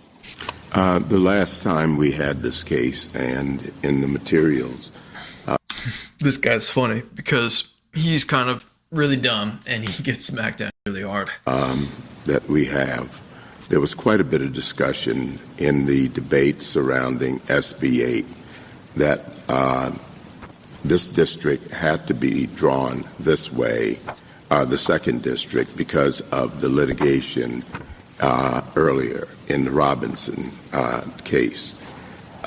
What's your view of the role of Robinson in the development of SB 8?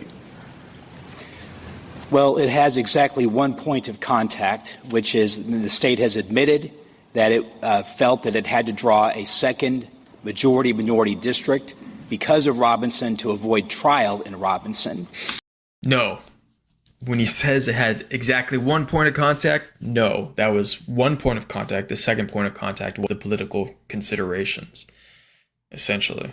So, I mean, it's basically a misrepresentation of what the real reasons were. He's leaving out the fact that they drew SB 8 specifically to keep certain incumbents in office. They did not want to have a trial during the time it was going to be scheduled. And so they passed the second majority minority district, and they race predominated in doing that. Just says race predominated. Do they bring up the political considerations at all? When you say race predominated, what exactly do you mean by that? I just mean to apply the standard from Cooper and. Well, I mean practically, how is it used in your mind, or in your thinking?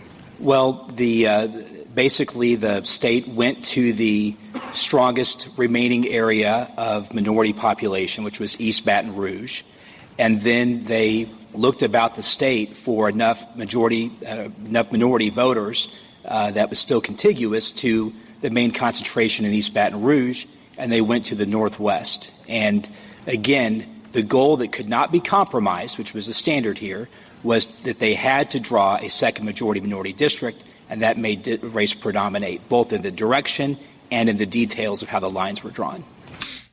No, the direction and the details of the lines were drawn. Like they said, they had several other illustrative maps. I haven't seen, I don't know exactly which. Actually, I did find. Let's see, Robinson, Louisiana, illustrative maps.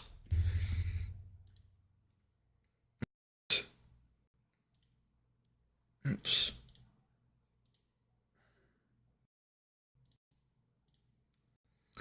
These are some of the illustrative maps that were a second majority district, second majority or black majority districts could have been drawn that were more, really shaped and configured. So they did not have to, when he says that, predominate both in the direction and the details and how the lines are drawn. No, they didn't have to draw it like this. They didn't have to draw this F scar across of Louisiana. Mr. Grime, you and the Solicitor General spoke about stereotyping and how there's no place for stereotyping. But I'm wondering what stereotyping has to do with any of this. The requirements of a Section 2 vote dilution claim are essentially that there's residential segregation by race. That's not stereotyping. That's just where people live. And that there is racial block voting, essentially that whites won't vote for a black candidate. That's not stereotyping either. That's just what the data shows about racially block voting. So I'm wondering how it is that stereotyping gets into this case at all. Well, Your Honor, two points. First of all, stereotyping is the remedy that occurs when race predominates and is used to sort voters into one district or the other. And the reason that's important is to go back to the second kind of predicate to your question. Again, what she just said is not stereotyping because they've shown that the races have a high tendency to vote differently. In a jingle showing, the showing that's made is not that white voters or majority voters won't vote for the minority candidate. The only showing that's currently being made is correlation. Which is the same thing.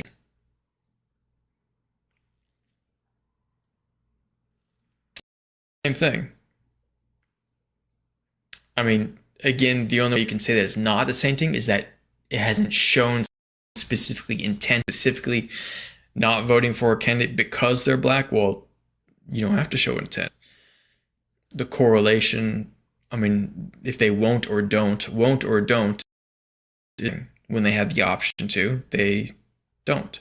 And so what we're not seeing in cases today is a showing that we can separate out partisan politics, any partisan motivations that the majority or minority voters have. And so that case could come along, but that's not part of the required showing of jingles the way courts are applying it. So it's trying to say that partisanship or that should be an excusing factor. Well, I think that, we've had several cases up here where we've acknowledged that there's some interaction between race and partisan affiliation obviously that's right. And the task for the courts is to separate those things out, which may be hard in a given case, may be easier in a given case. But the only thing that's at issue, the violation, is where there's racially block voting. And again, it's just a there. There is currently, in order to prove a Section 2 violation, you have to show that the current conditions, not some old conditions that happened in 1962 or in 1982, but the current conditions are such that there's no equal opportunity for African American voters or some other group because there's racially block voting. And I guess I don't see where stereotyping comes into that. It's just there's a there that African Americans can't elect candidates of their choice. Well, the problem, though, is in the remedy. The problem is that when you are drawing your remedial district, which is the very first part of Jingles, that may not be the final district you end up with, but just to reach – I'm covering your question and a question Justice Jackson asked. The very first thing the plaintiff shows is here's the community that was cracked or packed. And so to undo that, you have to look at the race of the voters all around that area, and you've got to make assumptions about them based on statistics, but you've got to make assumptions. If it's based on statistics, assumptions, they are measurements. About what they think and how they vote based on their race, and you're drawing new districts based on that. Yeah, I mean, this is the thing that we decided in Milligan, because what the state said in Milligan was that the plaintiffs could not use a map that was at all race-based themselves in order to show that there was a way out of this kind of vote dilution, these kinds of vote dilution practices. And the court said, of course you can do something that is race-based, even though not race-predominant, that we're not going to insist that you come in and ignore the factor of race when the only reason we're here is because race has played such an integral part in the voting process that people are being deprived of their voting rights because of race. Well, Justice Kagan, the plurality in that section of Milligan drew the line between race-conscious and race-predominant districting. Race-based appears, and maybe we need to define all of our terms. It appears in the decision, but I think what is clear from that case is that the remedial maps can't allow race to predominate. I mean, the court said that the remedial map, the illustrative map, can't violate the court's redistricting decisions. And, of course, there's the entire Shaw line. I don't think that there's any dispute as to that point, but we're a long way from racial predominance to have the plaintiffs come in with a map that in order to remedy the race-based problem. The entire Shaw line, what the Shaw line was again.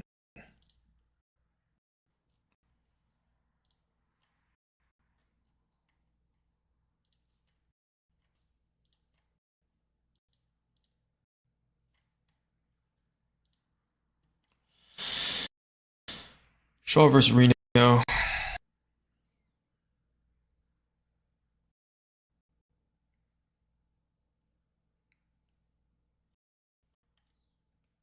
North Carolina's reapportionment plan was racially neutral on its face. The result district shape was bizarre enough to suggest that it constituted an effort to separate voters into different districts based on race. So it basically used the shape, so use the shape as the criteria. So that if you have a district with a messed up shape, then that's too, it makes it too, you're using race. You're creating the district based primarily on race or some other forced consideration. And that's what this Louisiana map is, sort of. But the point was that they did not have to choose this map. That this map was driven, or the specific way it was drawn was to protect incumbents. They did not have to draw this fucked up scar line across Louisiana. Again, they could have done any of these other ones. So what he's saying is effectively wrong when he appeals to the Shaw exists, the violation of voting rights based on race, itself takes race into account. Well, that's what Milligan said 3 years ago. The problem, and that wasn't a stereotype issue, and it wasn't a kind of like we're based on past conditions issue. We're based on current conditions, which is that we just proved a violation of people's voting rights based on current. I actually found the map. It was this map. This is this is a different map. But this is an example of what the court found unconstitutional or unpermissible, is this teal section here that all these incursions randomly into other districts, and has this incursion up here to racially predominate map, just because it looks messy and kind of effed up. Current conditions. Stereotyping is always the main injury in a Shaw case. It's always the injury when race predominates. But you're asking for changes to Section 2, which is not the Shaw case. That's the confusion. I understood that the illustrative maps that the plaintiffs bring in the beginning of a Shaw case is part of their showing that we have a problem. They're illustrative. They're not what Louisiana picked in this case. They're not what the court requires. The court gives the state, once the violation is established, the opportunity to draw its own map. So they're just showing, like that's just a step that you have to do as a part of your showing that we do have this vote dilution problem in this situation. And as Justice Kagan says, that's all based on current information. Well, but the question is, what's that is based on current information? It's not a showing of intentional discrimination. Why does it need to be? Is your suggestion that the only thing that's worthy of remedying is the intentional discrimination by the state? If the remedy is stereotyping and race-based, set aside what the remedy is. I just need an answer to the initial question, right? If I'm looking only at Section 2 world, we have a mechanism for identifying race-based vote dilution and other kinds of problems. Is your view that you only are entitled to some remedy for that if you demonstrate that the state intentionally is causing this to happen to you? Well, that's not current doctrine under Jingles, but the problem is that your argument? Is that what you're saying we have to do? Our argument is that if you're going to allow a race-based remedy, it must be in response to intentional discrimination. So you don't get a remedy for an actual dilution or problem with your vote, the kinds of things that Congress cared about and that the Constitution requires. You don't get a remedy unless this was intentional on the part of the state with respect to you. Which is a constitutional vote dilution claim which people always can be bringing. Thank you, counsel. Justice Thomas?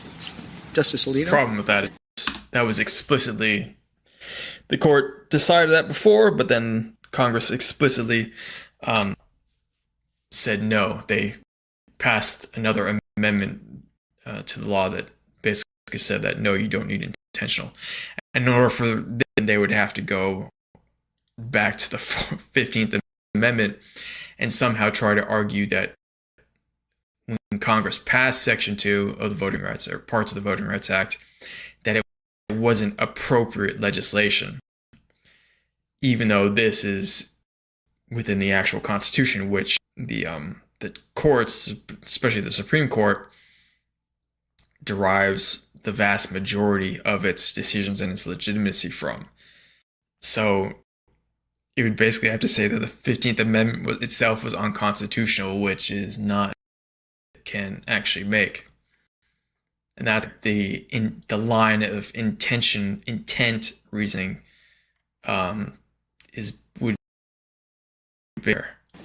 Justice Sotomayor? So I'm assuming that the ban on poll taxes, literacy, well, not poll taxes because those have been eliminated by the 26th Amendment, but that the literacy ban that we have will sunset too? Those are not those remedies don't require racial stereotyping. Well, they Nothing do like because to prove them, you have to prove that it affects the races. I mean, I just don't understand this stereotyping concept in the Jingles factors.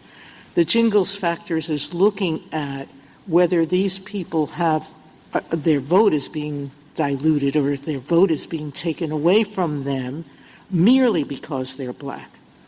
And so if that's the case, we have always said that remedying a discrimination, you can use race. Now, you want to add the qualifier, it has to be intentional. But I don't see the 15th Amendment being limited that way. The words of the 15th Amendment are that Congress can stop any practice that dilutes voting. Practice is an act that has an effect. It didn't say intentional dilution of voting. The amendment itself talks about a practice. So it's not true. The amendment does not talk about a practice itself.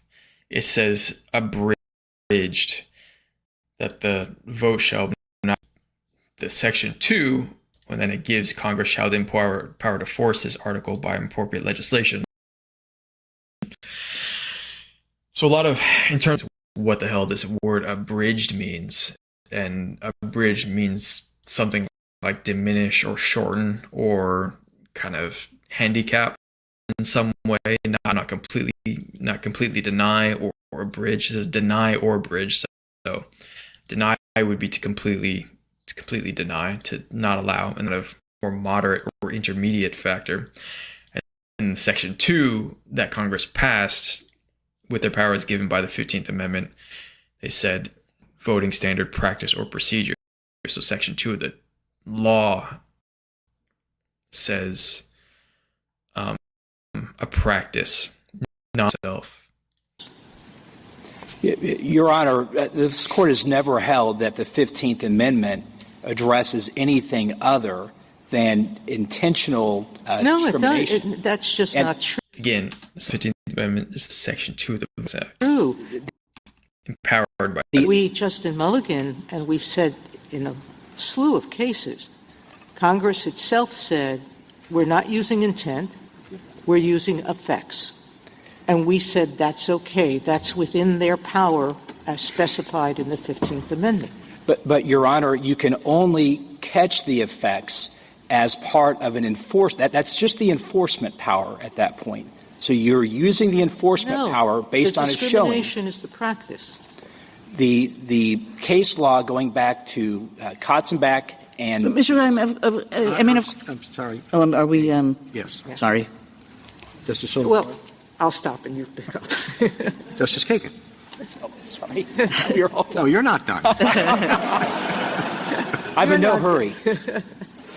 What we've said, and this goes back umpteen years, and it was said again in Milligan, is that even if the constitutional prohibition is one on purposeful discrimination, Congress can enforce that prohibition under Section 5 of the amendment by way of prohibiting various kinds of effects. And so in Milligan we said a ban on discriminatory effects is an appropriate method of promoting the purposes of the 15th Amendment. And as I said, that goes back to Katzenbach, it goes back to City of Rome, and So Katzenbach was several different cases, trying to find which tab I had them in. Maybe not. Maybe I didn't have them. But basically,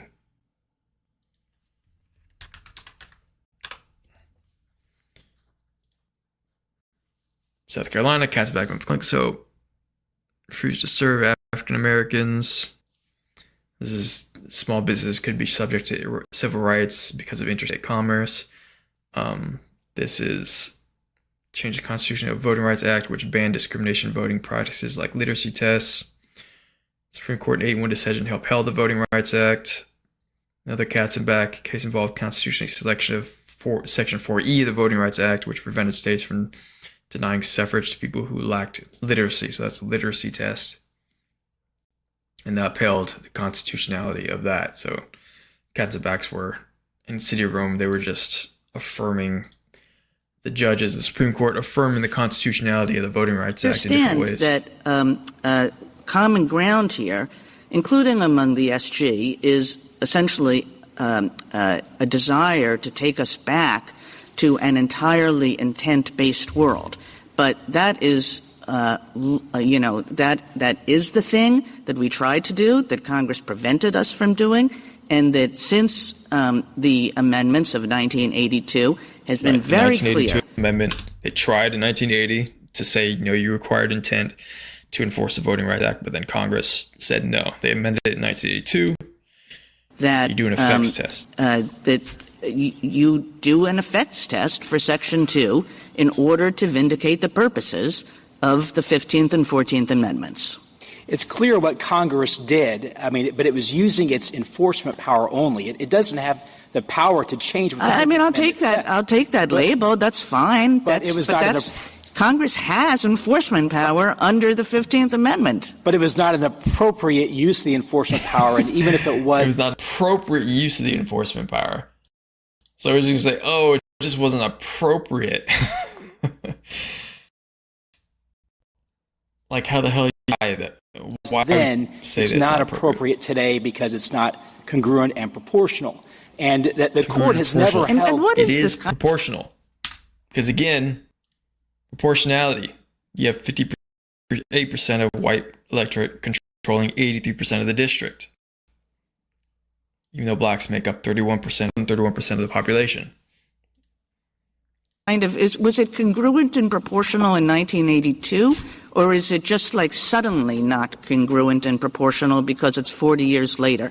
Like, I never understood our congruence and proportionality test, which, by the way, we have never applied to voting. But even if you were to apply it to voting, I've never understood it to have a kind of, Congress has to re-up its congruence and proportionality findings every 10 years or every 6 months or every whatever you want to say it. Well, City of Bernie and that decision holds up Katzenbach and City of Rome as sort of paradigmatic exercises of this sort of scrutiny, although they're much older.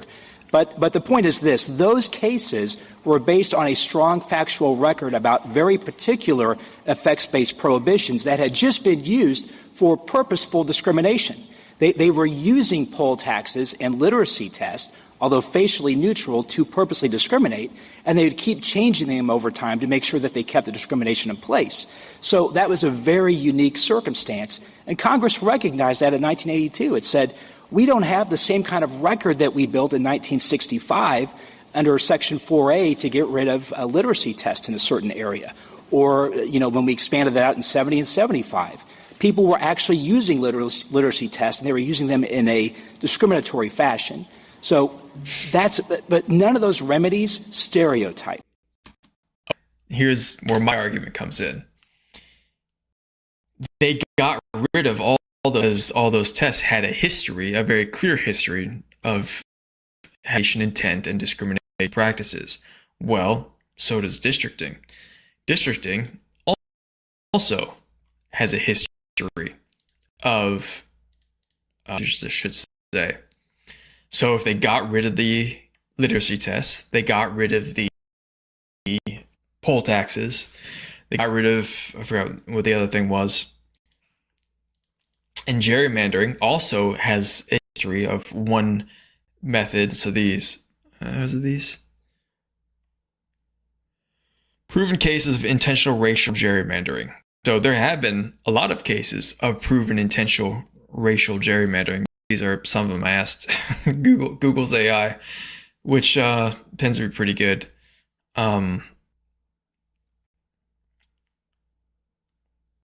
So if gerrymandering has historically been a proven method of racial discrimination, especially discrimination voting by packing and cracking voters, and what we did before was we got rid of polling taxes and we got rid of literacy tests and grandfather clauses. Well, then just get rid of districting, get rid of gerrymandering in the same way, and just have a proportional representation system, because that is the ultimate solution and conclusion to all of this. Again, if you have one group of people or one race saying our vote is being discriminated against, and then there needs to be corrections that have to happen in order so that we can get fair representation, so that our votes can actually have a chance to count and we're not just permanently excluded and diluted out of the system. And then the white people, or who are the majority, who happen to get into the minority districts where their votes don't have a chance now, are going to complain after that. Then look, if everyone's just going to fucking complain about the districting system, and the districting system has proven stereotyping and discrimination in the past, then just fucking get rid of it. Get rid of it and replace it with a proportional representation system. That's it. That's the obvious and super clear solution to all of this. It's basically the argument that would be the way to apply the argument that he's making here to this case, is that he's saying that he's trying to say that the previous case, like Katzenbach, City of Rome, they were applying to practices that did clearly have racial discriminating purposes. And then he's saying that poll taxes, literature, although facially neutral, purposely discriminated, and grandfather clauses also, they would keep changing them over time to make sure they had kept discrimination in place. So that was a very unique circumstance. Well, districting, they keep changing over time to keep the racial discrimination in place if that was continuing to be allowed. And they got rid of those poll taxes, so just get rid of districting. Over time to make sure that they kept the discrimination in place. So that was a very unique circumstance. And Congress recognized that in 1982. It said, we don't have the same kind of record that we built in 1965 under Section 4A to get rid of a literacy test in a certain area. Or, when we expanded that out in 70 and 75. People were actually using literacy tests, and they were using them in a discriminatory fashion. Or people using gerrymandering and using them in a discriminatory fashion, or they would if they could. So that's, but because before then, because they obviously were doing that even before the Voting Rights Act, but there would be way more case of like evidence of packing and cracking black voters before the 1965 Civil Rights Act. Yes, there's extensive evidence of packing and cracking strategies used to dilute the black vote prior to the 1965 Voting Rights Act, particularly after the Reconstruction era. Boa Constrictor District in 1882 contorted winding districts specifically to pack the majority of the state's black population into one area, ensuring that a white majority in every other district. This was an early blatant example of using district lines to minimize black representation. So look, just like with the other grandfather clause, other voting poll taxes and literacy tests, districting also in the past had a clear racial discriminatory. So get rid of the racial, just get rid of the district. None of those remedies stereotyped. Thank you. Justice Gorsuch? Justice Kavanaugh? Justice Barrett? Justice Jackson? So going back to this discriminatory intent point, I guess I'm thinking of it, of the fact that remedial action absent discriminatory intent is really not a new idea in the civil rights laws. And my kind of paradigmatic example of this is something like the ADA. Congress passed the American... So this got some controversy because... Disabilities Act against the backdrop of a world that was generally not accessible to people with disabilities. And so it was discriminatory in effect because these folks were not able to access these buildings. And it didn't matter whether the person who built the building or the person who owned the building intended for them to be exclusionary. That's irrelevant. Congress said the facilities have to be made equally open to people with disabilities if readily possible. I guess I don't understand why that's not what's happening here. The idea in Section 2 is that we are responding to current day manifestations of past and present decisions that disadvantage minorities and make it so that they don't have equal access to the voting system, right? They're disabled. In fact, we use the word disable in Milligan. We say that's a way in which you see that these processes are not equally open. So I don't understand why it matters whether or not the state intended to do that. What Congress is saying is if it is happening, which Section 2 gives us the tools to determine, you got to fix it. So a bunch of people on YouTube, they all said, going crazy that Jackson said black people are disabled. So you find all these videos. Did Ketanji Brown Jackson say disabled? Ketanji Brown Jackson called black people disabled? Refers to black Americans as disabled? Compares black to disabled people? Blacks to disabled people? Says all black people are disabled. Jackson said the black people are disabled. Making it a crazy show. Racist TV host slams Supreme Court justice for comparing minority voters to disabled people.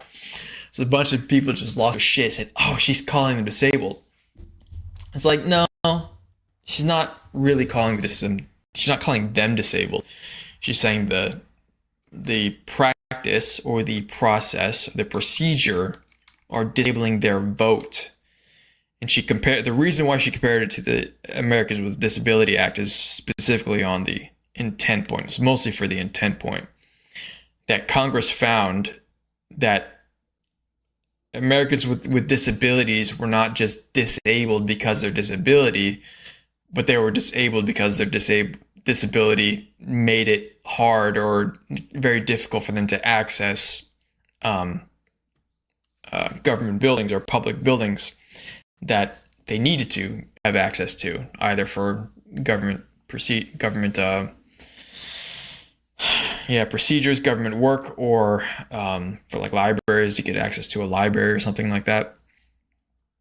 And so they were effectively disabled because of their disability or on top of their disability.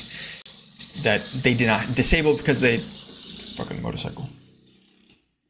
Disabled because they did not have access. And that in that sense, that's what she's calling black people who have their votes diluted disabled because they don't effectively, or as a result, or the effects-based test, they don't have access or ability to have their votes count or their votes matter, or to have their votes have an effect. She's not saying that they're handicapped or anything like that. The difference is that the remedy under the ADA and other anti-discrimination laws is not stereotyping. Yes, it is. It's saying all people with disabilities need help to access a government building. Because there are lots of people with disabilities who don't need the extra help, who don't need a ramp. Most of that is like a ramp. I think it's mostly pretty much always considered a ramp. I don't know what or elevators. Yeah, basically elevators and ramps. Someone can't go upstairs or stairs in particular, or they're in a wheelchair. It is stereotyping because not all people who are disabled are unable to go upstairs. It's just some of them are unable to go upstairs. We don't then. It's not race-based. I take your point. It's not race-based. Point. But you're saying then that if the problem of no access is about race, it's just too bad because you can't have a remedy that relates to race. Absolutely not, Your Honor. It's not whether it relates to race. It's whether the remedy that relates to race involves stereotyping voters and making assumptions about their politics and their views and their thoughts based on their race. And that's the problem. It doesn't exist in those other. So why does Yeah, the Jingles test doesn't do that. Again, it doesn't make assumptions based on it does not stereotype. It's an actual test. It's like saying black people committing more crimes is a stereotype. It's not a stereotype. It's just that's what the statistics show. Why do we have to change Section 2? Okay, so fine. You say if it's a remedy problem, why aren't we just focused on whether the remedy here, the particular map in Louisiana, is predominant, using race, and if so, strict scrutiny applies, and did they narrowly tailor it? I mean, that seems to me to be the problem that you're identifying. The remedy here, you say, is overbroad. It's not using the right factors. It's using race in a stereotypical way. What does that have to do with Section 2 and changing its criteria and adding intent there?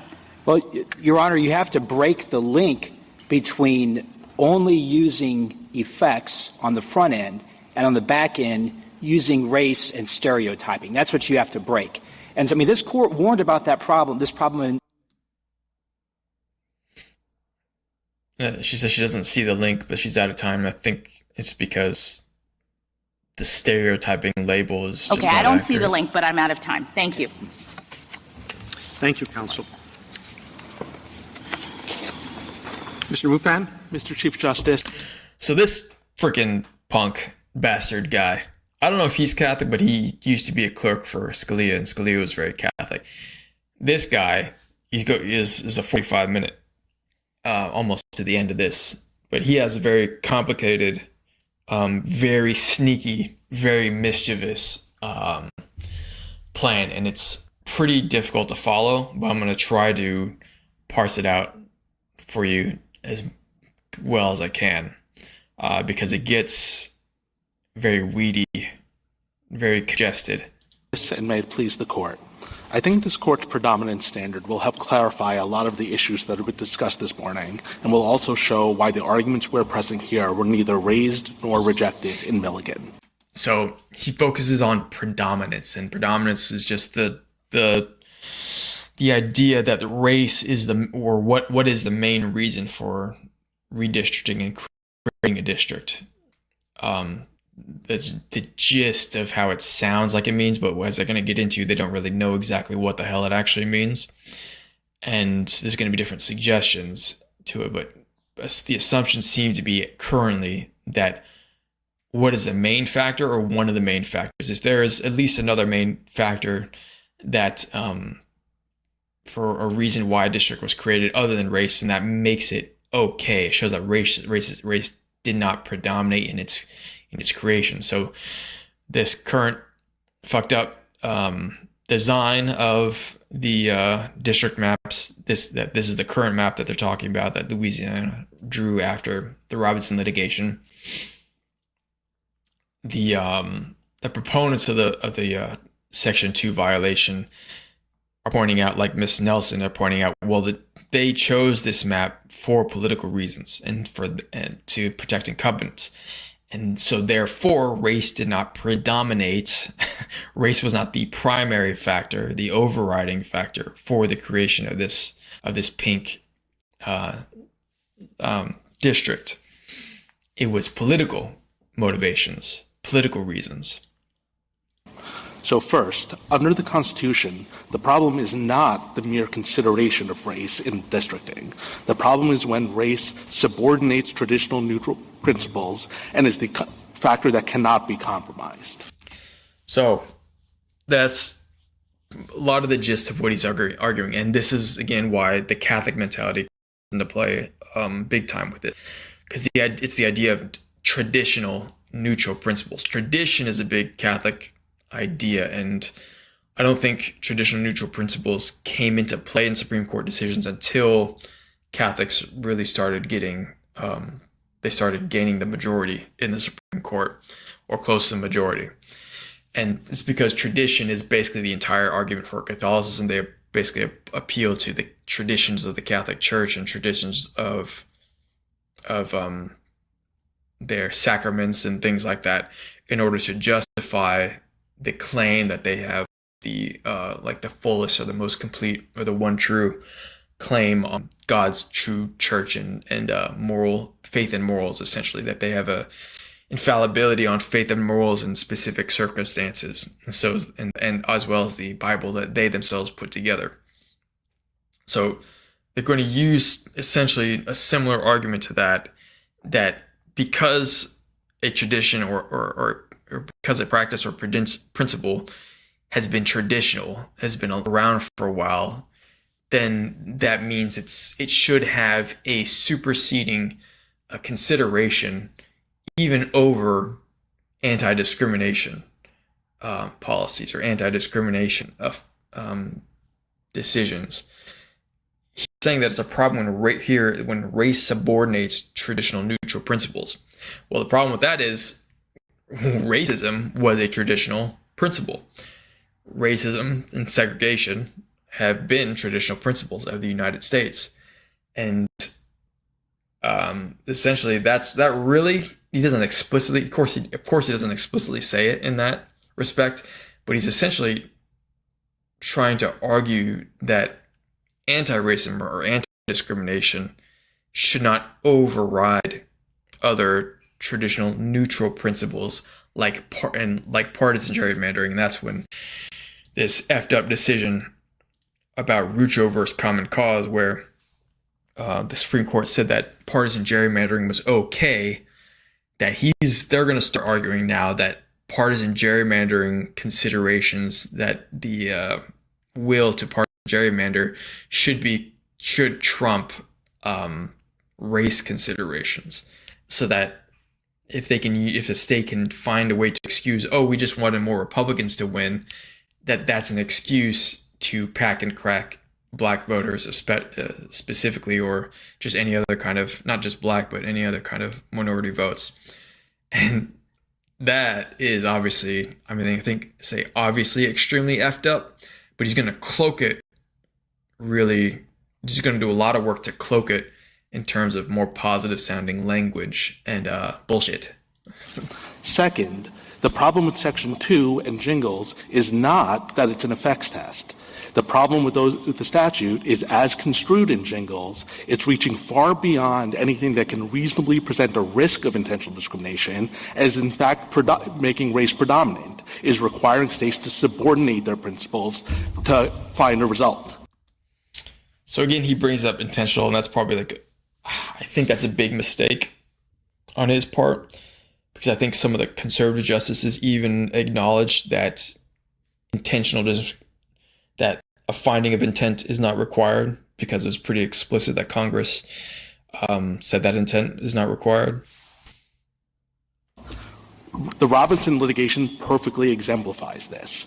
The Robinson plaintiffs could not show a denial of equal openness for black Democrats. What they could show is that Democrats in Louisiana lost a seat. I welcome this Court's questions. In one of your suggestions in your brief, you mentioned decoupling race and party. One, is there a correlation, particularly among black voters? And two, how do you decouple them?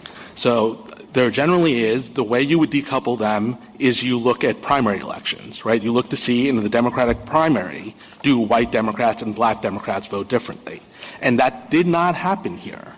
If you look at the Robinson District Court opinion, when they do the steps 2 and 3 of jingles, and they analyze racially polarized voting, the Court expressly said they didn't need to try to decouple race. And they did that because in jingles, the Court never resolved the issue. Justice Brennan said you didn't need to do it, but Justice White refused to join that part of his opinion. So he's saying that historically, because what they did in jingles, or what they're doing currently in jingles, is they're just considering race, and they're not fracturing it. They're not isolating it based on party. They're not saying, like he said here, do you compare within the party, do white Democrats vote against black Democrats? And I think there's contention in here, because I think Nelson said that no, that is still happening, that white Democrats do not actually vote enough, at least, to even get the black Democrats elected. So I don't know exactly what the actual statistics show about that, but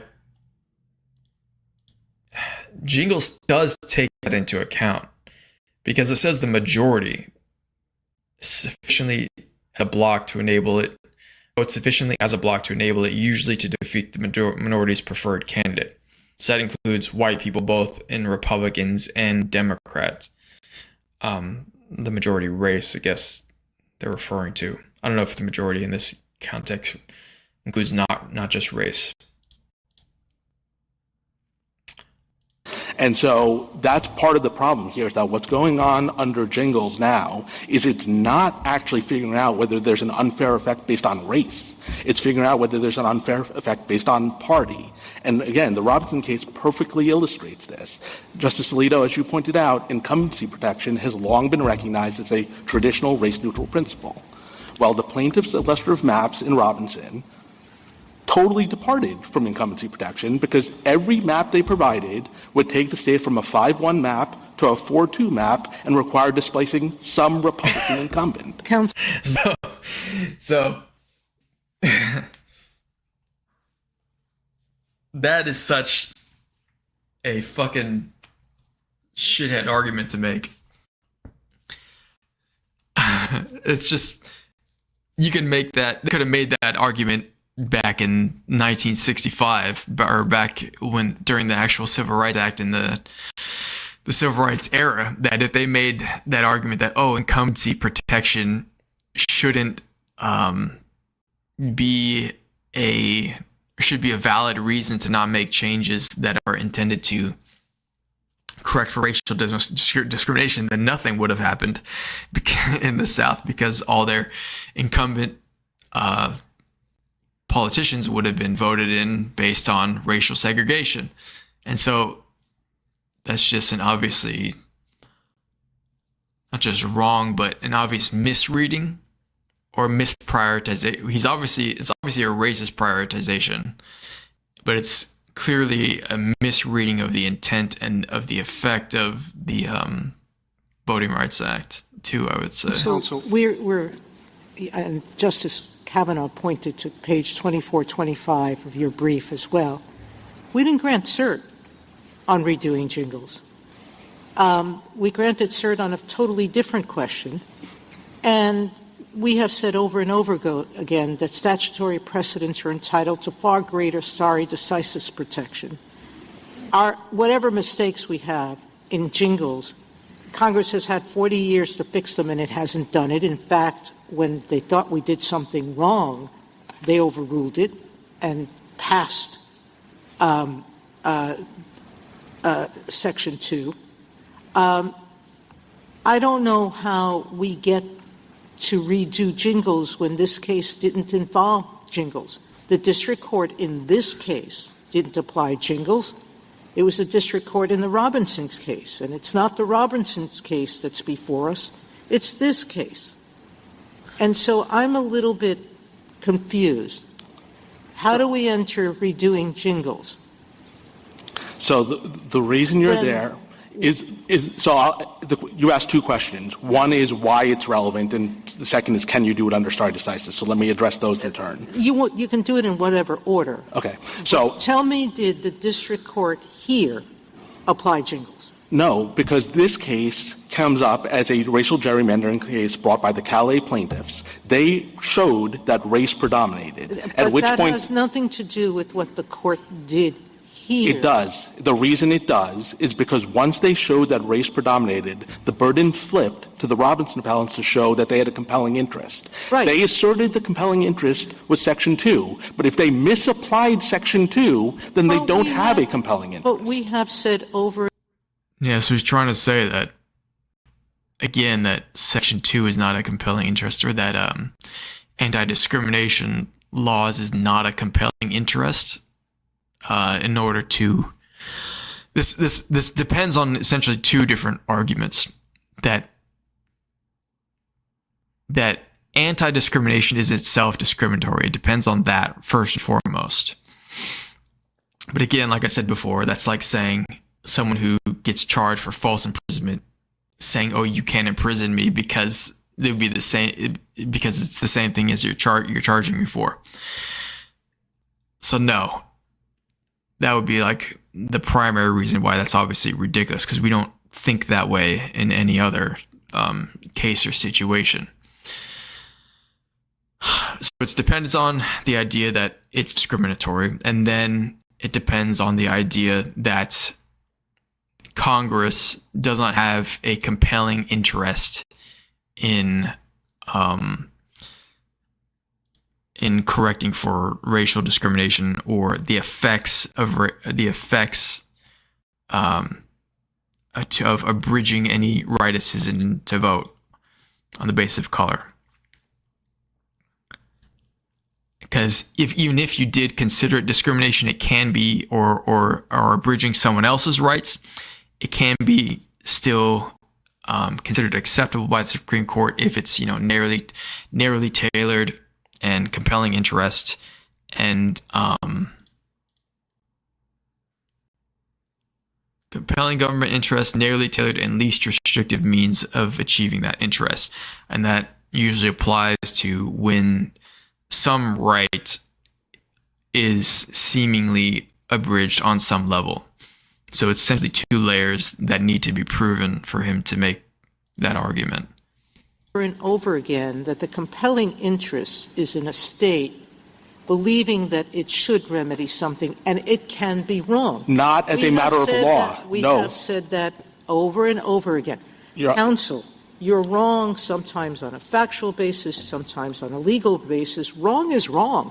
Whatever you think might be the error, if you still think that it's something that's in your best interest to do, you do it.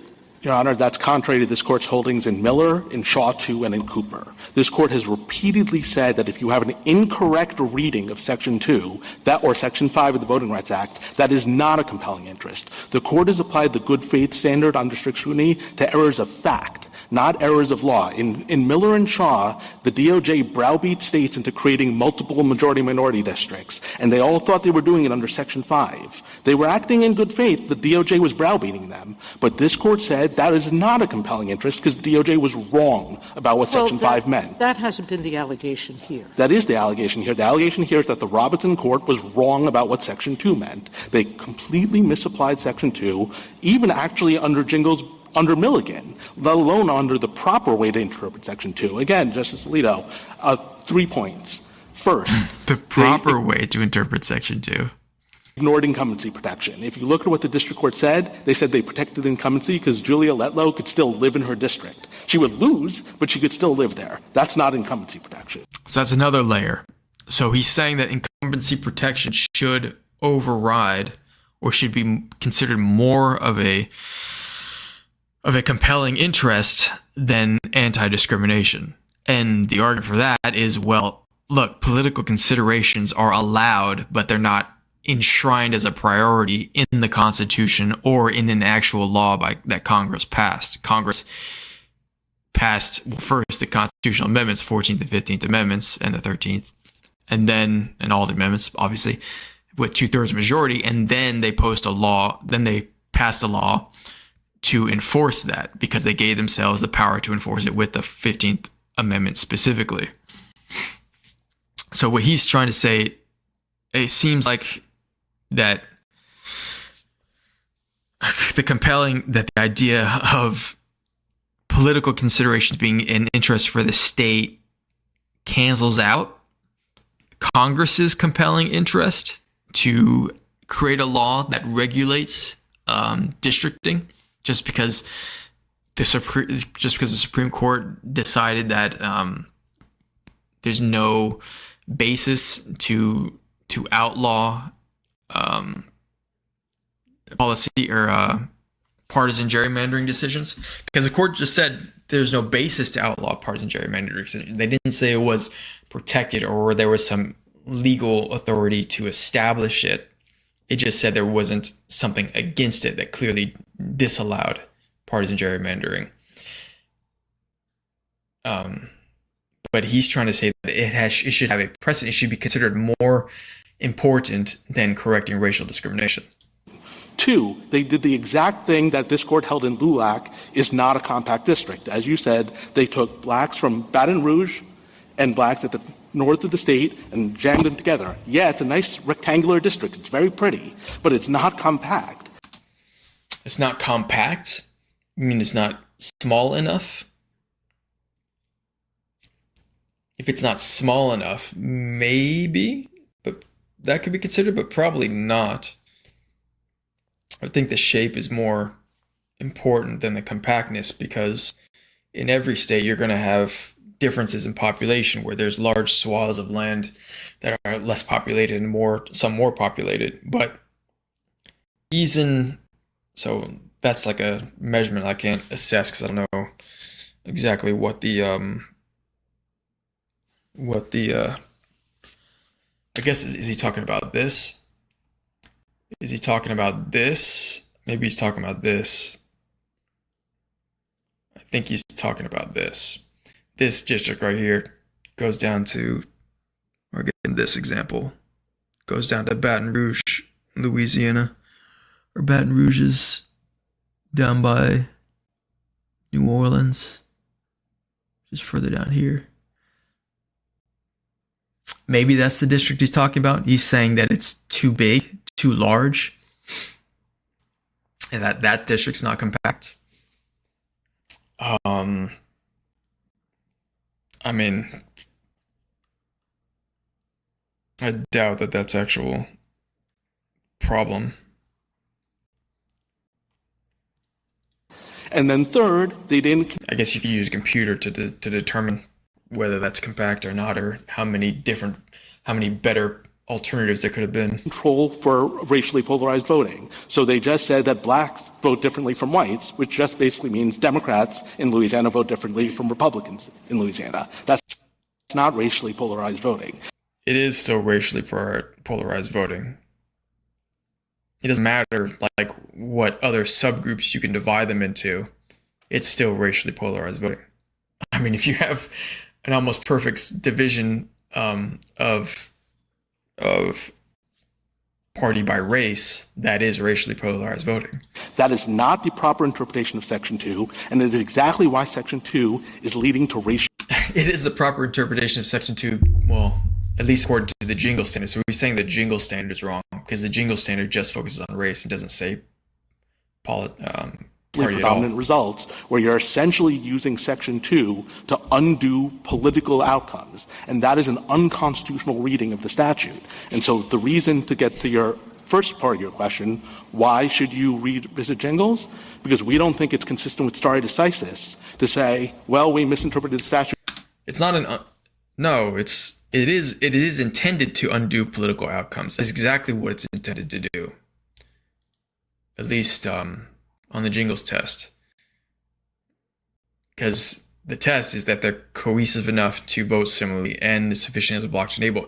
Because here's the thing, this is partly why this guy's really fucking stupid, because if they just got rid of the second and third condition, it would make it way easier to find discrimination in voting. These are here to make it actually more difficult to find discrimination voting. If these did not exist, these political questions did not exist, and it was just if a racial or language minority group is sufficiently large and geographically compact enough to constitute a majority, you would have way more cases cases of Section 2 violations brought. They put in this political effects caveat, these political effects conditions, to intentionally make it harder to bring a Section 2 violation case. So if he's gonna say that it just has to be, see, what did he say? Democrats in Louisiana vote different, but that's not racially polarized voting. He says, where you're essentially using Section 2 to undo political outcomes. Like, if you didn't do that, if you didn't use Section 2, take political outcomes into consideration, Section 2, you would have way more Section 2 violations. Like in any case where a minority group is not sufficiently compact or being put into a majority-minority district. Because in this case, because in this interpretation of jingles right now, or this jingles standard right now, if you had a state that where white Democrats were voting with black Democrats or voting for a black member they're choosing, then these conditions won't be satisfied, and you would not create the condition of a majority-minority district.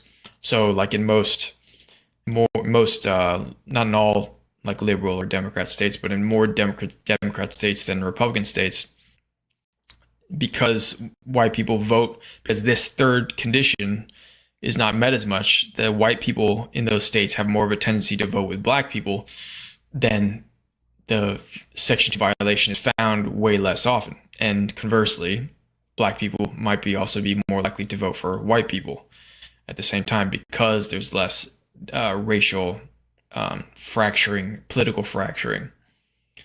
And so what he's arguing, if they were to actually get rid of these political considerations, there'd be way more Section 2 violations and appealings, and way more orderings of districts redrawn to create majority-minority districts. Years ago. So what he's saying is kind of really fucking dumb, and that's really just the gist of everything he's saying.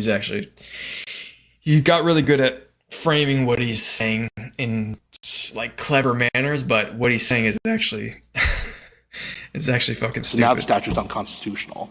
Stare decisis is about respect for Congress and respect for stability. If this court has created a constitutional problem in the statute, this court should fix it. Can you say more about why there's a constitutional problem with the statute?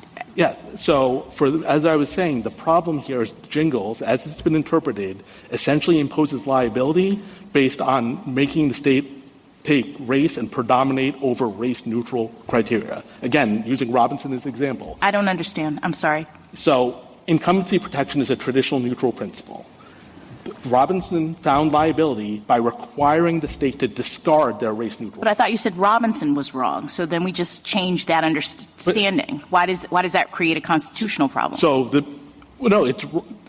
way it was wrong is it required the state to subordinate race-neutral principles to race. And let me use Milligan. And Jingles requires that? So it was consistent with Jingles, and Jingles is wrong, or it was inconsistent with Jingles, and we should say that. It's the interpretation of Jingles that was adopted in Milligan is the real problem here. And so this is the pages in our brief that Justice Kavanaugh cited a couple times. The fundamental problem is when this court said in Milligan that as long as the plaintiff's illustrative map is roughly equivalent to the state's map, that's enough to satisfy Jingles. What that meant is you're basically telling the state that you have to subordinate your weighing of your neutral principles and go a different direction just because of race. Let me give you an analogy I think will make this.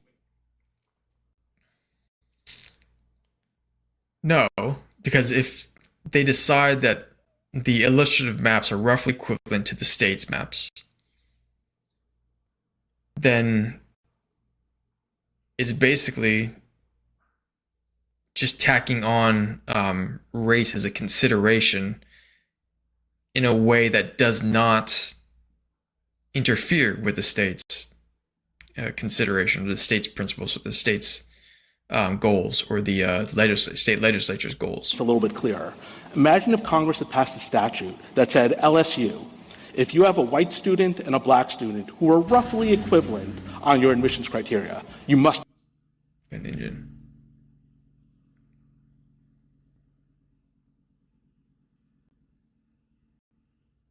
pick the black student. Of course that would be unconstitutional. That would be subordinating do you agree with my... No, it's not actually the same, because he said the illustrated maps are roughly equivalent to the state's maps. And what that would mean is roughly equivalent based on the state's own principles. So this is the example that he gave was a zero-sum game, where if you could only admit one student and you picked the black student over the white student.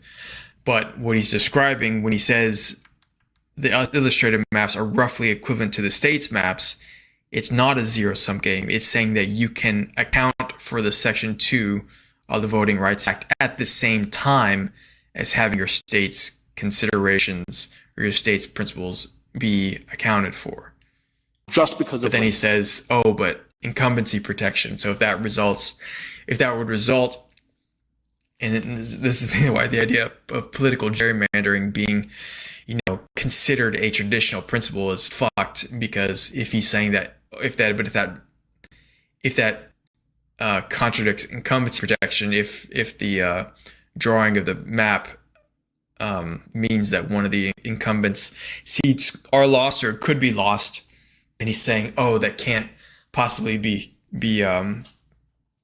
in line with traditional principles, that the dominant party can just gerrymander in their party's favor as much as they can. But like traditional principle, that was, even though they said that it wasn't clearly stated until 2016. And so that's why there's this big fucking wrench, like I said, this fucked up wrench that's thrown into the Let me give you an analogy that I think will make this a little bit clearer. Imagine if Congress had passed a statute that said, LSU, if you have a white student and a black student who are roughly equivalent on your admissions criteria, you must pick the black student. Of course that would be unconstitutional. That would be subordinating do you agree with my view? You must pick the black student. That wouldn't be unconstitutional. Like that was what affirmative action basically was for a long time. Like, if you must pick the black student because the black students, especially if you compare like their admission or their application rates, if they're underrepresented in the school, you can say that you're being discriminatory. You can make a case of discrimination if the black students were underrepresented and discriminated against, and that their representation was actually lower than, again, their application rate in the general population rate in the United States. Then you could say you must pick the black student, because that would be an anti-discrimination. That would be correcting for discrimination. So he says, of course, that'd be cars. He said, of course, that would be unconstitutional. That would not be unconstitutional. Or at least in all cases. Maybe you can make the case it would be unconstitutional if they overcorrected, but you could probably even still make the case to correct past discrimination for overcorrecting. So like the idea that it would be unconstitutional, I think, is just pulling it out of his ass. He doesn't really have any basis for that. Under Section 2, you're not alone mandating a particular result. That Section 2 is just about identifying the problem. And I agree with that. If that's the case, then it doesn't matter that the Section 2 analysis is showing you that there could be another way to do this. It depends what you define as the problem. And the problem with Section 2 as construed in Jingles and Milligan is they are defining as a problem that there's another way of drawing the district that would help blacks, even though there's no reason to think that it's either intentionally discriminatory or even a significant risk of intentional discrimination. But why is intentional discrimination the bedrock? They're not just — you're reducing what is happening to Section 2 to something that I don't think is consistent with what Jingles is actually requiring. Because the Constitution prohibits intentional discrimination, and Justice Barrett, as you pointed out, this is enforcement legislation. So we agree it's not an intent test. But it has to at least be smoking out conduct that presents a significant risk of intentional discrimination. That's the phrase that this Court used in Bernie. It's the phrase that this Court used in Katzenbach, too. Again, one way of thinking about this is if you think there's a problem here, white Democrats in West Virginia, they don't get districts drawn for them. White Democrats have zero representation in West Virginia, even though they're a significant percentage of the state. The reason why Section 2, it's being construed in Jingles as a problem, is it's saying that you have to create a district for black Democrats that you would never create for white Democrats in a Republican state. It's essentially being used as a reverse partisan gerrymander on purely. That's proof that it's not being used as a reverse party gerrymander. If you wouldn't do it in a white Democrat minority in a Republican state, but you would do it in a black Democrat minority in a Republican state, that's proof that it's not a partisan gerrymander. It's a reverse partisan gerrymander. Because you're not doing it based on partisanship, you fucking dumbass. You're doing it based on racial grounds. Just because, the black people happen to be divided into or separated into Democrats because of choosing, it doesn't matter. It doesn't, in the Jingles, it doesn't doesn't talk about party either. It talks about candidates specifically. It talks about specific candidates. It could be applied to a Democrat state, a fully Democrat state. Say there's a state with 100% Democrats. If all the white Democrats voted against all black Democrats candidates, and all the black Democrat candidates or the black Democrat voters were politically cohesive, you could apply this to a fully or almost fully Democrat state. It doesn't matter. The political affiliation, the point is the political affiliation doesn't matter. It's about members tend to vote similarly for the same candidates. Majority to minorities preferred candidate.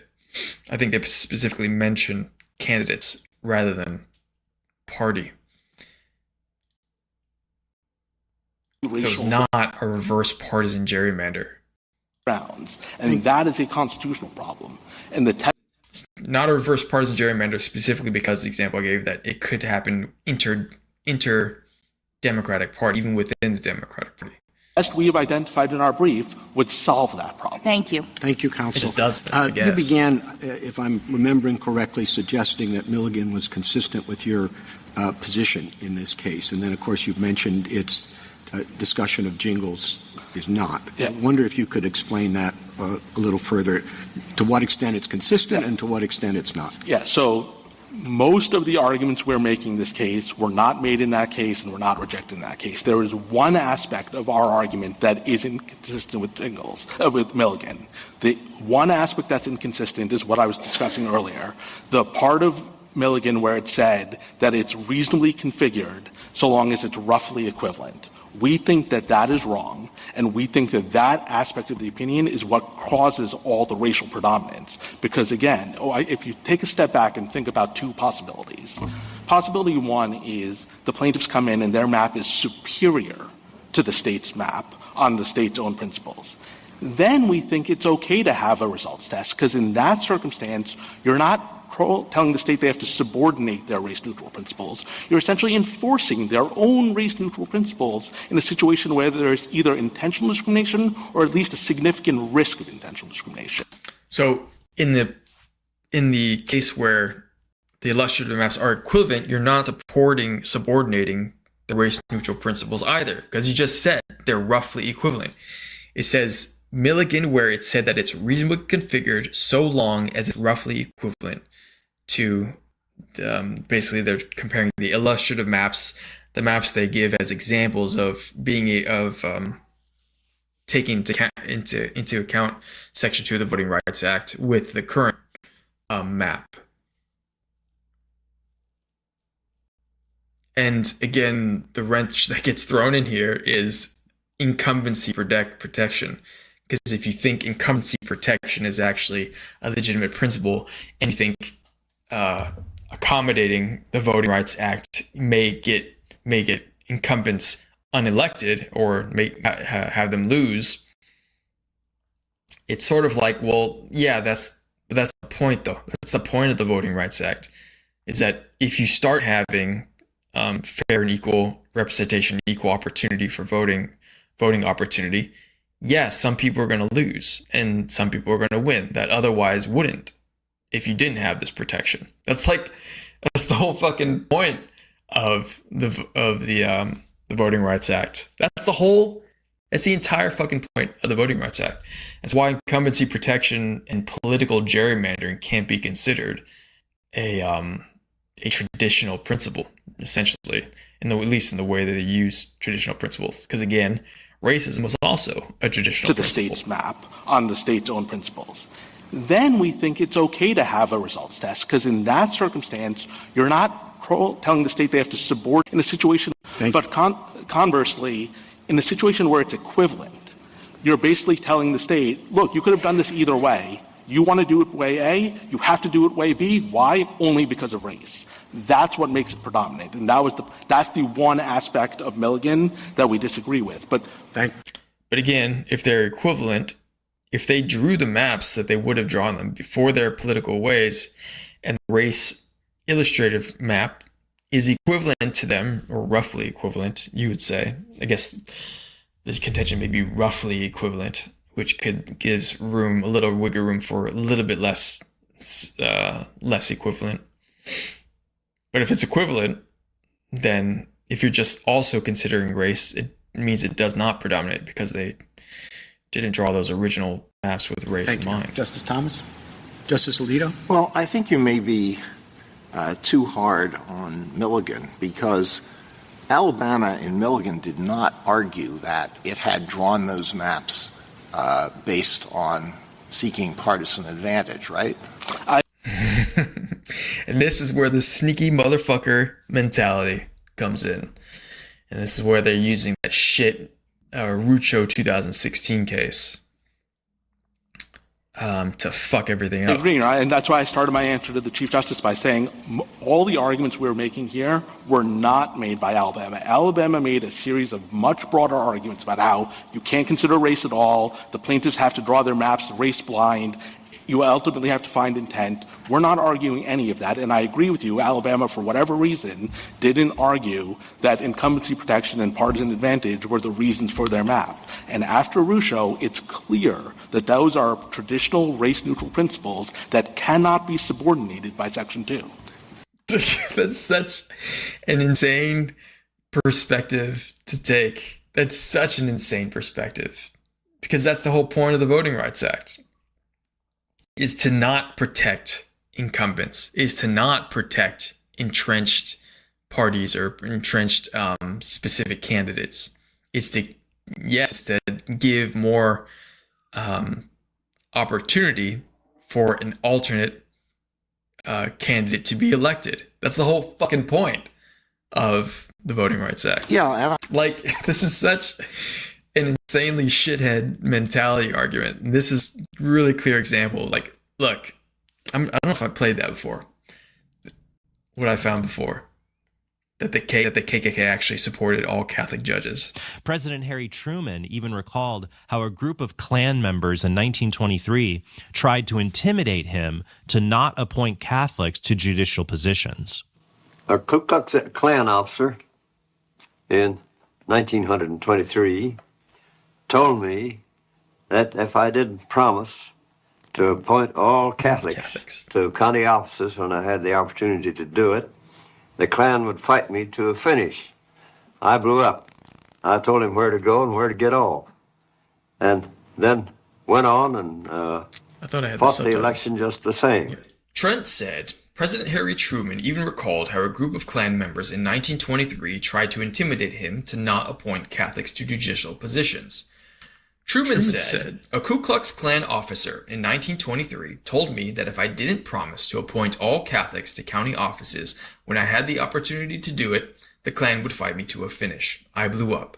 I told him where to go and where to get off, and then went on and fought the election just the same. A Ku Klux Klan officer in 1923 told me that if I didn't promise to appoint all Catholics to county offices when I had the opportunity to do it, the Klan would fight me to a finish. This is the epitome of the reason why the Klan wanted Catholics. Because when they appealing to traditional principles, that's the Catholic mentality, to appeal to judicial principles, and they include in that protection of incumbency, protection of incumbent candidates, incumbent politicians in their congressional seats. That would obviously was the priority of the KKK, because all their white candidates, or just all the white candidates in general, already had major incumbency protection and advantages. So if incumbency protection was considered, if this line of argument was made back then, nothing would have fucking happened. Nothing would have changed. You wouldn't have any equal voting rights. You wouldn't have any voting protection or protection against vote dilution or cracking and packing the black vote. People, they could have just drew the lines of the districted in any fucking way they would have wanted to maintain as many, white candidates as they could have. This is why the Catholic mentality is completely, especially the conservative Catholic mentality, is completely in line with the KKK's I think that's consistent with the fundamental analysis in Milligan, for reasons that I tried to bring out during my questioning of Ms. Nelson. The first Gingell's precondition, as described correctly in Milligan, is that the minority group must be sufficiently large and geographically compact to constitute a majority in a reasonably configured district, and a district is reasonably configured if it comports with traditional districting criteria. And since Rucho, seeking a partisan advantage is a permissible legislative objective, just like incumbent protection. So therefore, that should figure in the first Gingell's precondition. It absolutely should. And in this case, in Robinson in particular, the state did argue incumbency protection. And if you look at what the Robinson District Court said, it actually said that, we satisfied incumbency protection. She still lives in the district. She's going to lose, but she still lives there. That can't possibly be right. And then again, on block voting, again, the Rucho issue was not involved in Milligan, but if block voting is understood properly to mean voting on the basis of race but not on the basis of partisan politics, then that must also be considered under Gingell's, right? Absolutely. And it matters, right? Because on our position, again, we agree that Section 2 can have a constitutional scope, and our view of the results test would apply in exactly the situation where racially polarized voting properly understood exists. So think of an area like Harlem, for example. You've got white Democrats, black Democrats, and Hispanic Democrats who all live around the same area and who probably have, at least sometimes, different candidates of choice. If the state of New York were to draw a map in a way that departs from their normal principles and favors one of those racial groups, that's the sort of situation where Section 2 could come in and say, well, there's racially polarized voting. You've departed from traditional principles. There's a reason to be worried. And this isn't just a partisan thing. You can imagine the same thing on the Republican side. Imagine Florida. If you have a part of Florida where you have white Republicans and Hispanic Republicans, and same thing, the Florida legislature draws it in a way that departs from traditional principles and favors one or the other racial group. But what you can't have is merely just showing that a Republican legislature favored Republicans with whether or not they're white or black. And there's just no reason in the world to think that the Louisiana legislature would have done anything different in this case if every black Democrat in Louisiana was a white Democrat. Let me ask you about... Roach, we're almost at the end. This is the last lawyer. This is a long video. It's a 2.5 hour long video. We got a bit more. But we were talking about the Louisiana versus Callais. Do you know anything about it? It's the case that's trying to decide if the Voting Rights Act application is essentially constitutional in the way that they've set up this standard. Let's see, this standard. Right now, there's a standard to. So we've got the 15th Amendment. It says the right of citizens of the United States to vote should not be denied or abridged by the United States by any state on account of race, color, or previous condition of servitude. And then Section 2 says the Congress shall have the power to enforce this article by appropriate legislation. So that's the 15th Amendment. And then they chose to enforce it with the Voting Rights Act. And the Section 2 specifically says voting qualifications or prerequisites to voting or standard or practice or procedure shall be imposed or applied by any state or political subdivision to deny or abridge the right of any citizens of the United States to vote on account of race or color.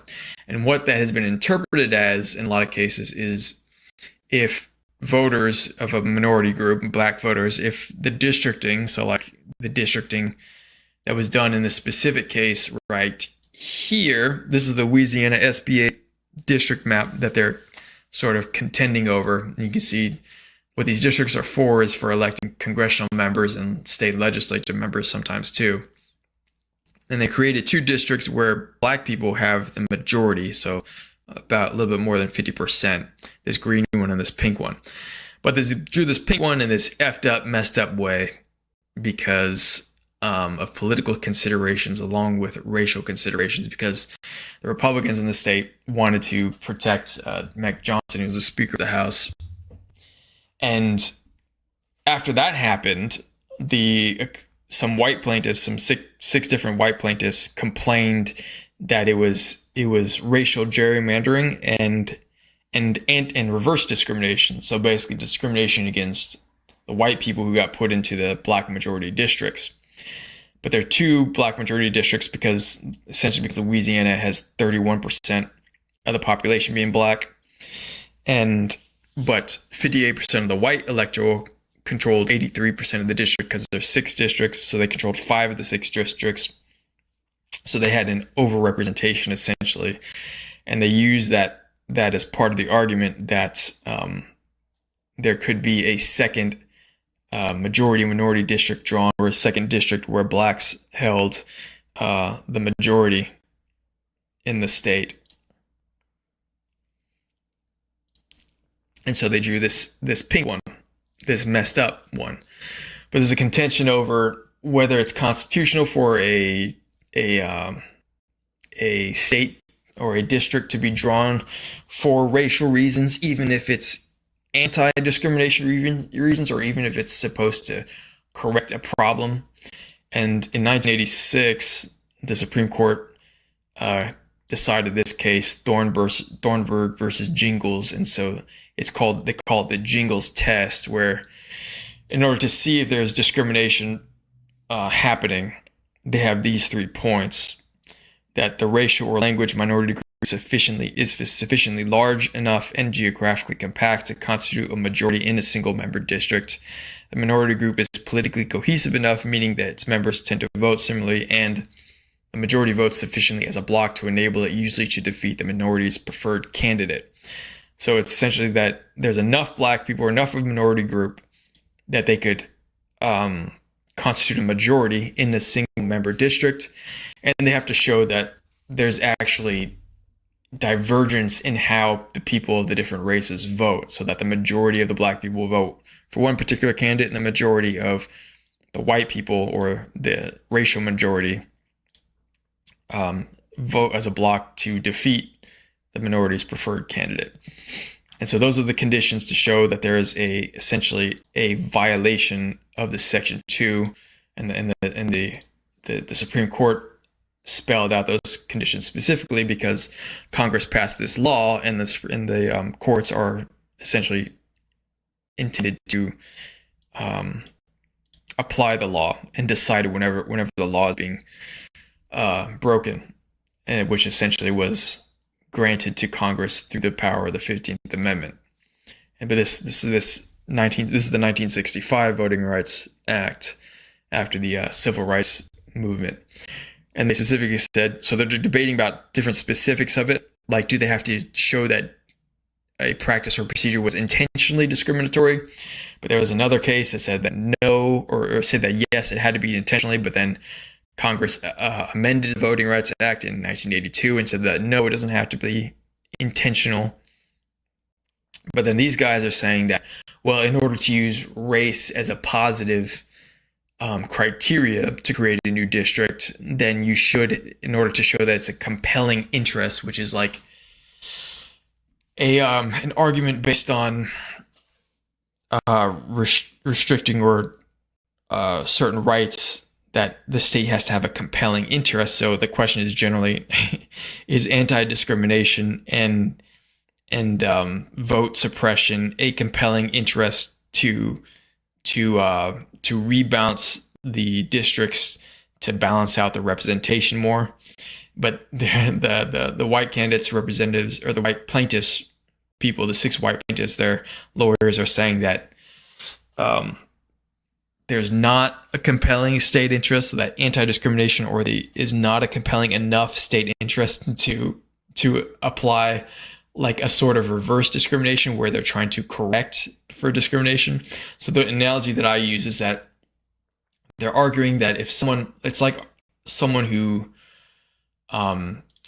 is on trial for false imprisonment. It's like if that person made the argument that, oh, you can't imprison me because it's the same thing as the false imprisonment that you did convict me of or are trying to convict me of. It's like, it seems like they're making a similar argument to that. So say someone was convicted of actually falsely imprisoning someone, and that is a crime, and it imposes a penalty of basically being imprisoned yourself. So it's like the defendant, if you were to say, you can't imprison me because that would also be false imprisonment, just because I falsely imprisoned someone. So it seems like that's the argument that the plaintiffs are making, like the argument, they're trying to say that or reverse discrimination or anti-discrimination or the correction of discrimination, or in effect, and even if not in intent, is a practice of discrimination itself. And they're saying, and these lawyers are saying, well, no, you have to show intent in order to use race as a basis for correcting the discrimination. So, because they say that the use of race is infringing on other people's rights. So it's a pretty fucked up. It's pretty convoluted, and it gets down to, I don't know, it's fucked up, but it gets down to real nitty gritty specifics of like real fine tuned, like complaining and whinging and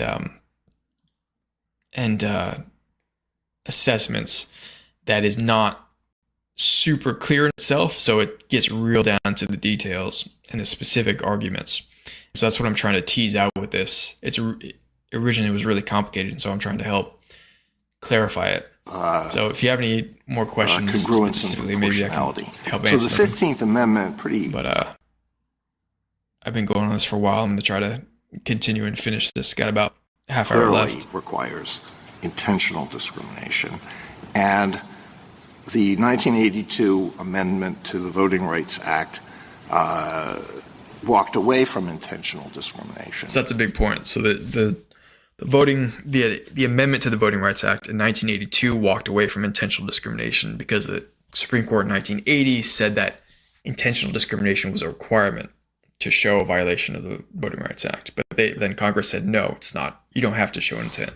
But my reading of your position is that Congress's enforcement power under Section 2 of the 15th Amendment allows it to go beyond intentional discrimination for this reason. Proving intentional discrimination is difficult in part because it's really hard. It's always hard to figure out what legislative intent is. What was the intent of the legislature in enacting a map? Do you look at stray statements here or there by legislators, plus a finding of intentional discrimination accuses the state of a serious wrongdoing? And that's a big part of why it's probably not a good idea to ask for intent to be a condition, because it's essentially criminal to be found liable of intentionally discriminating like that. It's permissible to go beyond intentional discrimination to this extent, to identify factors that strongly support a finding of intentional discrimination. And that's what was involved in White versus Register, which figured very prominently in the drafting of the 1982 amendment. So if that's what you're doing, it is congruent and proportional in that respect. Is that a correct understanding? That is, and if I could just amplify a couple of points. So to identify the strongest.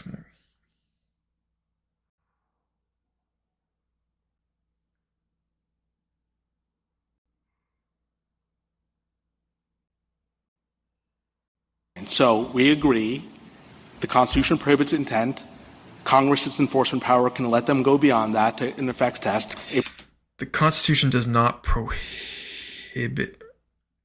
Oh, it does prohibit intent. Yeah. Congress's enforcement power can let them go beyond that. An effects test. Properly tailored one that gets at a significant risk. And that avoids a lot of the difficulties of actually having to prove intent by a preponderance of the evidence. Yes. And if it is actually tailored, if the statute itself is tailored to things that have a significant risk, then we don't actually think you necessarily need to have a temporal limit in the statute itself. So that's why, Justice Sotomayor, for example, the bans on tests, literacy tests. We think those are fine, even though there's no end date on that statute. I wanted to finish this early because my camera sucks.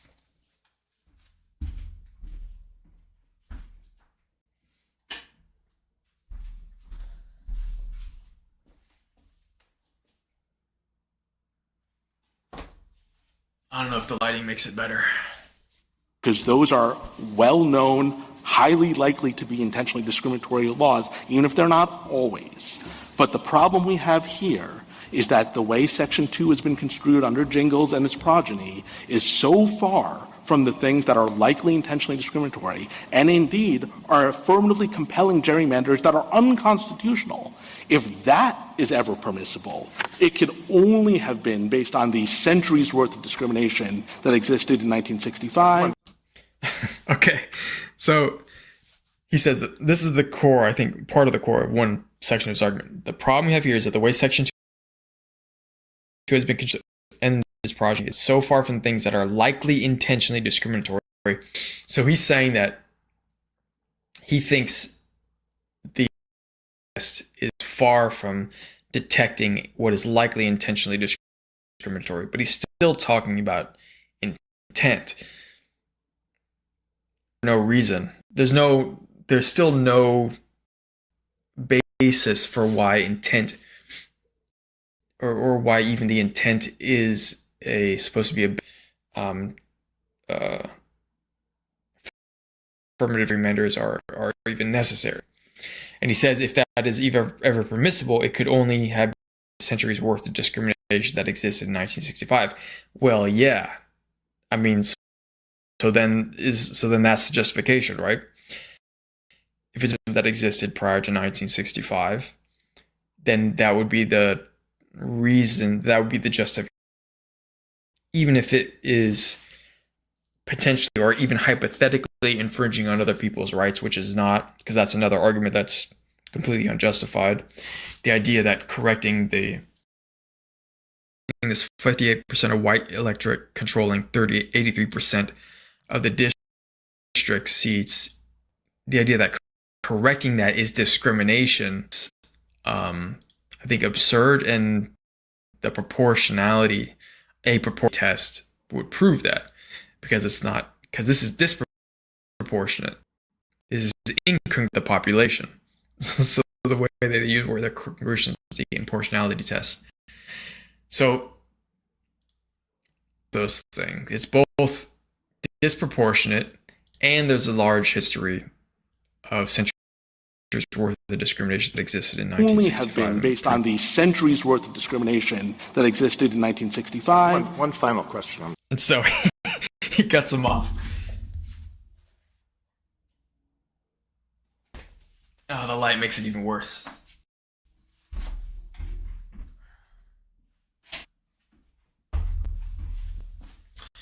It's just going to have to be dark. I'm sorry to take up so much time, but I would like you to address what Solicitor General Aguinaga said about the practical problems he fears your approach would cause. So I'm not sure I really understand what his concerns are. I think the way we've articulated the test, the plaintiffs have to come in and show that they have a map that is superior to the state's map on the state's own race-neutral principles, including its political objectives. Spooky story. I think the thing that the Solicitor General primarily focused on is confusion about what it means to be predominant.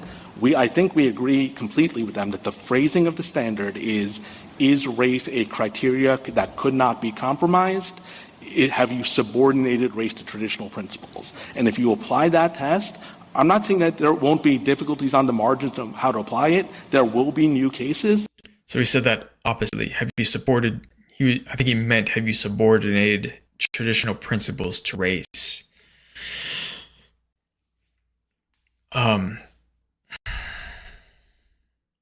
He says the thing that the Solicitor General primarily focused on is confusion about what it means to be predominant. This is the other guy that was arguing alongside him. He wants to use, for the idea of predominance, is race criteria that could not be compromised. So they were arguing about this word predominance and predominant, and what the hell does that mean? Cool. What does predominance mean? Is it the primary consideration is just one? Is it just one of the considerations? Is race? When I say it, I mean is race. Is a race a criteria that could not be compromised? And this is still assuming that correction discrimination is also discrimination.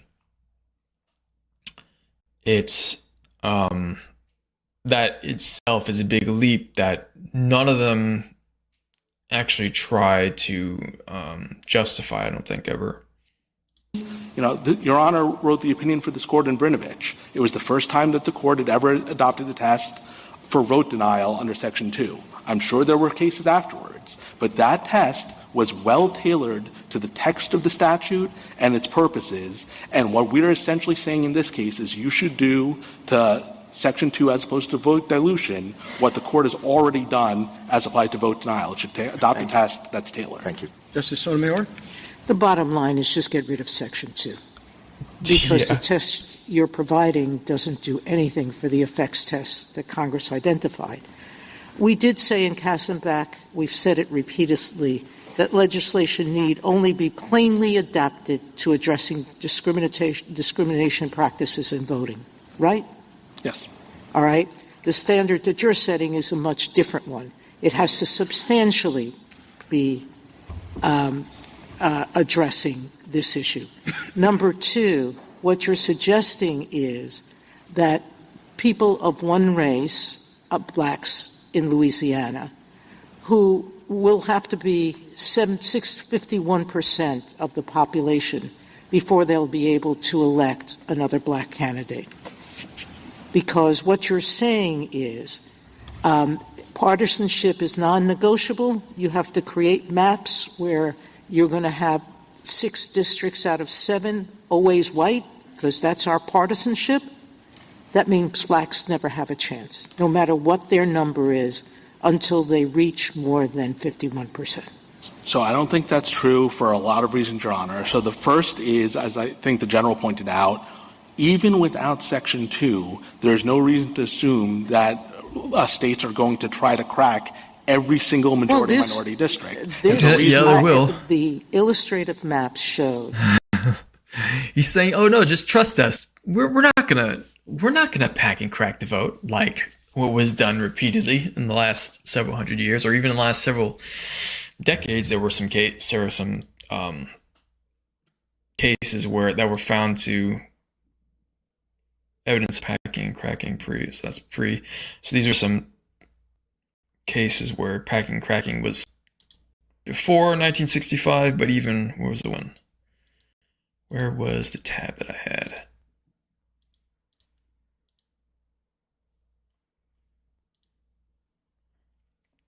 These. There have been quite a few since the 1965 and slightly before that. 1960, in this case, the city limits of Tuskegee, Alabama, were redrawn from a square to an uncouth 28-sided figure, specifically excluding nearly all black voters while not removing any white voters. The Supreme Court ruled this was an unconstitutional violation of the 15th Amendment, as the explicit intent was to disenfranchise black citizens. So what they're saying is, oh, just trust us. We won't pack and crack as many districts as we can, especially if it's on political lines. That a map drawn without looking at race and partisanship together would have created 2 districts. Compact in all traditional ways, it would have been District 2 and District 6 around the Baton Rouge and 2 other counties that were tied historically and otherwise. And politics, you say, not race, is what led the state not to give them another district. So I'll say several things, Your Honor. First, I don't agree with your characterization that the illustrative maps were compact. They combined blacks in different parts of the state, just the way this court said. No, you're talking about the state's chosen map. No, I'm not. The map. That's not something that you can just determine by looking at it. He's saying that the illustrative maps were not compact enough. Well, I mean, that's not a really defined criteria. They combined blacks in different parts of the state, just the way this court said. No, you're talking about the state's chosen map. No, I'm not. The map because the state's chosen map did that, and the state chose this map where they combined, stretched across the state, combined blacks in different parts because of their political considerations, though, because they were trying to comport with the Voting Rights Act, but also keep politicians incumbent. And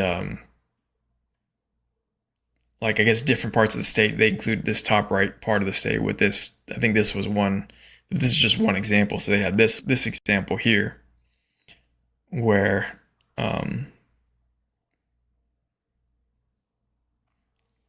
that looks reasonably compact.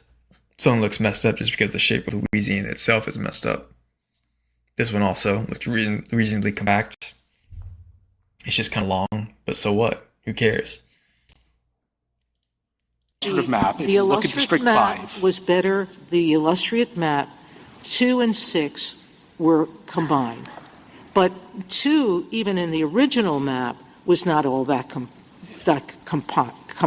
Justice Sotomayor, you're, as Justice Alito pointed out, I'm not disputing the compactness of the district. I agree they drew a very pretty rectangle. The problem is that in the very pretty rectangle, just did. The blacks drew a... You just did. I don't agree with your characterization that the illustrative maps were compact. He just did. He just disagreed with the compactness, the combined blacks in different parts of the state. Blacks in different parts, not. The 2 and 6. He's saying that just because they combined blacks in a bit different parts of the state, they Justice weren't Sotomayor, compact. As Justice Alito pointed out, I'm not disputing the compactness of the district. I agree they drew a very pretty rectangle. The problem is that in the very pretty rectangle, the blacks lived in the south and the north. Again, that doesn't matter because that does not effing matter because the criteria is the racial or language minority group sufficiently large and geographically compact to constitute a majority in a single member district. So they only need to be compact enough to constitute a majority in a single member district. That's it. Took two very different groups of black people and put them together. The criteria is whether or not the district is compact enough. The problem is that all of this map is that way. North and south, but they did it for racial west. reasons, and the state did it for non-racial reasons. Well, so what? Really, in excluding the blacks, they did it for racial reasons. Blacks, they did it for racial reasons. No, Your Honor, there's no argument for that, as Justice Alito pointed out. Well, that's why the reasons. That's why there's no intent test. It's just the effects test. Doesn't fucking matter what the reasons ultimately were. It's just assessing what the effects of the districting was. States' maps have been pre-cleared twice by the Department of Justice. So the suggestion that the fact that the prior maps were 5-1 maps is not, there's no basis to say that that was for racial reasons. And again, yeah, but they weren't also explicitly challenged either. That the challenge was never brought that they were done for racial reasons. And this will be addressed later too. Again, West Virginia, 0 Democratic districts. There's a lot of white Democrats in West Virginia. There's just no reason to assume that because there's a large Democratic population in Louisiana that doesn't have a district, that that's a racial reason rather than a partisan reason. If you can't separate out the two, it's impossible. But you can separate out the two. You can control for party, and you can require them to draw a map. Shelby versus Holder? Yeah, which one was that again? Shelby versus Holder. Yeah, you know your stuff. Are you a lawyer? Are you a lawyer? What is it? Roach from Asmond Gold's room? Roach from Asmond Gold's room?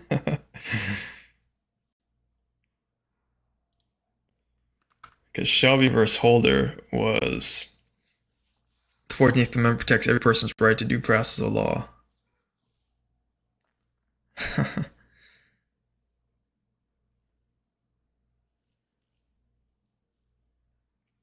Does renewal of the Section 5. Oh, right. That's when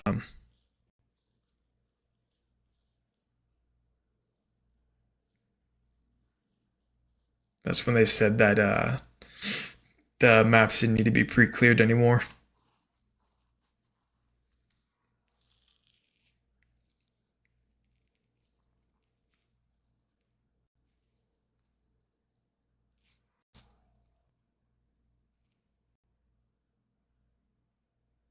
Yeah.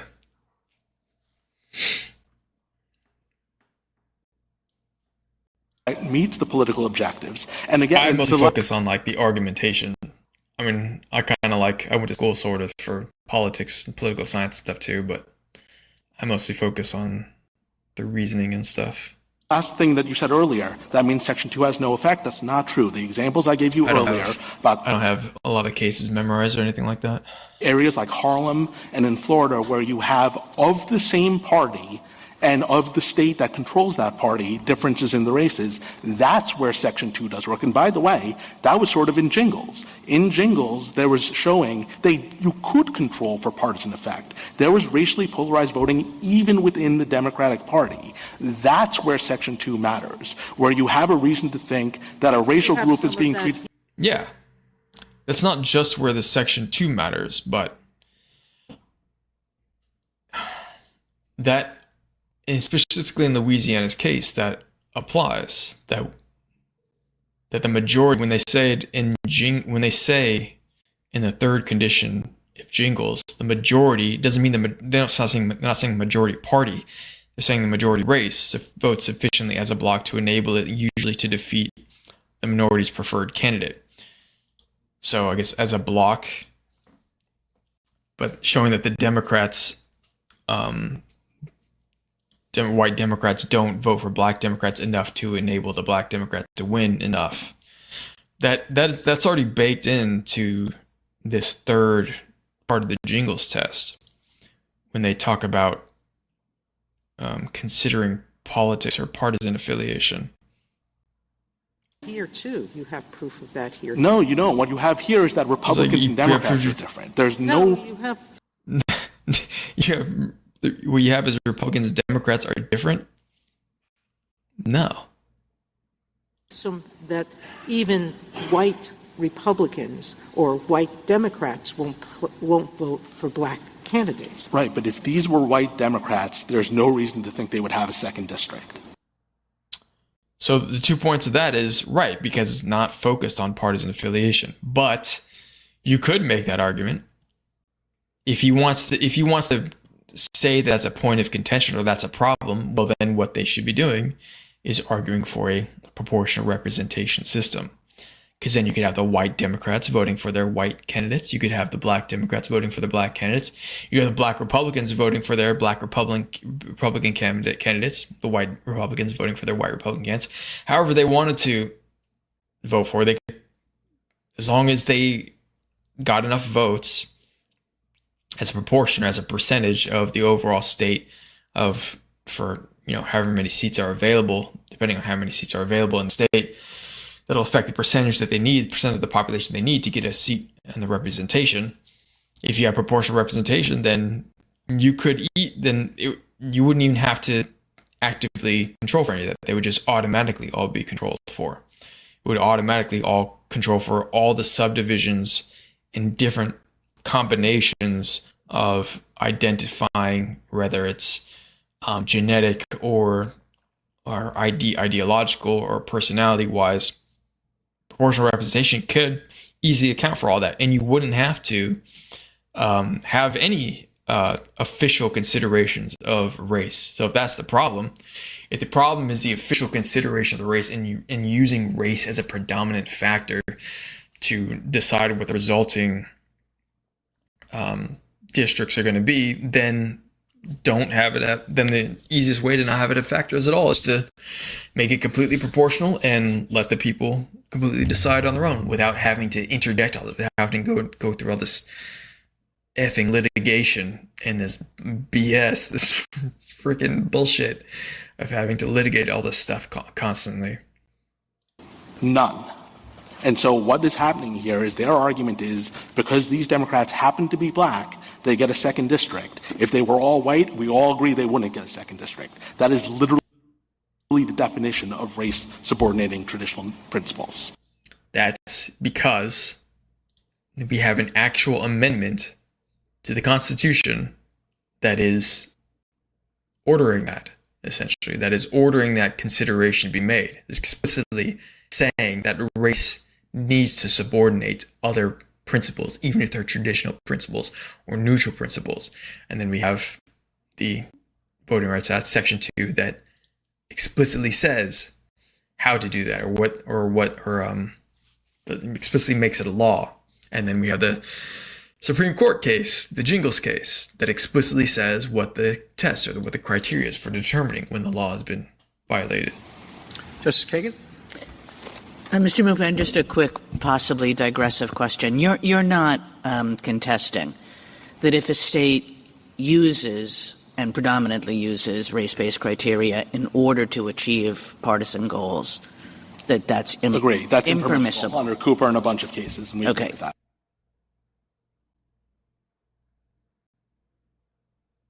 That's all I wanted to know. Mrs. Gorsuch? So in order to achieve partisan goals. Because you said you're not contesting that if a state predominantly uses race-based criteria in order to achieve partisan goals, that's impermissible. So he's not contesting that it's impermissible, but he says that is impermissible for a state using race-based criteria in order to achieve partisan goals. That is impermissible. That's impermissible under Cooper and a bunch of cases. And we agree with that. That's all I wanted to know. Mrs. Gorsuch? Just a couple of questions about the practical implications that Justice Alito is touching on, and some of your colleagues have as well. How do we control for state political objectives? I mean, you say, well, that's easy to do. Is it the number of incumbent seats that they want to protect? Is it the level at which they think protection is appropriate? Say, I need 55% of the population to be registered Republicans or Democrats. Do they get to say that? Does the state get to say, I not only want 5 incumbents protected, but I want them really protected? That's one example. Does the state have to say that when it's legislating, or can it come in later in the litigation and say that? Can a court, and I'm just spinning out a few things for you, you can just respond to them how you want. Can a court second-guess those and say, those are not really the state's purposes, that they're just litigation position? How's a court supposed to handle that? And then I've got some more for you. So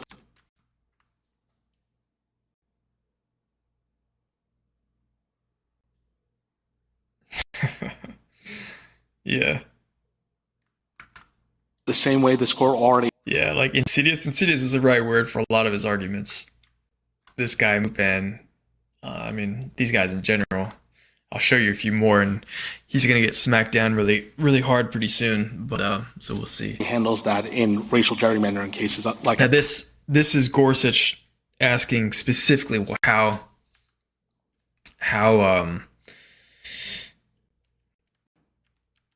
does that play out practically? How does political objectives prioritization play out practically, especially in terms of protecting incumbents? And one of the points I made earlier was that if incumbent protection is a traditional principle that should supersede race-based considerations, then the entire point of the Voting Rights Act would be completely wiped out, because the point was to give black people more effective voting, which would basically, by definition, which would be guaranteed to unseat some incumbents. So if they made that argument back when in 1965, shortly after the Voting Rights Act was passed, that would obviously be a ridiculous argument, because that was the whole point of the Voting Rights Act. If you're going to give people more effective power with their voting, then you're going to have some incumbents being unseated. What they did with that, about that Rucho versus Common Cause Roach, that Rucho is, they basically said that political considerations, or including incumbency protection, is a legitimate reason to gerrymander.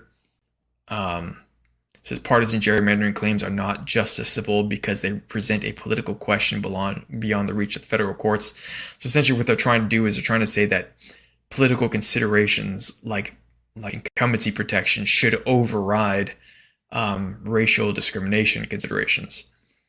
And they're basing that on this 2016 case, Rucho, which just said that it didn't protect partisan gerrymandering, but it just said that there's no history for the judges or the courts to weigh in on partisan gerrymandering considerations.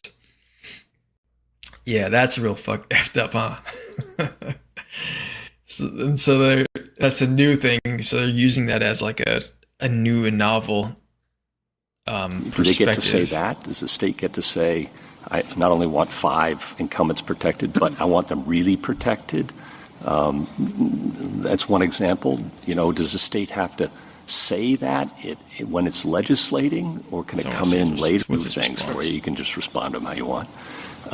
Can a court second guess those and say, those are not really the state's purposes, that they're just litigation position? How's a court supposed to handle that? And then I've got some more for you. So the same way this court already handles that in racial gerrymandering cases like Alexander. Yes, the state can come in with whatever their political objectives are. If they want to say it's not just a 6-1 map, it's a 6-1 map with a certain percentage because we want to make sure certain people are safe, really safe, and we're willing to tolerate a little bit more risk elsewhere, it's up to them to set what their political objectives are as long as they are race neutral. Now, can a court second guess that? Yes. If they say, look, they these are race neutral. It's like, what does that even mean? It just means that they can use incumbency protection as an argument all the time.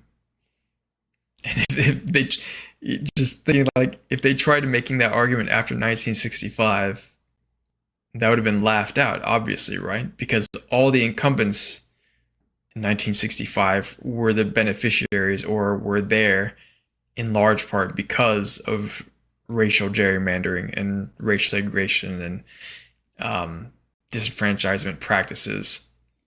So incumbency protection can't possibly be a superseding qualification. Interests, and the map as drawn is inconsistent with that in a bunch of ways. A court could say we don't believe that. Well, what if the map is consistent with it? Can I still try and disprove it? Well, so no. That wasn't really, I mean, that's what the map does, but that's not really what they were after. So if you could try to bring an intentional discrimination case and say that it's pretextual. How about cohesion? Right? So we said intentional what they were after. So if you could try to bring an intentional discrimination case and say that it's pretextual. How about cohesion? Intention is right? like You say, well, you got to segregate out members of one race or another based on their party affiliations and crossover voting and how much they really won't vote for somebody of the other race even if they're the same party. How much cohesion is enough?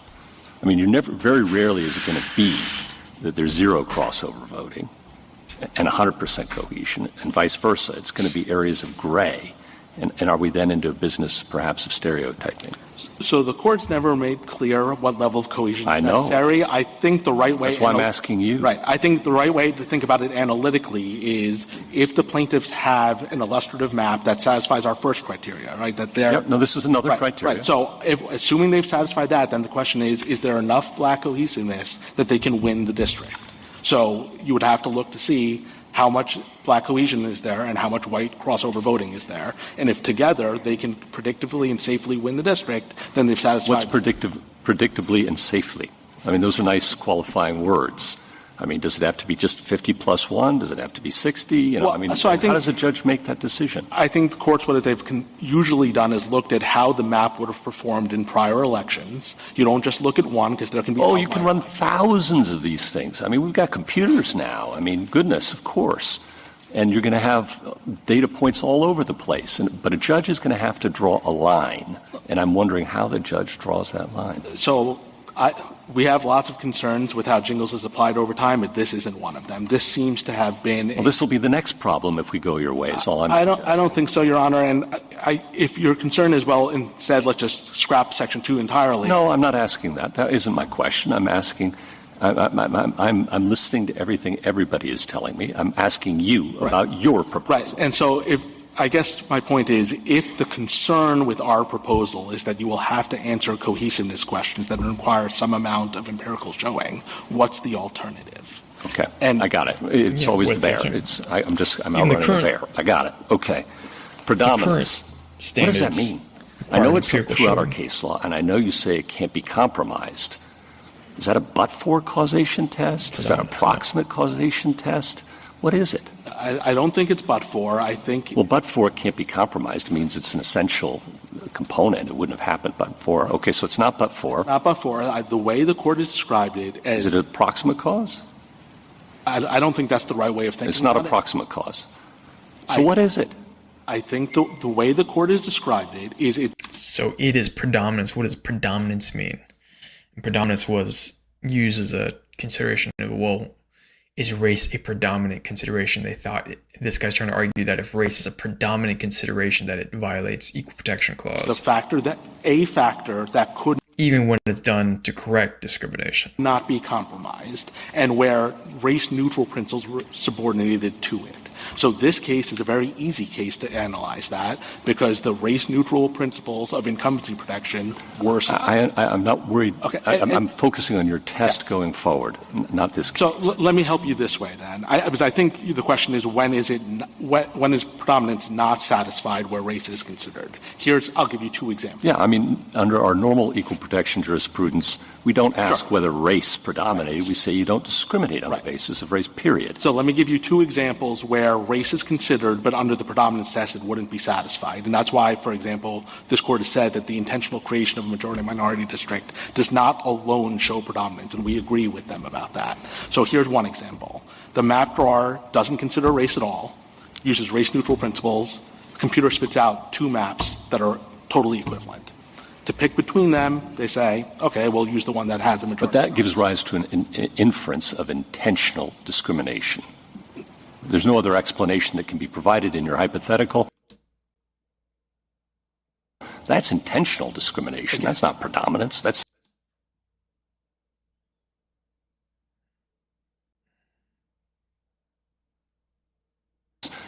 choosing.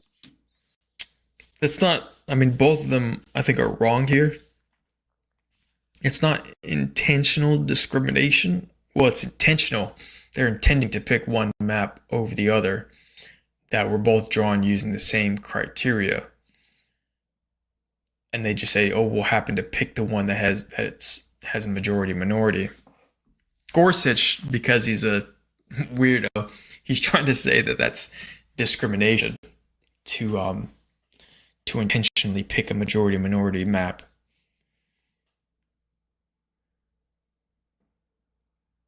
He says it's choosing on the basis of race. Choosing on the basis of race. Again, neither of this court's formulations of predominance are met on that fact pattern. You can't say that race-neutral principles were subordinated. They weren't. And you can't say that the race was. You can't say race-neutral principles were subordinated. They weren't. Right. And you can't say that race was non-negotiable. It wasn't.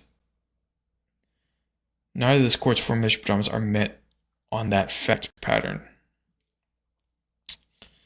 You can't say that race-neutral principles were subordinated. They weren't, right? Because they used the same criteria or same principle, and that principle happened to be able to also spit out a majority-minority district. But then the question is, well, what if they don't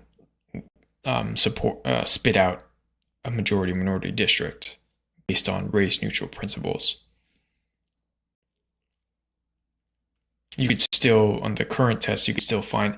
So he's saying that if you put in race-neutral principles to a computer and they spit out at least one majority-minority district that's called for based on proportional racial proportions of the state's population, and you pick that, then that would be okay. I think he's saying that would be okay. He's saying that race was non-negotiable. It wasn't.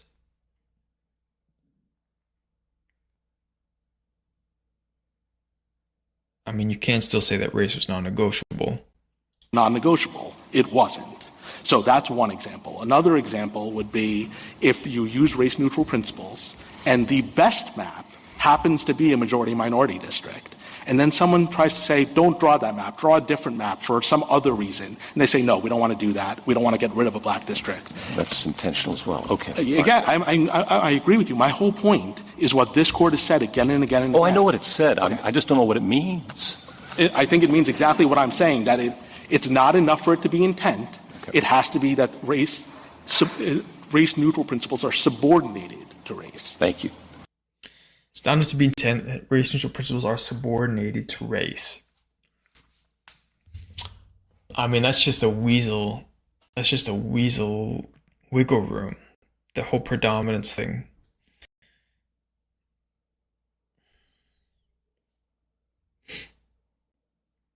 Because it really just gets down to what does the application of the Section 2 mean?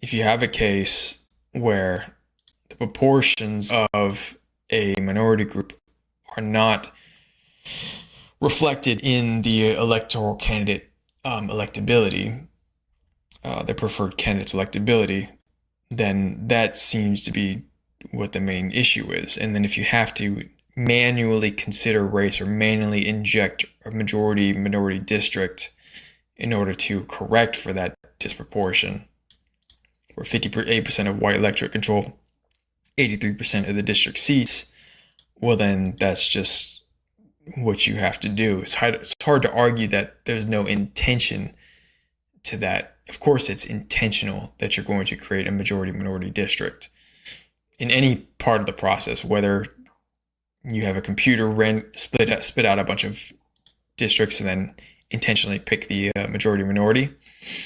So it's like this predominance idea just doesn't mean anything. It doesn't really have any applicable meaning. Justice Kavanaugh? Well, I'm going to pick up right there because I had a lot of questions about your use of the word predominance as well, which the amicus briefs on your side say that word has been hopeless, I think, in trying to figure out what it means. What I've understood it to mean over time in the jurisprudence in this area is that race does not predominate if the district, even though drawn based on race, is reasonably configured and compact. That's probably the most sensible, and I think interpretation that's I think what has been used previously, like in these other cases, where they found, I can't forget, like this, where they found this Teal district in Georgia to be effed up because there's a bunch of tiny little incursions into different districts so that they can just make up a majority-minority district. And that's obviously not reasonably configured. It's not neat. It's not compact.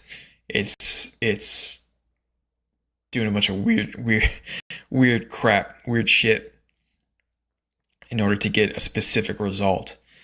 So that, in terms of predominance, that seems to be the only, I guess, assessment that can be actually used to see if race is being too much of an overriding factor. Is that what you think? Yes and no, right? So what was the other one? There was another one I had. Is it North Carolina? Did I close it? Oh, here. This, I forgot which case it was a part of. Oh, it's part of Shaw versus Reno. So this is one of the Shaw cases.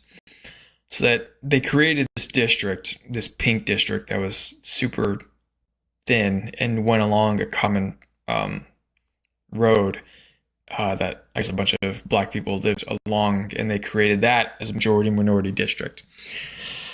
But the Supreme Court in Reno versus Shaw, or Shaw versus Reno, decided that that was not compact and reasonably configured enough, and that it was just too obvious that race was the driving factor, the main one and only basically factor in creating it. And several other of the districts are sort of drawn in that messed up way like that, as that really seems to be the only criteria that can be used for some meaning of predominance. That's not as helpful. I know. And so here's the issue. This court has recognized the test is whether race-neutral principles are subordinated to race. That's the test that he's proposing. But he's trying to include, again, that partisan considerations, like candidate protection should be superior to race considerations. If you don't comply with traditional principles, then clearly you have subordination.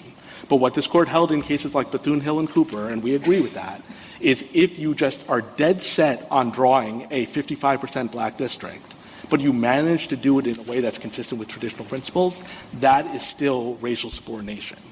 But here's the really important point for this case. We are not arguing, absolutely not arguing, what Alabama argued in Milligan, which is that the plaintiffs can't consider race, and that the plaintiffs can't have 55%. I understand that. And what does matter but it seems like your position is you can use, the state can use race a little bit. If we're talking about the state it's kind acting, of like the Bakke kind of thing. It's a race. Yes. If you're talking about if you're talking about the state acting in the first instance wholly apart from Section 2, yes, our position and this court's position has been you can consider race, and the reason Thanks why for stopping by, is Roach. because redistricting is a complicated multi-factor inquiry where lots of the permissible factors highly correlate to race, and if you don't have a standard like predominance, as this court recognized in Alexander, every partisan gerrymander case will become a racial gerrymander case because they will always come in and say, aha, you must have. But where it predominates, I'm repeating myself now, is where the district becomes not compact, not reasonably configured. That is one way it becomes race doesn't predominate. The other way is if they just set out to say, I'm going to draw a 55% black district, and then they backfill from there. Because that's race predominating. Exactly. Yeah. But importantly for our purposes, in a Section 2 case, when we say that race can't predominate in the as step one of Jingles, we are not focused on what the plaintiffs do. The plaintiffs can absolutely consider race. I got that. The court has to conclude that their map is better than the state's map. And then you avoid predominance. I got that. Okay. So then what I viewed as the real innovation of your brief. That's not different, though. That we have not considered before. That's not really any different from the current situation, though. That's how it currently works. What he just said is that the plaintiffs try to come up with a map that considers race and say that it's also at least on par or superior. So basically he's just saying that, it can't just be on par, it has to be superior to the state's maps in order for race to not predominate. So what he's trying to do is he's trying to stick his thumb in it and just create like this little bit of wiggle room for essentially, shithead judges, or I guess judges who want to make a decision one way or the other, because it's still extremely vague. It's just not clear of how this standard that he's proposing would work. So all it'll do is just give wiggle room for more chaos, basically. Has to conclude that their map is better than the state's map. And then you avoid predominance. I got that. Okay. So then what I viewed as the real innovation of your brief that we have not considered before, as you point out, is the material on page 25. The political objectives. Yes. And that strikes me as new, but also new because we haven't considered it before. So I think that's right. I don't think this court has ever squarely considered it. I think part of the reason the court is... What's the rationale for why it's consistent for what we have allowed before? Because it is another traditional race-neutral principle. It is one that hasn't been urged as frequently, in part because it was unclear whether partisan gerrymandering... Because of Rucho. I mean, pre-Rucho. Right, pre-Rucho. But post-Rucho, it is... Post-Rucho, it's been clear that partisan gerrymandering is completely okay. Then they're trying to use as an excuse to also... to have that superseded racial... discrimination considerations. That is a permissible criteria. Indeed, in Rucho, the court described it as ignoring the good faith inference that the legislatures do to not consider their political objectives. Got it. And is it also, though, part of constitutional avoidance? Yes, again, because... So there are two things. It's hasn't been considered before, and it avoids constitutional problems if we fold page 25 That's absolutely right. Again, I think one thing to remember here is Jingles was written in 1985. It was 10 years before this court wrote Shaw and Miller and all the predominance cases. There's just no way Jingles would have ever been written the way it was if it was decided after those cases. Yeah, but that's because those cases were written after, in response to the Jingles case. Those cases themselves are written in response to the Jingles case. That is an intervening change in law that has created constitutional issues, and I think the court should modify Jingles to reflect that. Got it. Two more, sorry. Do you agree with Louisiana on the Constitution? In part, but not entirely. Can you explain that? Yeah, so we don't think that it is unconstitutional for Congress to have any results test, or that the current results test can't survive if it's construed the way we've proposed. What if it were not construed the way you want it to be construed? What is your position on the temporal point? So if it was construed differently than we've proposed, we do think it's unconstitutional, both because of the temporal point and because of its scope just to begin with. Right? To be clear, you're not saying Section 2 is unconstitutional. Section 2, as applied to redistricting to the extent it requires the intentional use of race to create districts, if there's no change in Jingles, that's your position. I agree with all of that, except instead of the word intentional, I would say use the word predominant. But with that caveat, yes. Yes, got that. Okay, last, this is picking up on Justice Gorsuch. I think your Harlem hypo is very challenging because, I mean, you get into elections and you're microanalyzing the data. White Democrats and black Democrats are not necessarily, there's going to be a lot of times differences in that, and you say that triggers the finding of polarization, correct? Yeah, if there is... I mean, how big a difference does that have to be? Again, I think the right way... It's like 10-point difference? I think the right way of thinking about it is if you start with their step one, which is what would the map look like if they'd done it on race-neutral grounds, and then say, is there enough polarization that the minority group who would have been in that district could have won, then they can satisfy steps 1 and 2. Thank you. If there's one last... If there's enough polarization, the minority group who would have been in that district could have won, then they can satisfy steps 1 and 2.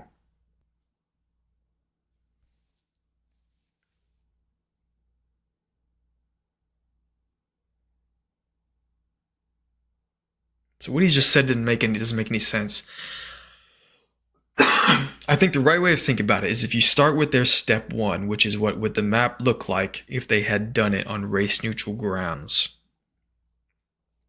And they say, is there enough polarization that the minority group who would have been in that district could have won, then they can satisfy steps 1 and 2 of Jingles?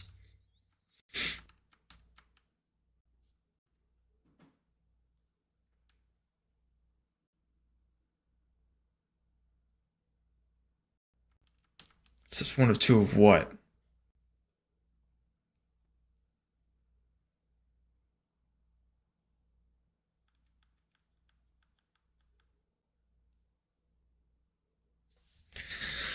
If you started with step 1, which is what would the map look like if they had done it on race-neutral grounds, and then say, is there enough polarization that the minority group who would have been in that district...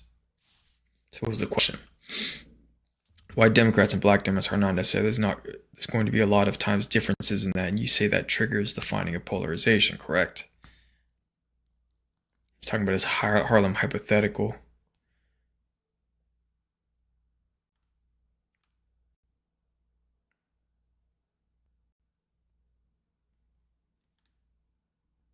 The right way of thinking about it is if you start with their step 1, which is what would the map look like if they'd done it on race-neutral grounds, and say, is there enough polarization? The minority group who would have been in that district could have won. But if there's polarization in the group, then they could not have won.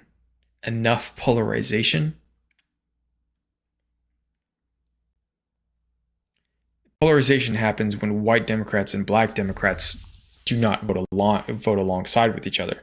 So why would that who would have been in that group could have won if there was enough polarization? Could have won? He's misspeaking somewhere in this sentence. but I'm not sure where it is. Or he's just talking a bunch of nonsense. What would the map look like if done on race neutral grounds? Then say, is there enough polarization or non-polarization? Is there not too much polarization that the minority group who would have been in that district could have won? Then they satisfy steps 1 and 2 of what? I guess the minority group where there's too much. Is there enough polarization in the minority group who would have been in that district could not have won? I think he means. Then they can satisfy steps 1 and 2. But what he's saying there, that's not any different from how Jingles works right now.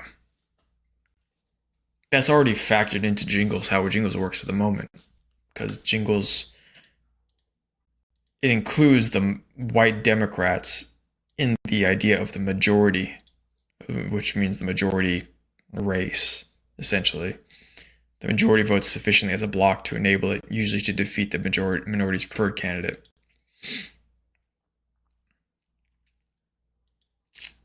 As a block, or just as a result of their votes, usually defeats the minority candidate. So what he's saying just doesn't make any sense. The right way it's like 10-point difference. I think the right way of thinking about it is if you start with their step 1, which is what would the map look like if they'd done it on race-neutral grounds, and then say, is there enough polarization that the minority group who would have been in that district could have won, then they can satisfy steps 1 and 2. Thank you. If there's one last point I can make, Your Honor, which you had asked a question earlier about the practical consequences of our position. I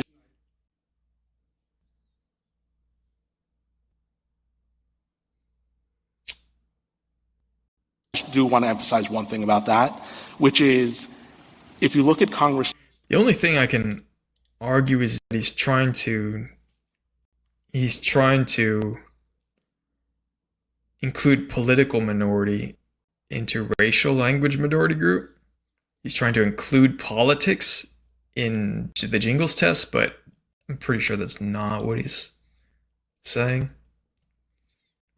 He might be saying that if the Democrats or if Republicans are the minority in any state, but they have enough that they could sufficiently comprise the majority in a district, then the Voting Rights Act should be applied on a political or party basis as well as a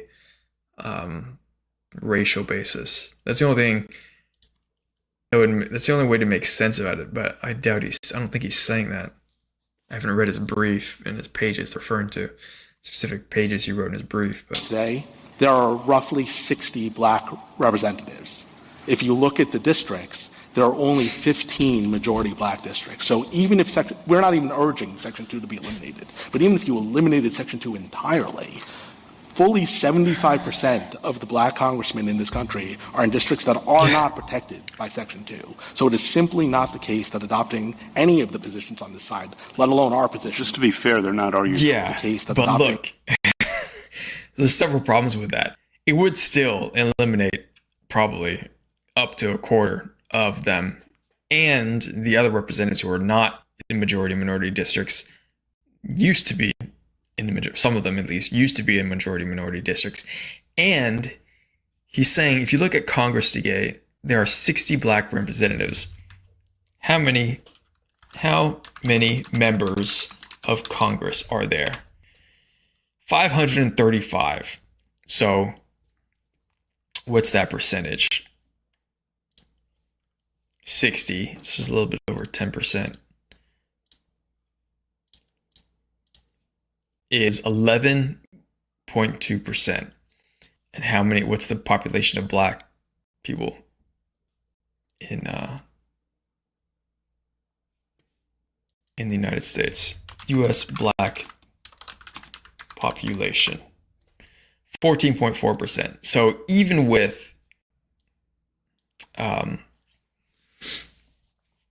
the Voting Rights Act and Section 2, blacks are still underrepresented as a whole in total, and that most of that it's from it's because of the Senate, because it's much harder, even with majority-minority districts, to get a black senator elected. I think we only have 5 black senators. Black senators number.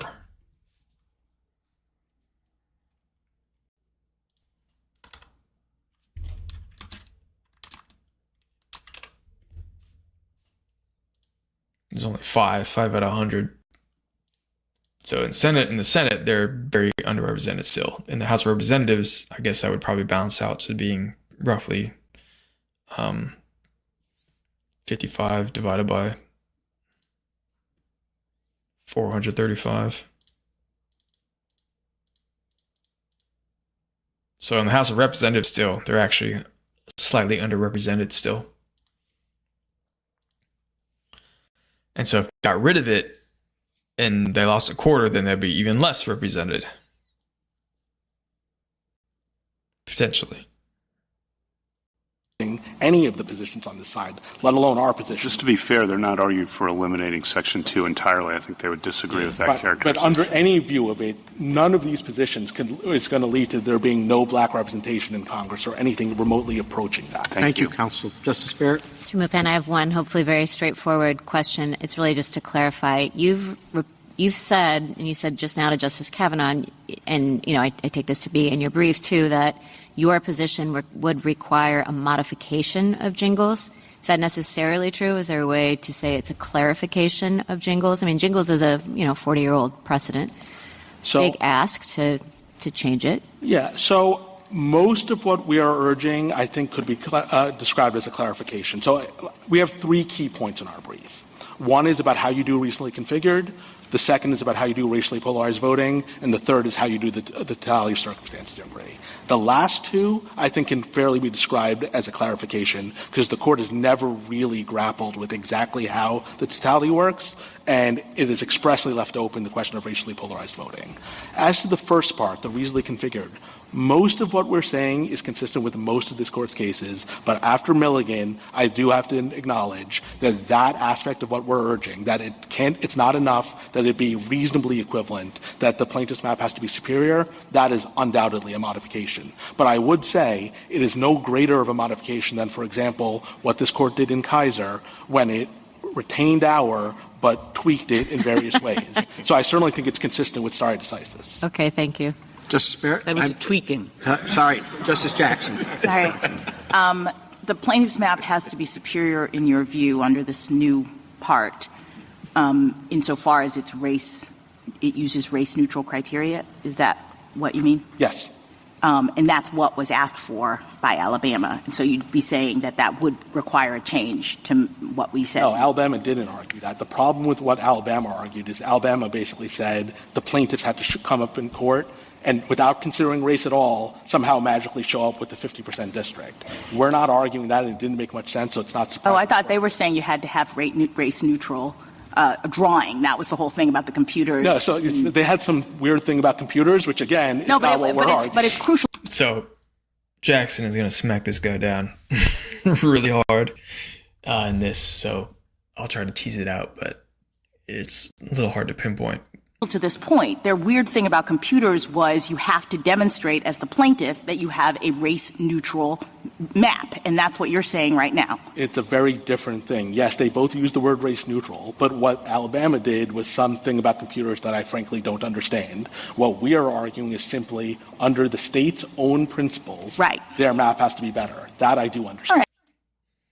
So just because you don't understand what the thing about computers were doesn't mean you get to write off her perspective. Just because you don't understand something doesn't mean that it can't be done. And then my final question, it just goes to that point, because I'm struck by the degree to which your analysis relies on the states departing from traditional principles. You say you get to Section 2 Section 2 violation when they do that. And I guess I just wonder why that doesn't leave us in a position where you really cannot remedy the effects of race discrimination operating in a district based on past discriminatory choices. Exactly. In other words, you're still bringing in intent because you're saying you have to intentionally depart from your traditional principles on the basis of race, and that's what's going to trigger Section 2. And I have, for example, the Louisiana historian's brief, where it talks about how the reason why you have blacks in different places is because the residential patterns in the state are still reflective of where enslaved communities lived along this particular river system. And that residential segregation, along with disparities in political power, economic status, health outcomes, all of these things are existent today because they reflect institutional choices that are traceable to Jim Crow and reproduced through contemporary practices. That last part is a quote from them. So I appreciate that you want to say when the state comes with their new map, we have to look at the extent to which in drawing it they have departed from traditional principles on racial grounds. What I'm suggesting is what do we do with the situation in which the state keeps presenting the same map? They're not departing. Their map looks fine. But because of all of these race-based effects, because of the history of Jim Crow, which I appreciate happened a long time ago, but I'm positing, and Jingles allows for us to see where those effects are still occurring. I hear your test not allowing us to solve for that problem when the state is continuing to present the same map under circumstances in which people are not actually being able to have equal electoral opportunity. So I guess I'll say three things about that, Your Honor. The first is, again, our position, it does not require intent. So Gorsuch already went over that the way that the criteria that he's suggesting to determine if predominance is a thing all require intent, or all effectively are in showing some intent. And he's saying here again, our position does not require intent, but that's not true, as we'll see. I agree that at step one, we're saying you have to consider race-neutral principles, but if they've departed from that, we think you could find liability based on the effect without making a finding that they did it for intentional discriminatory reasons. Now, second, you pointed to the fact that it's possible that these effects stem from long distance. Can I just ask you, why do they have to depart? What if they just keep on doing the same thing? They're not changing the map. I thought Section 2's whole point was that you got to offer a remedy. You got to have a remedy where this thing is happening. So the well-intentioned state with no intent to discriminate says the census has changed, this is where people live, but we're just going to provide our same map. And if we can determine that that map, under those circumstances, is not providing for electoral opportunity, regardless of whether they've departed from traditional principles, I thought you had to solve for that. And I guess our point is you don't. You don't. So if they use that line of reasoning when the Voting Rights Act was implemented in 1965, then they would just have no effect, because they're saying that the traditional principles were discrimination. And you could partisan gerrymander, you could racially gerrymander, and that was that got the incumbents into the position where they are. And so if incumbency was considered a traditional principle that race considerations could not supersede, then nothing would have changed. Then nothing would have. They would have just said, oh, we're just protecting incumbents. Almost nothing would have changed. Maybe it would have changed slower once the incumbents, died or something eventually. But then even if they died, then they just said, oh, well, we just have partisan considerations. We just want to protect a certain political party. Nothing would have changed after that. And that's, when we say that can't possibly be right, that doesn't seem like it's right. If Congress is going to pass a law like that, they're probably going to intend for it to have some kind of effect. It's only where they depart from traditional principles. It's only, and I guess our point is you don't. You don't. It's only where they depart from traditional principles. It's only where you could say that it's either intentionally or likely intentionally. So intent does come in. You don't have to prove it by a preponderance of the evidence. I see. It's any other results test. You don't have to prove it by a preponderance of the evidence. Any other results test. What do you mean any other results test? What? a results test does not go into intent at all, because he said up here. So I guess three things. The first thing, our position does not require intent. And I guess your point, the only way you can do that is it's either intentionally or likely intentionally discriminatory. So intent does come in. You don't have to prove it. So that was one of the most impressive smackdowns of this part here. They departed. It was one of the most impressive smackdowns of bullshit that I've seen in a long time. And it was pretty subtle. But his Weasley rationality required a lot of sifting through. And when Jackson pulled this off, that was crazy impressive, actually. When I first saw this, I was like, oh my God. I'd never seen someone so quickly be able to tear down such a convoluted mental gymnastics argument. From traditional principles, I thought you had to solve for that. And I guess our point is you don't. You don't. It's only where they depart from traditional principles. It's only where you could say that it's either intentionally or likely intentionally. So intent does come in. You don't have to prove it by a preponderance of the evidence. I see. It's any other results test. Thank you. Thank you. Thank you, counsel. Rebuttal, Ms. Nelson. 28 months ago, this court made it pellucidly clear that Section 2 is constitutional and that there needs not be a race-neutral map that is presented as part of the illustrative maps. Many questions that are presented by my opponents on the other side have been asked and answered in Milligan.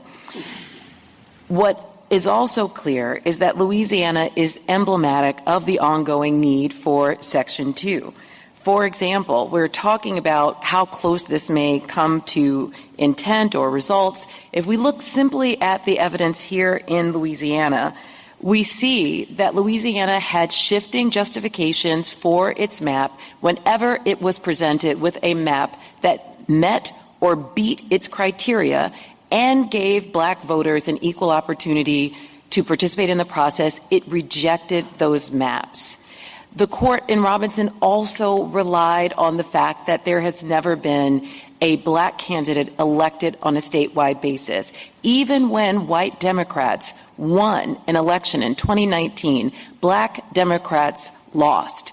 My opponents here would like to make this a partisan issue because they believe the case law will enable their case to prevail, but it does not. This is about race. Section 2 and the Voting Rights Act is laser focused on eliminating racial discrimination from our electoral process, regardless of party. And if we look at many of the black Congress people who were elected, they came out of Section 2 opportunity districts. They don't have to be majority-minority districts. Many of them are crossover districts.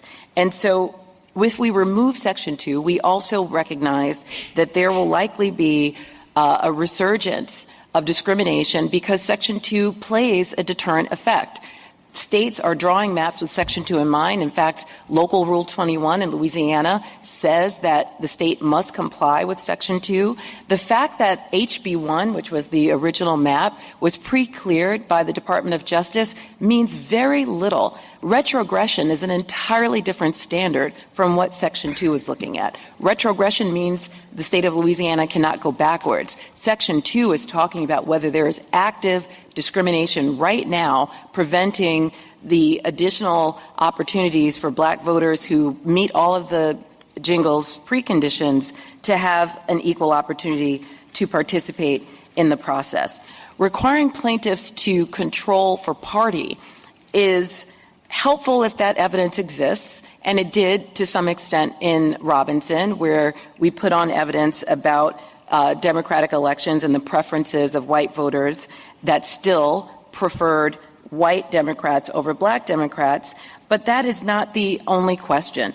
If that evidence is available, and I will remind the court it's not often available if there aren't primary elections or if we are looking at more down ballot elections, not just the congressional elections at issue here, that evidence is useful, but if there is significant racially polarized voting, that has already been shown to be probative of intentional of discrimination that comes very close to intentional discrimination. What Congress did in Section 2 was strike a very careful balance of using factors like white re-register, like the Zimmer factors, to bring us as close to a finding of intent without making the full accusation and without requiring that conclusion on the part of courts. So we should not downplay, as my opponents have, the robust nature and exacting requirements of a Jingles test,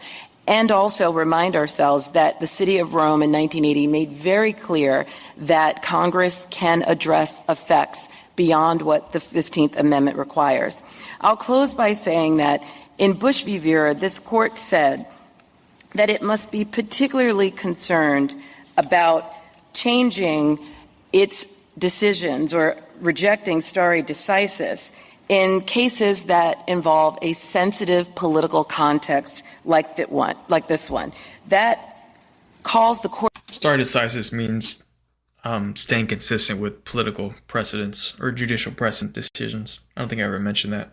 My bad. Court's legitimacy into question in a unique way. My opponents here have not done the labor of showing that precedent should be overturned. They haven't addressed Janus. They haven't addressed Ramos. They've simply said that we should overturn or tweak the precedent that governs Section 2. And I would say that there's no record to support that in this case, and this court would be remiss to not require that if it is entertaining any significant modifications of Section 2. Any further neutering of Section 2 would resurrect the 15th Amendment as a mere parchment promise, and we ask the court to remand. Thank you. Thank you, counsel. The case is submitted. That was impressive. Both Janai Finding of intent and Jackson were fucking sick in this.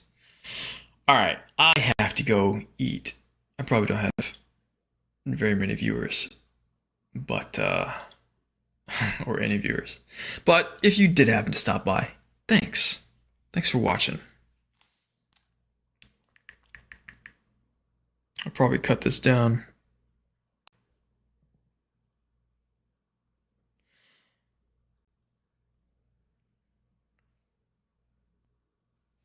To much shorter.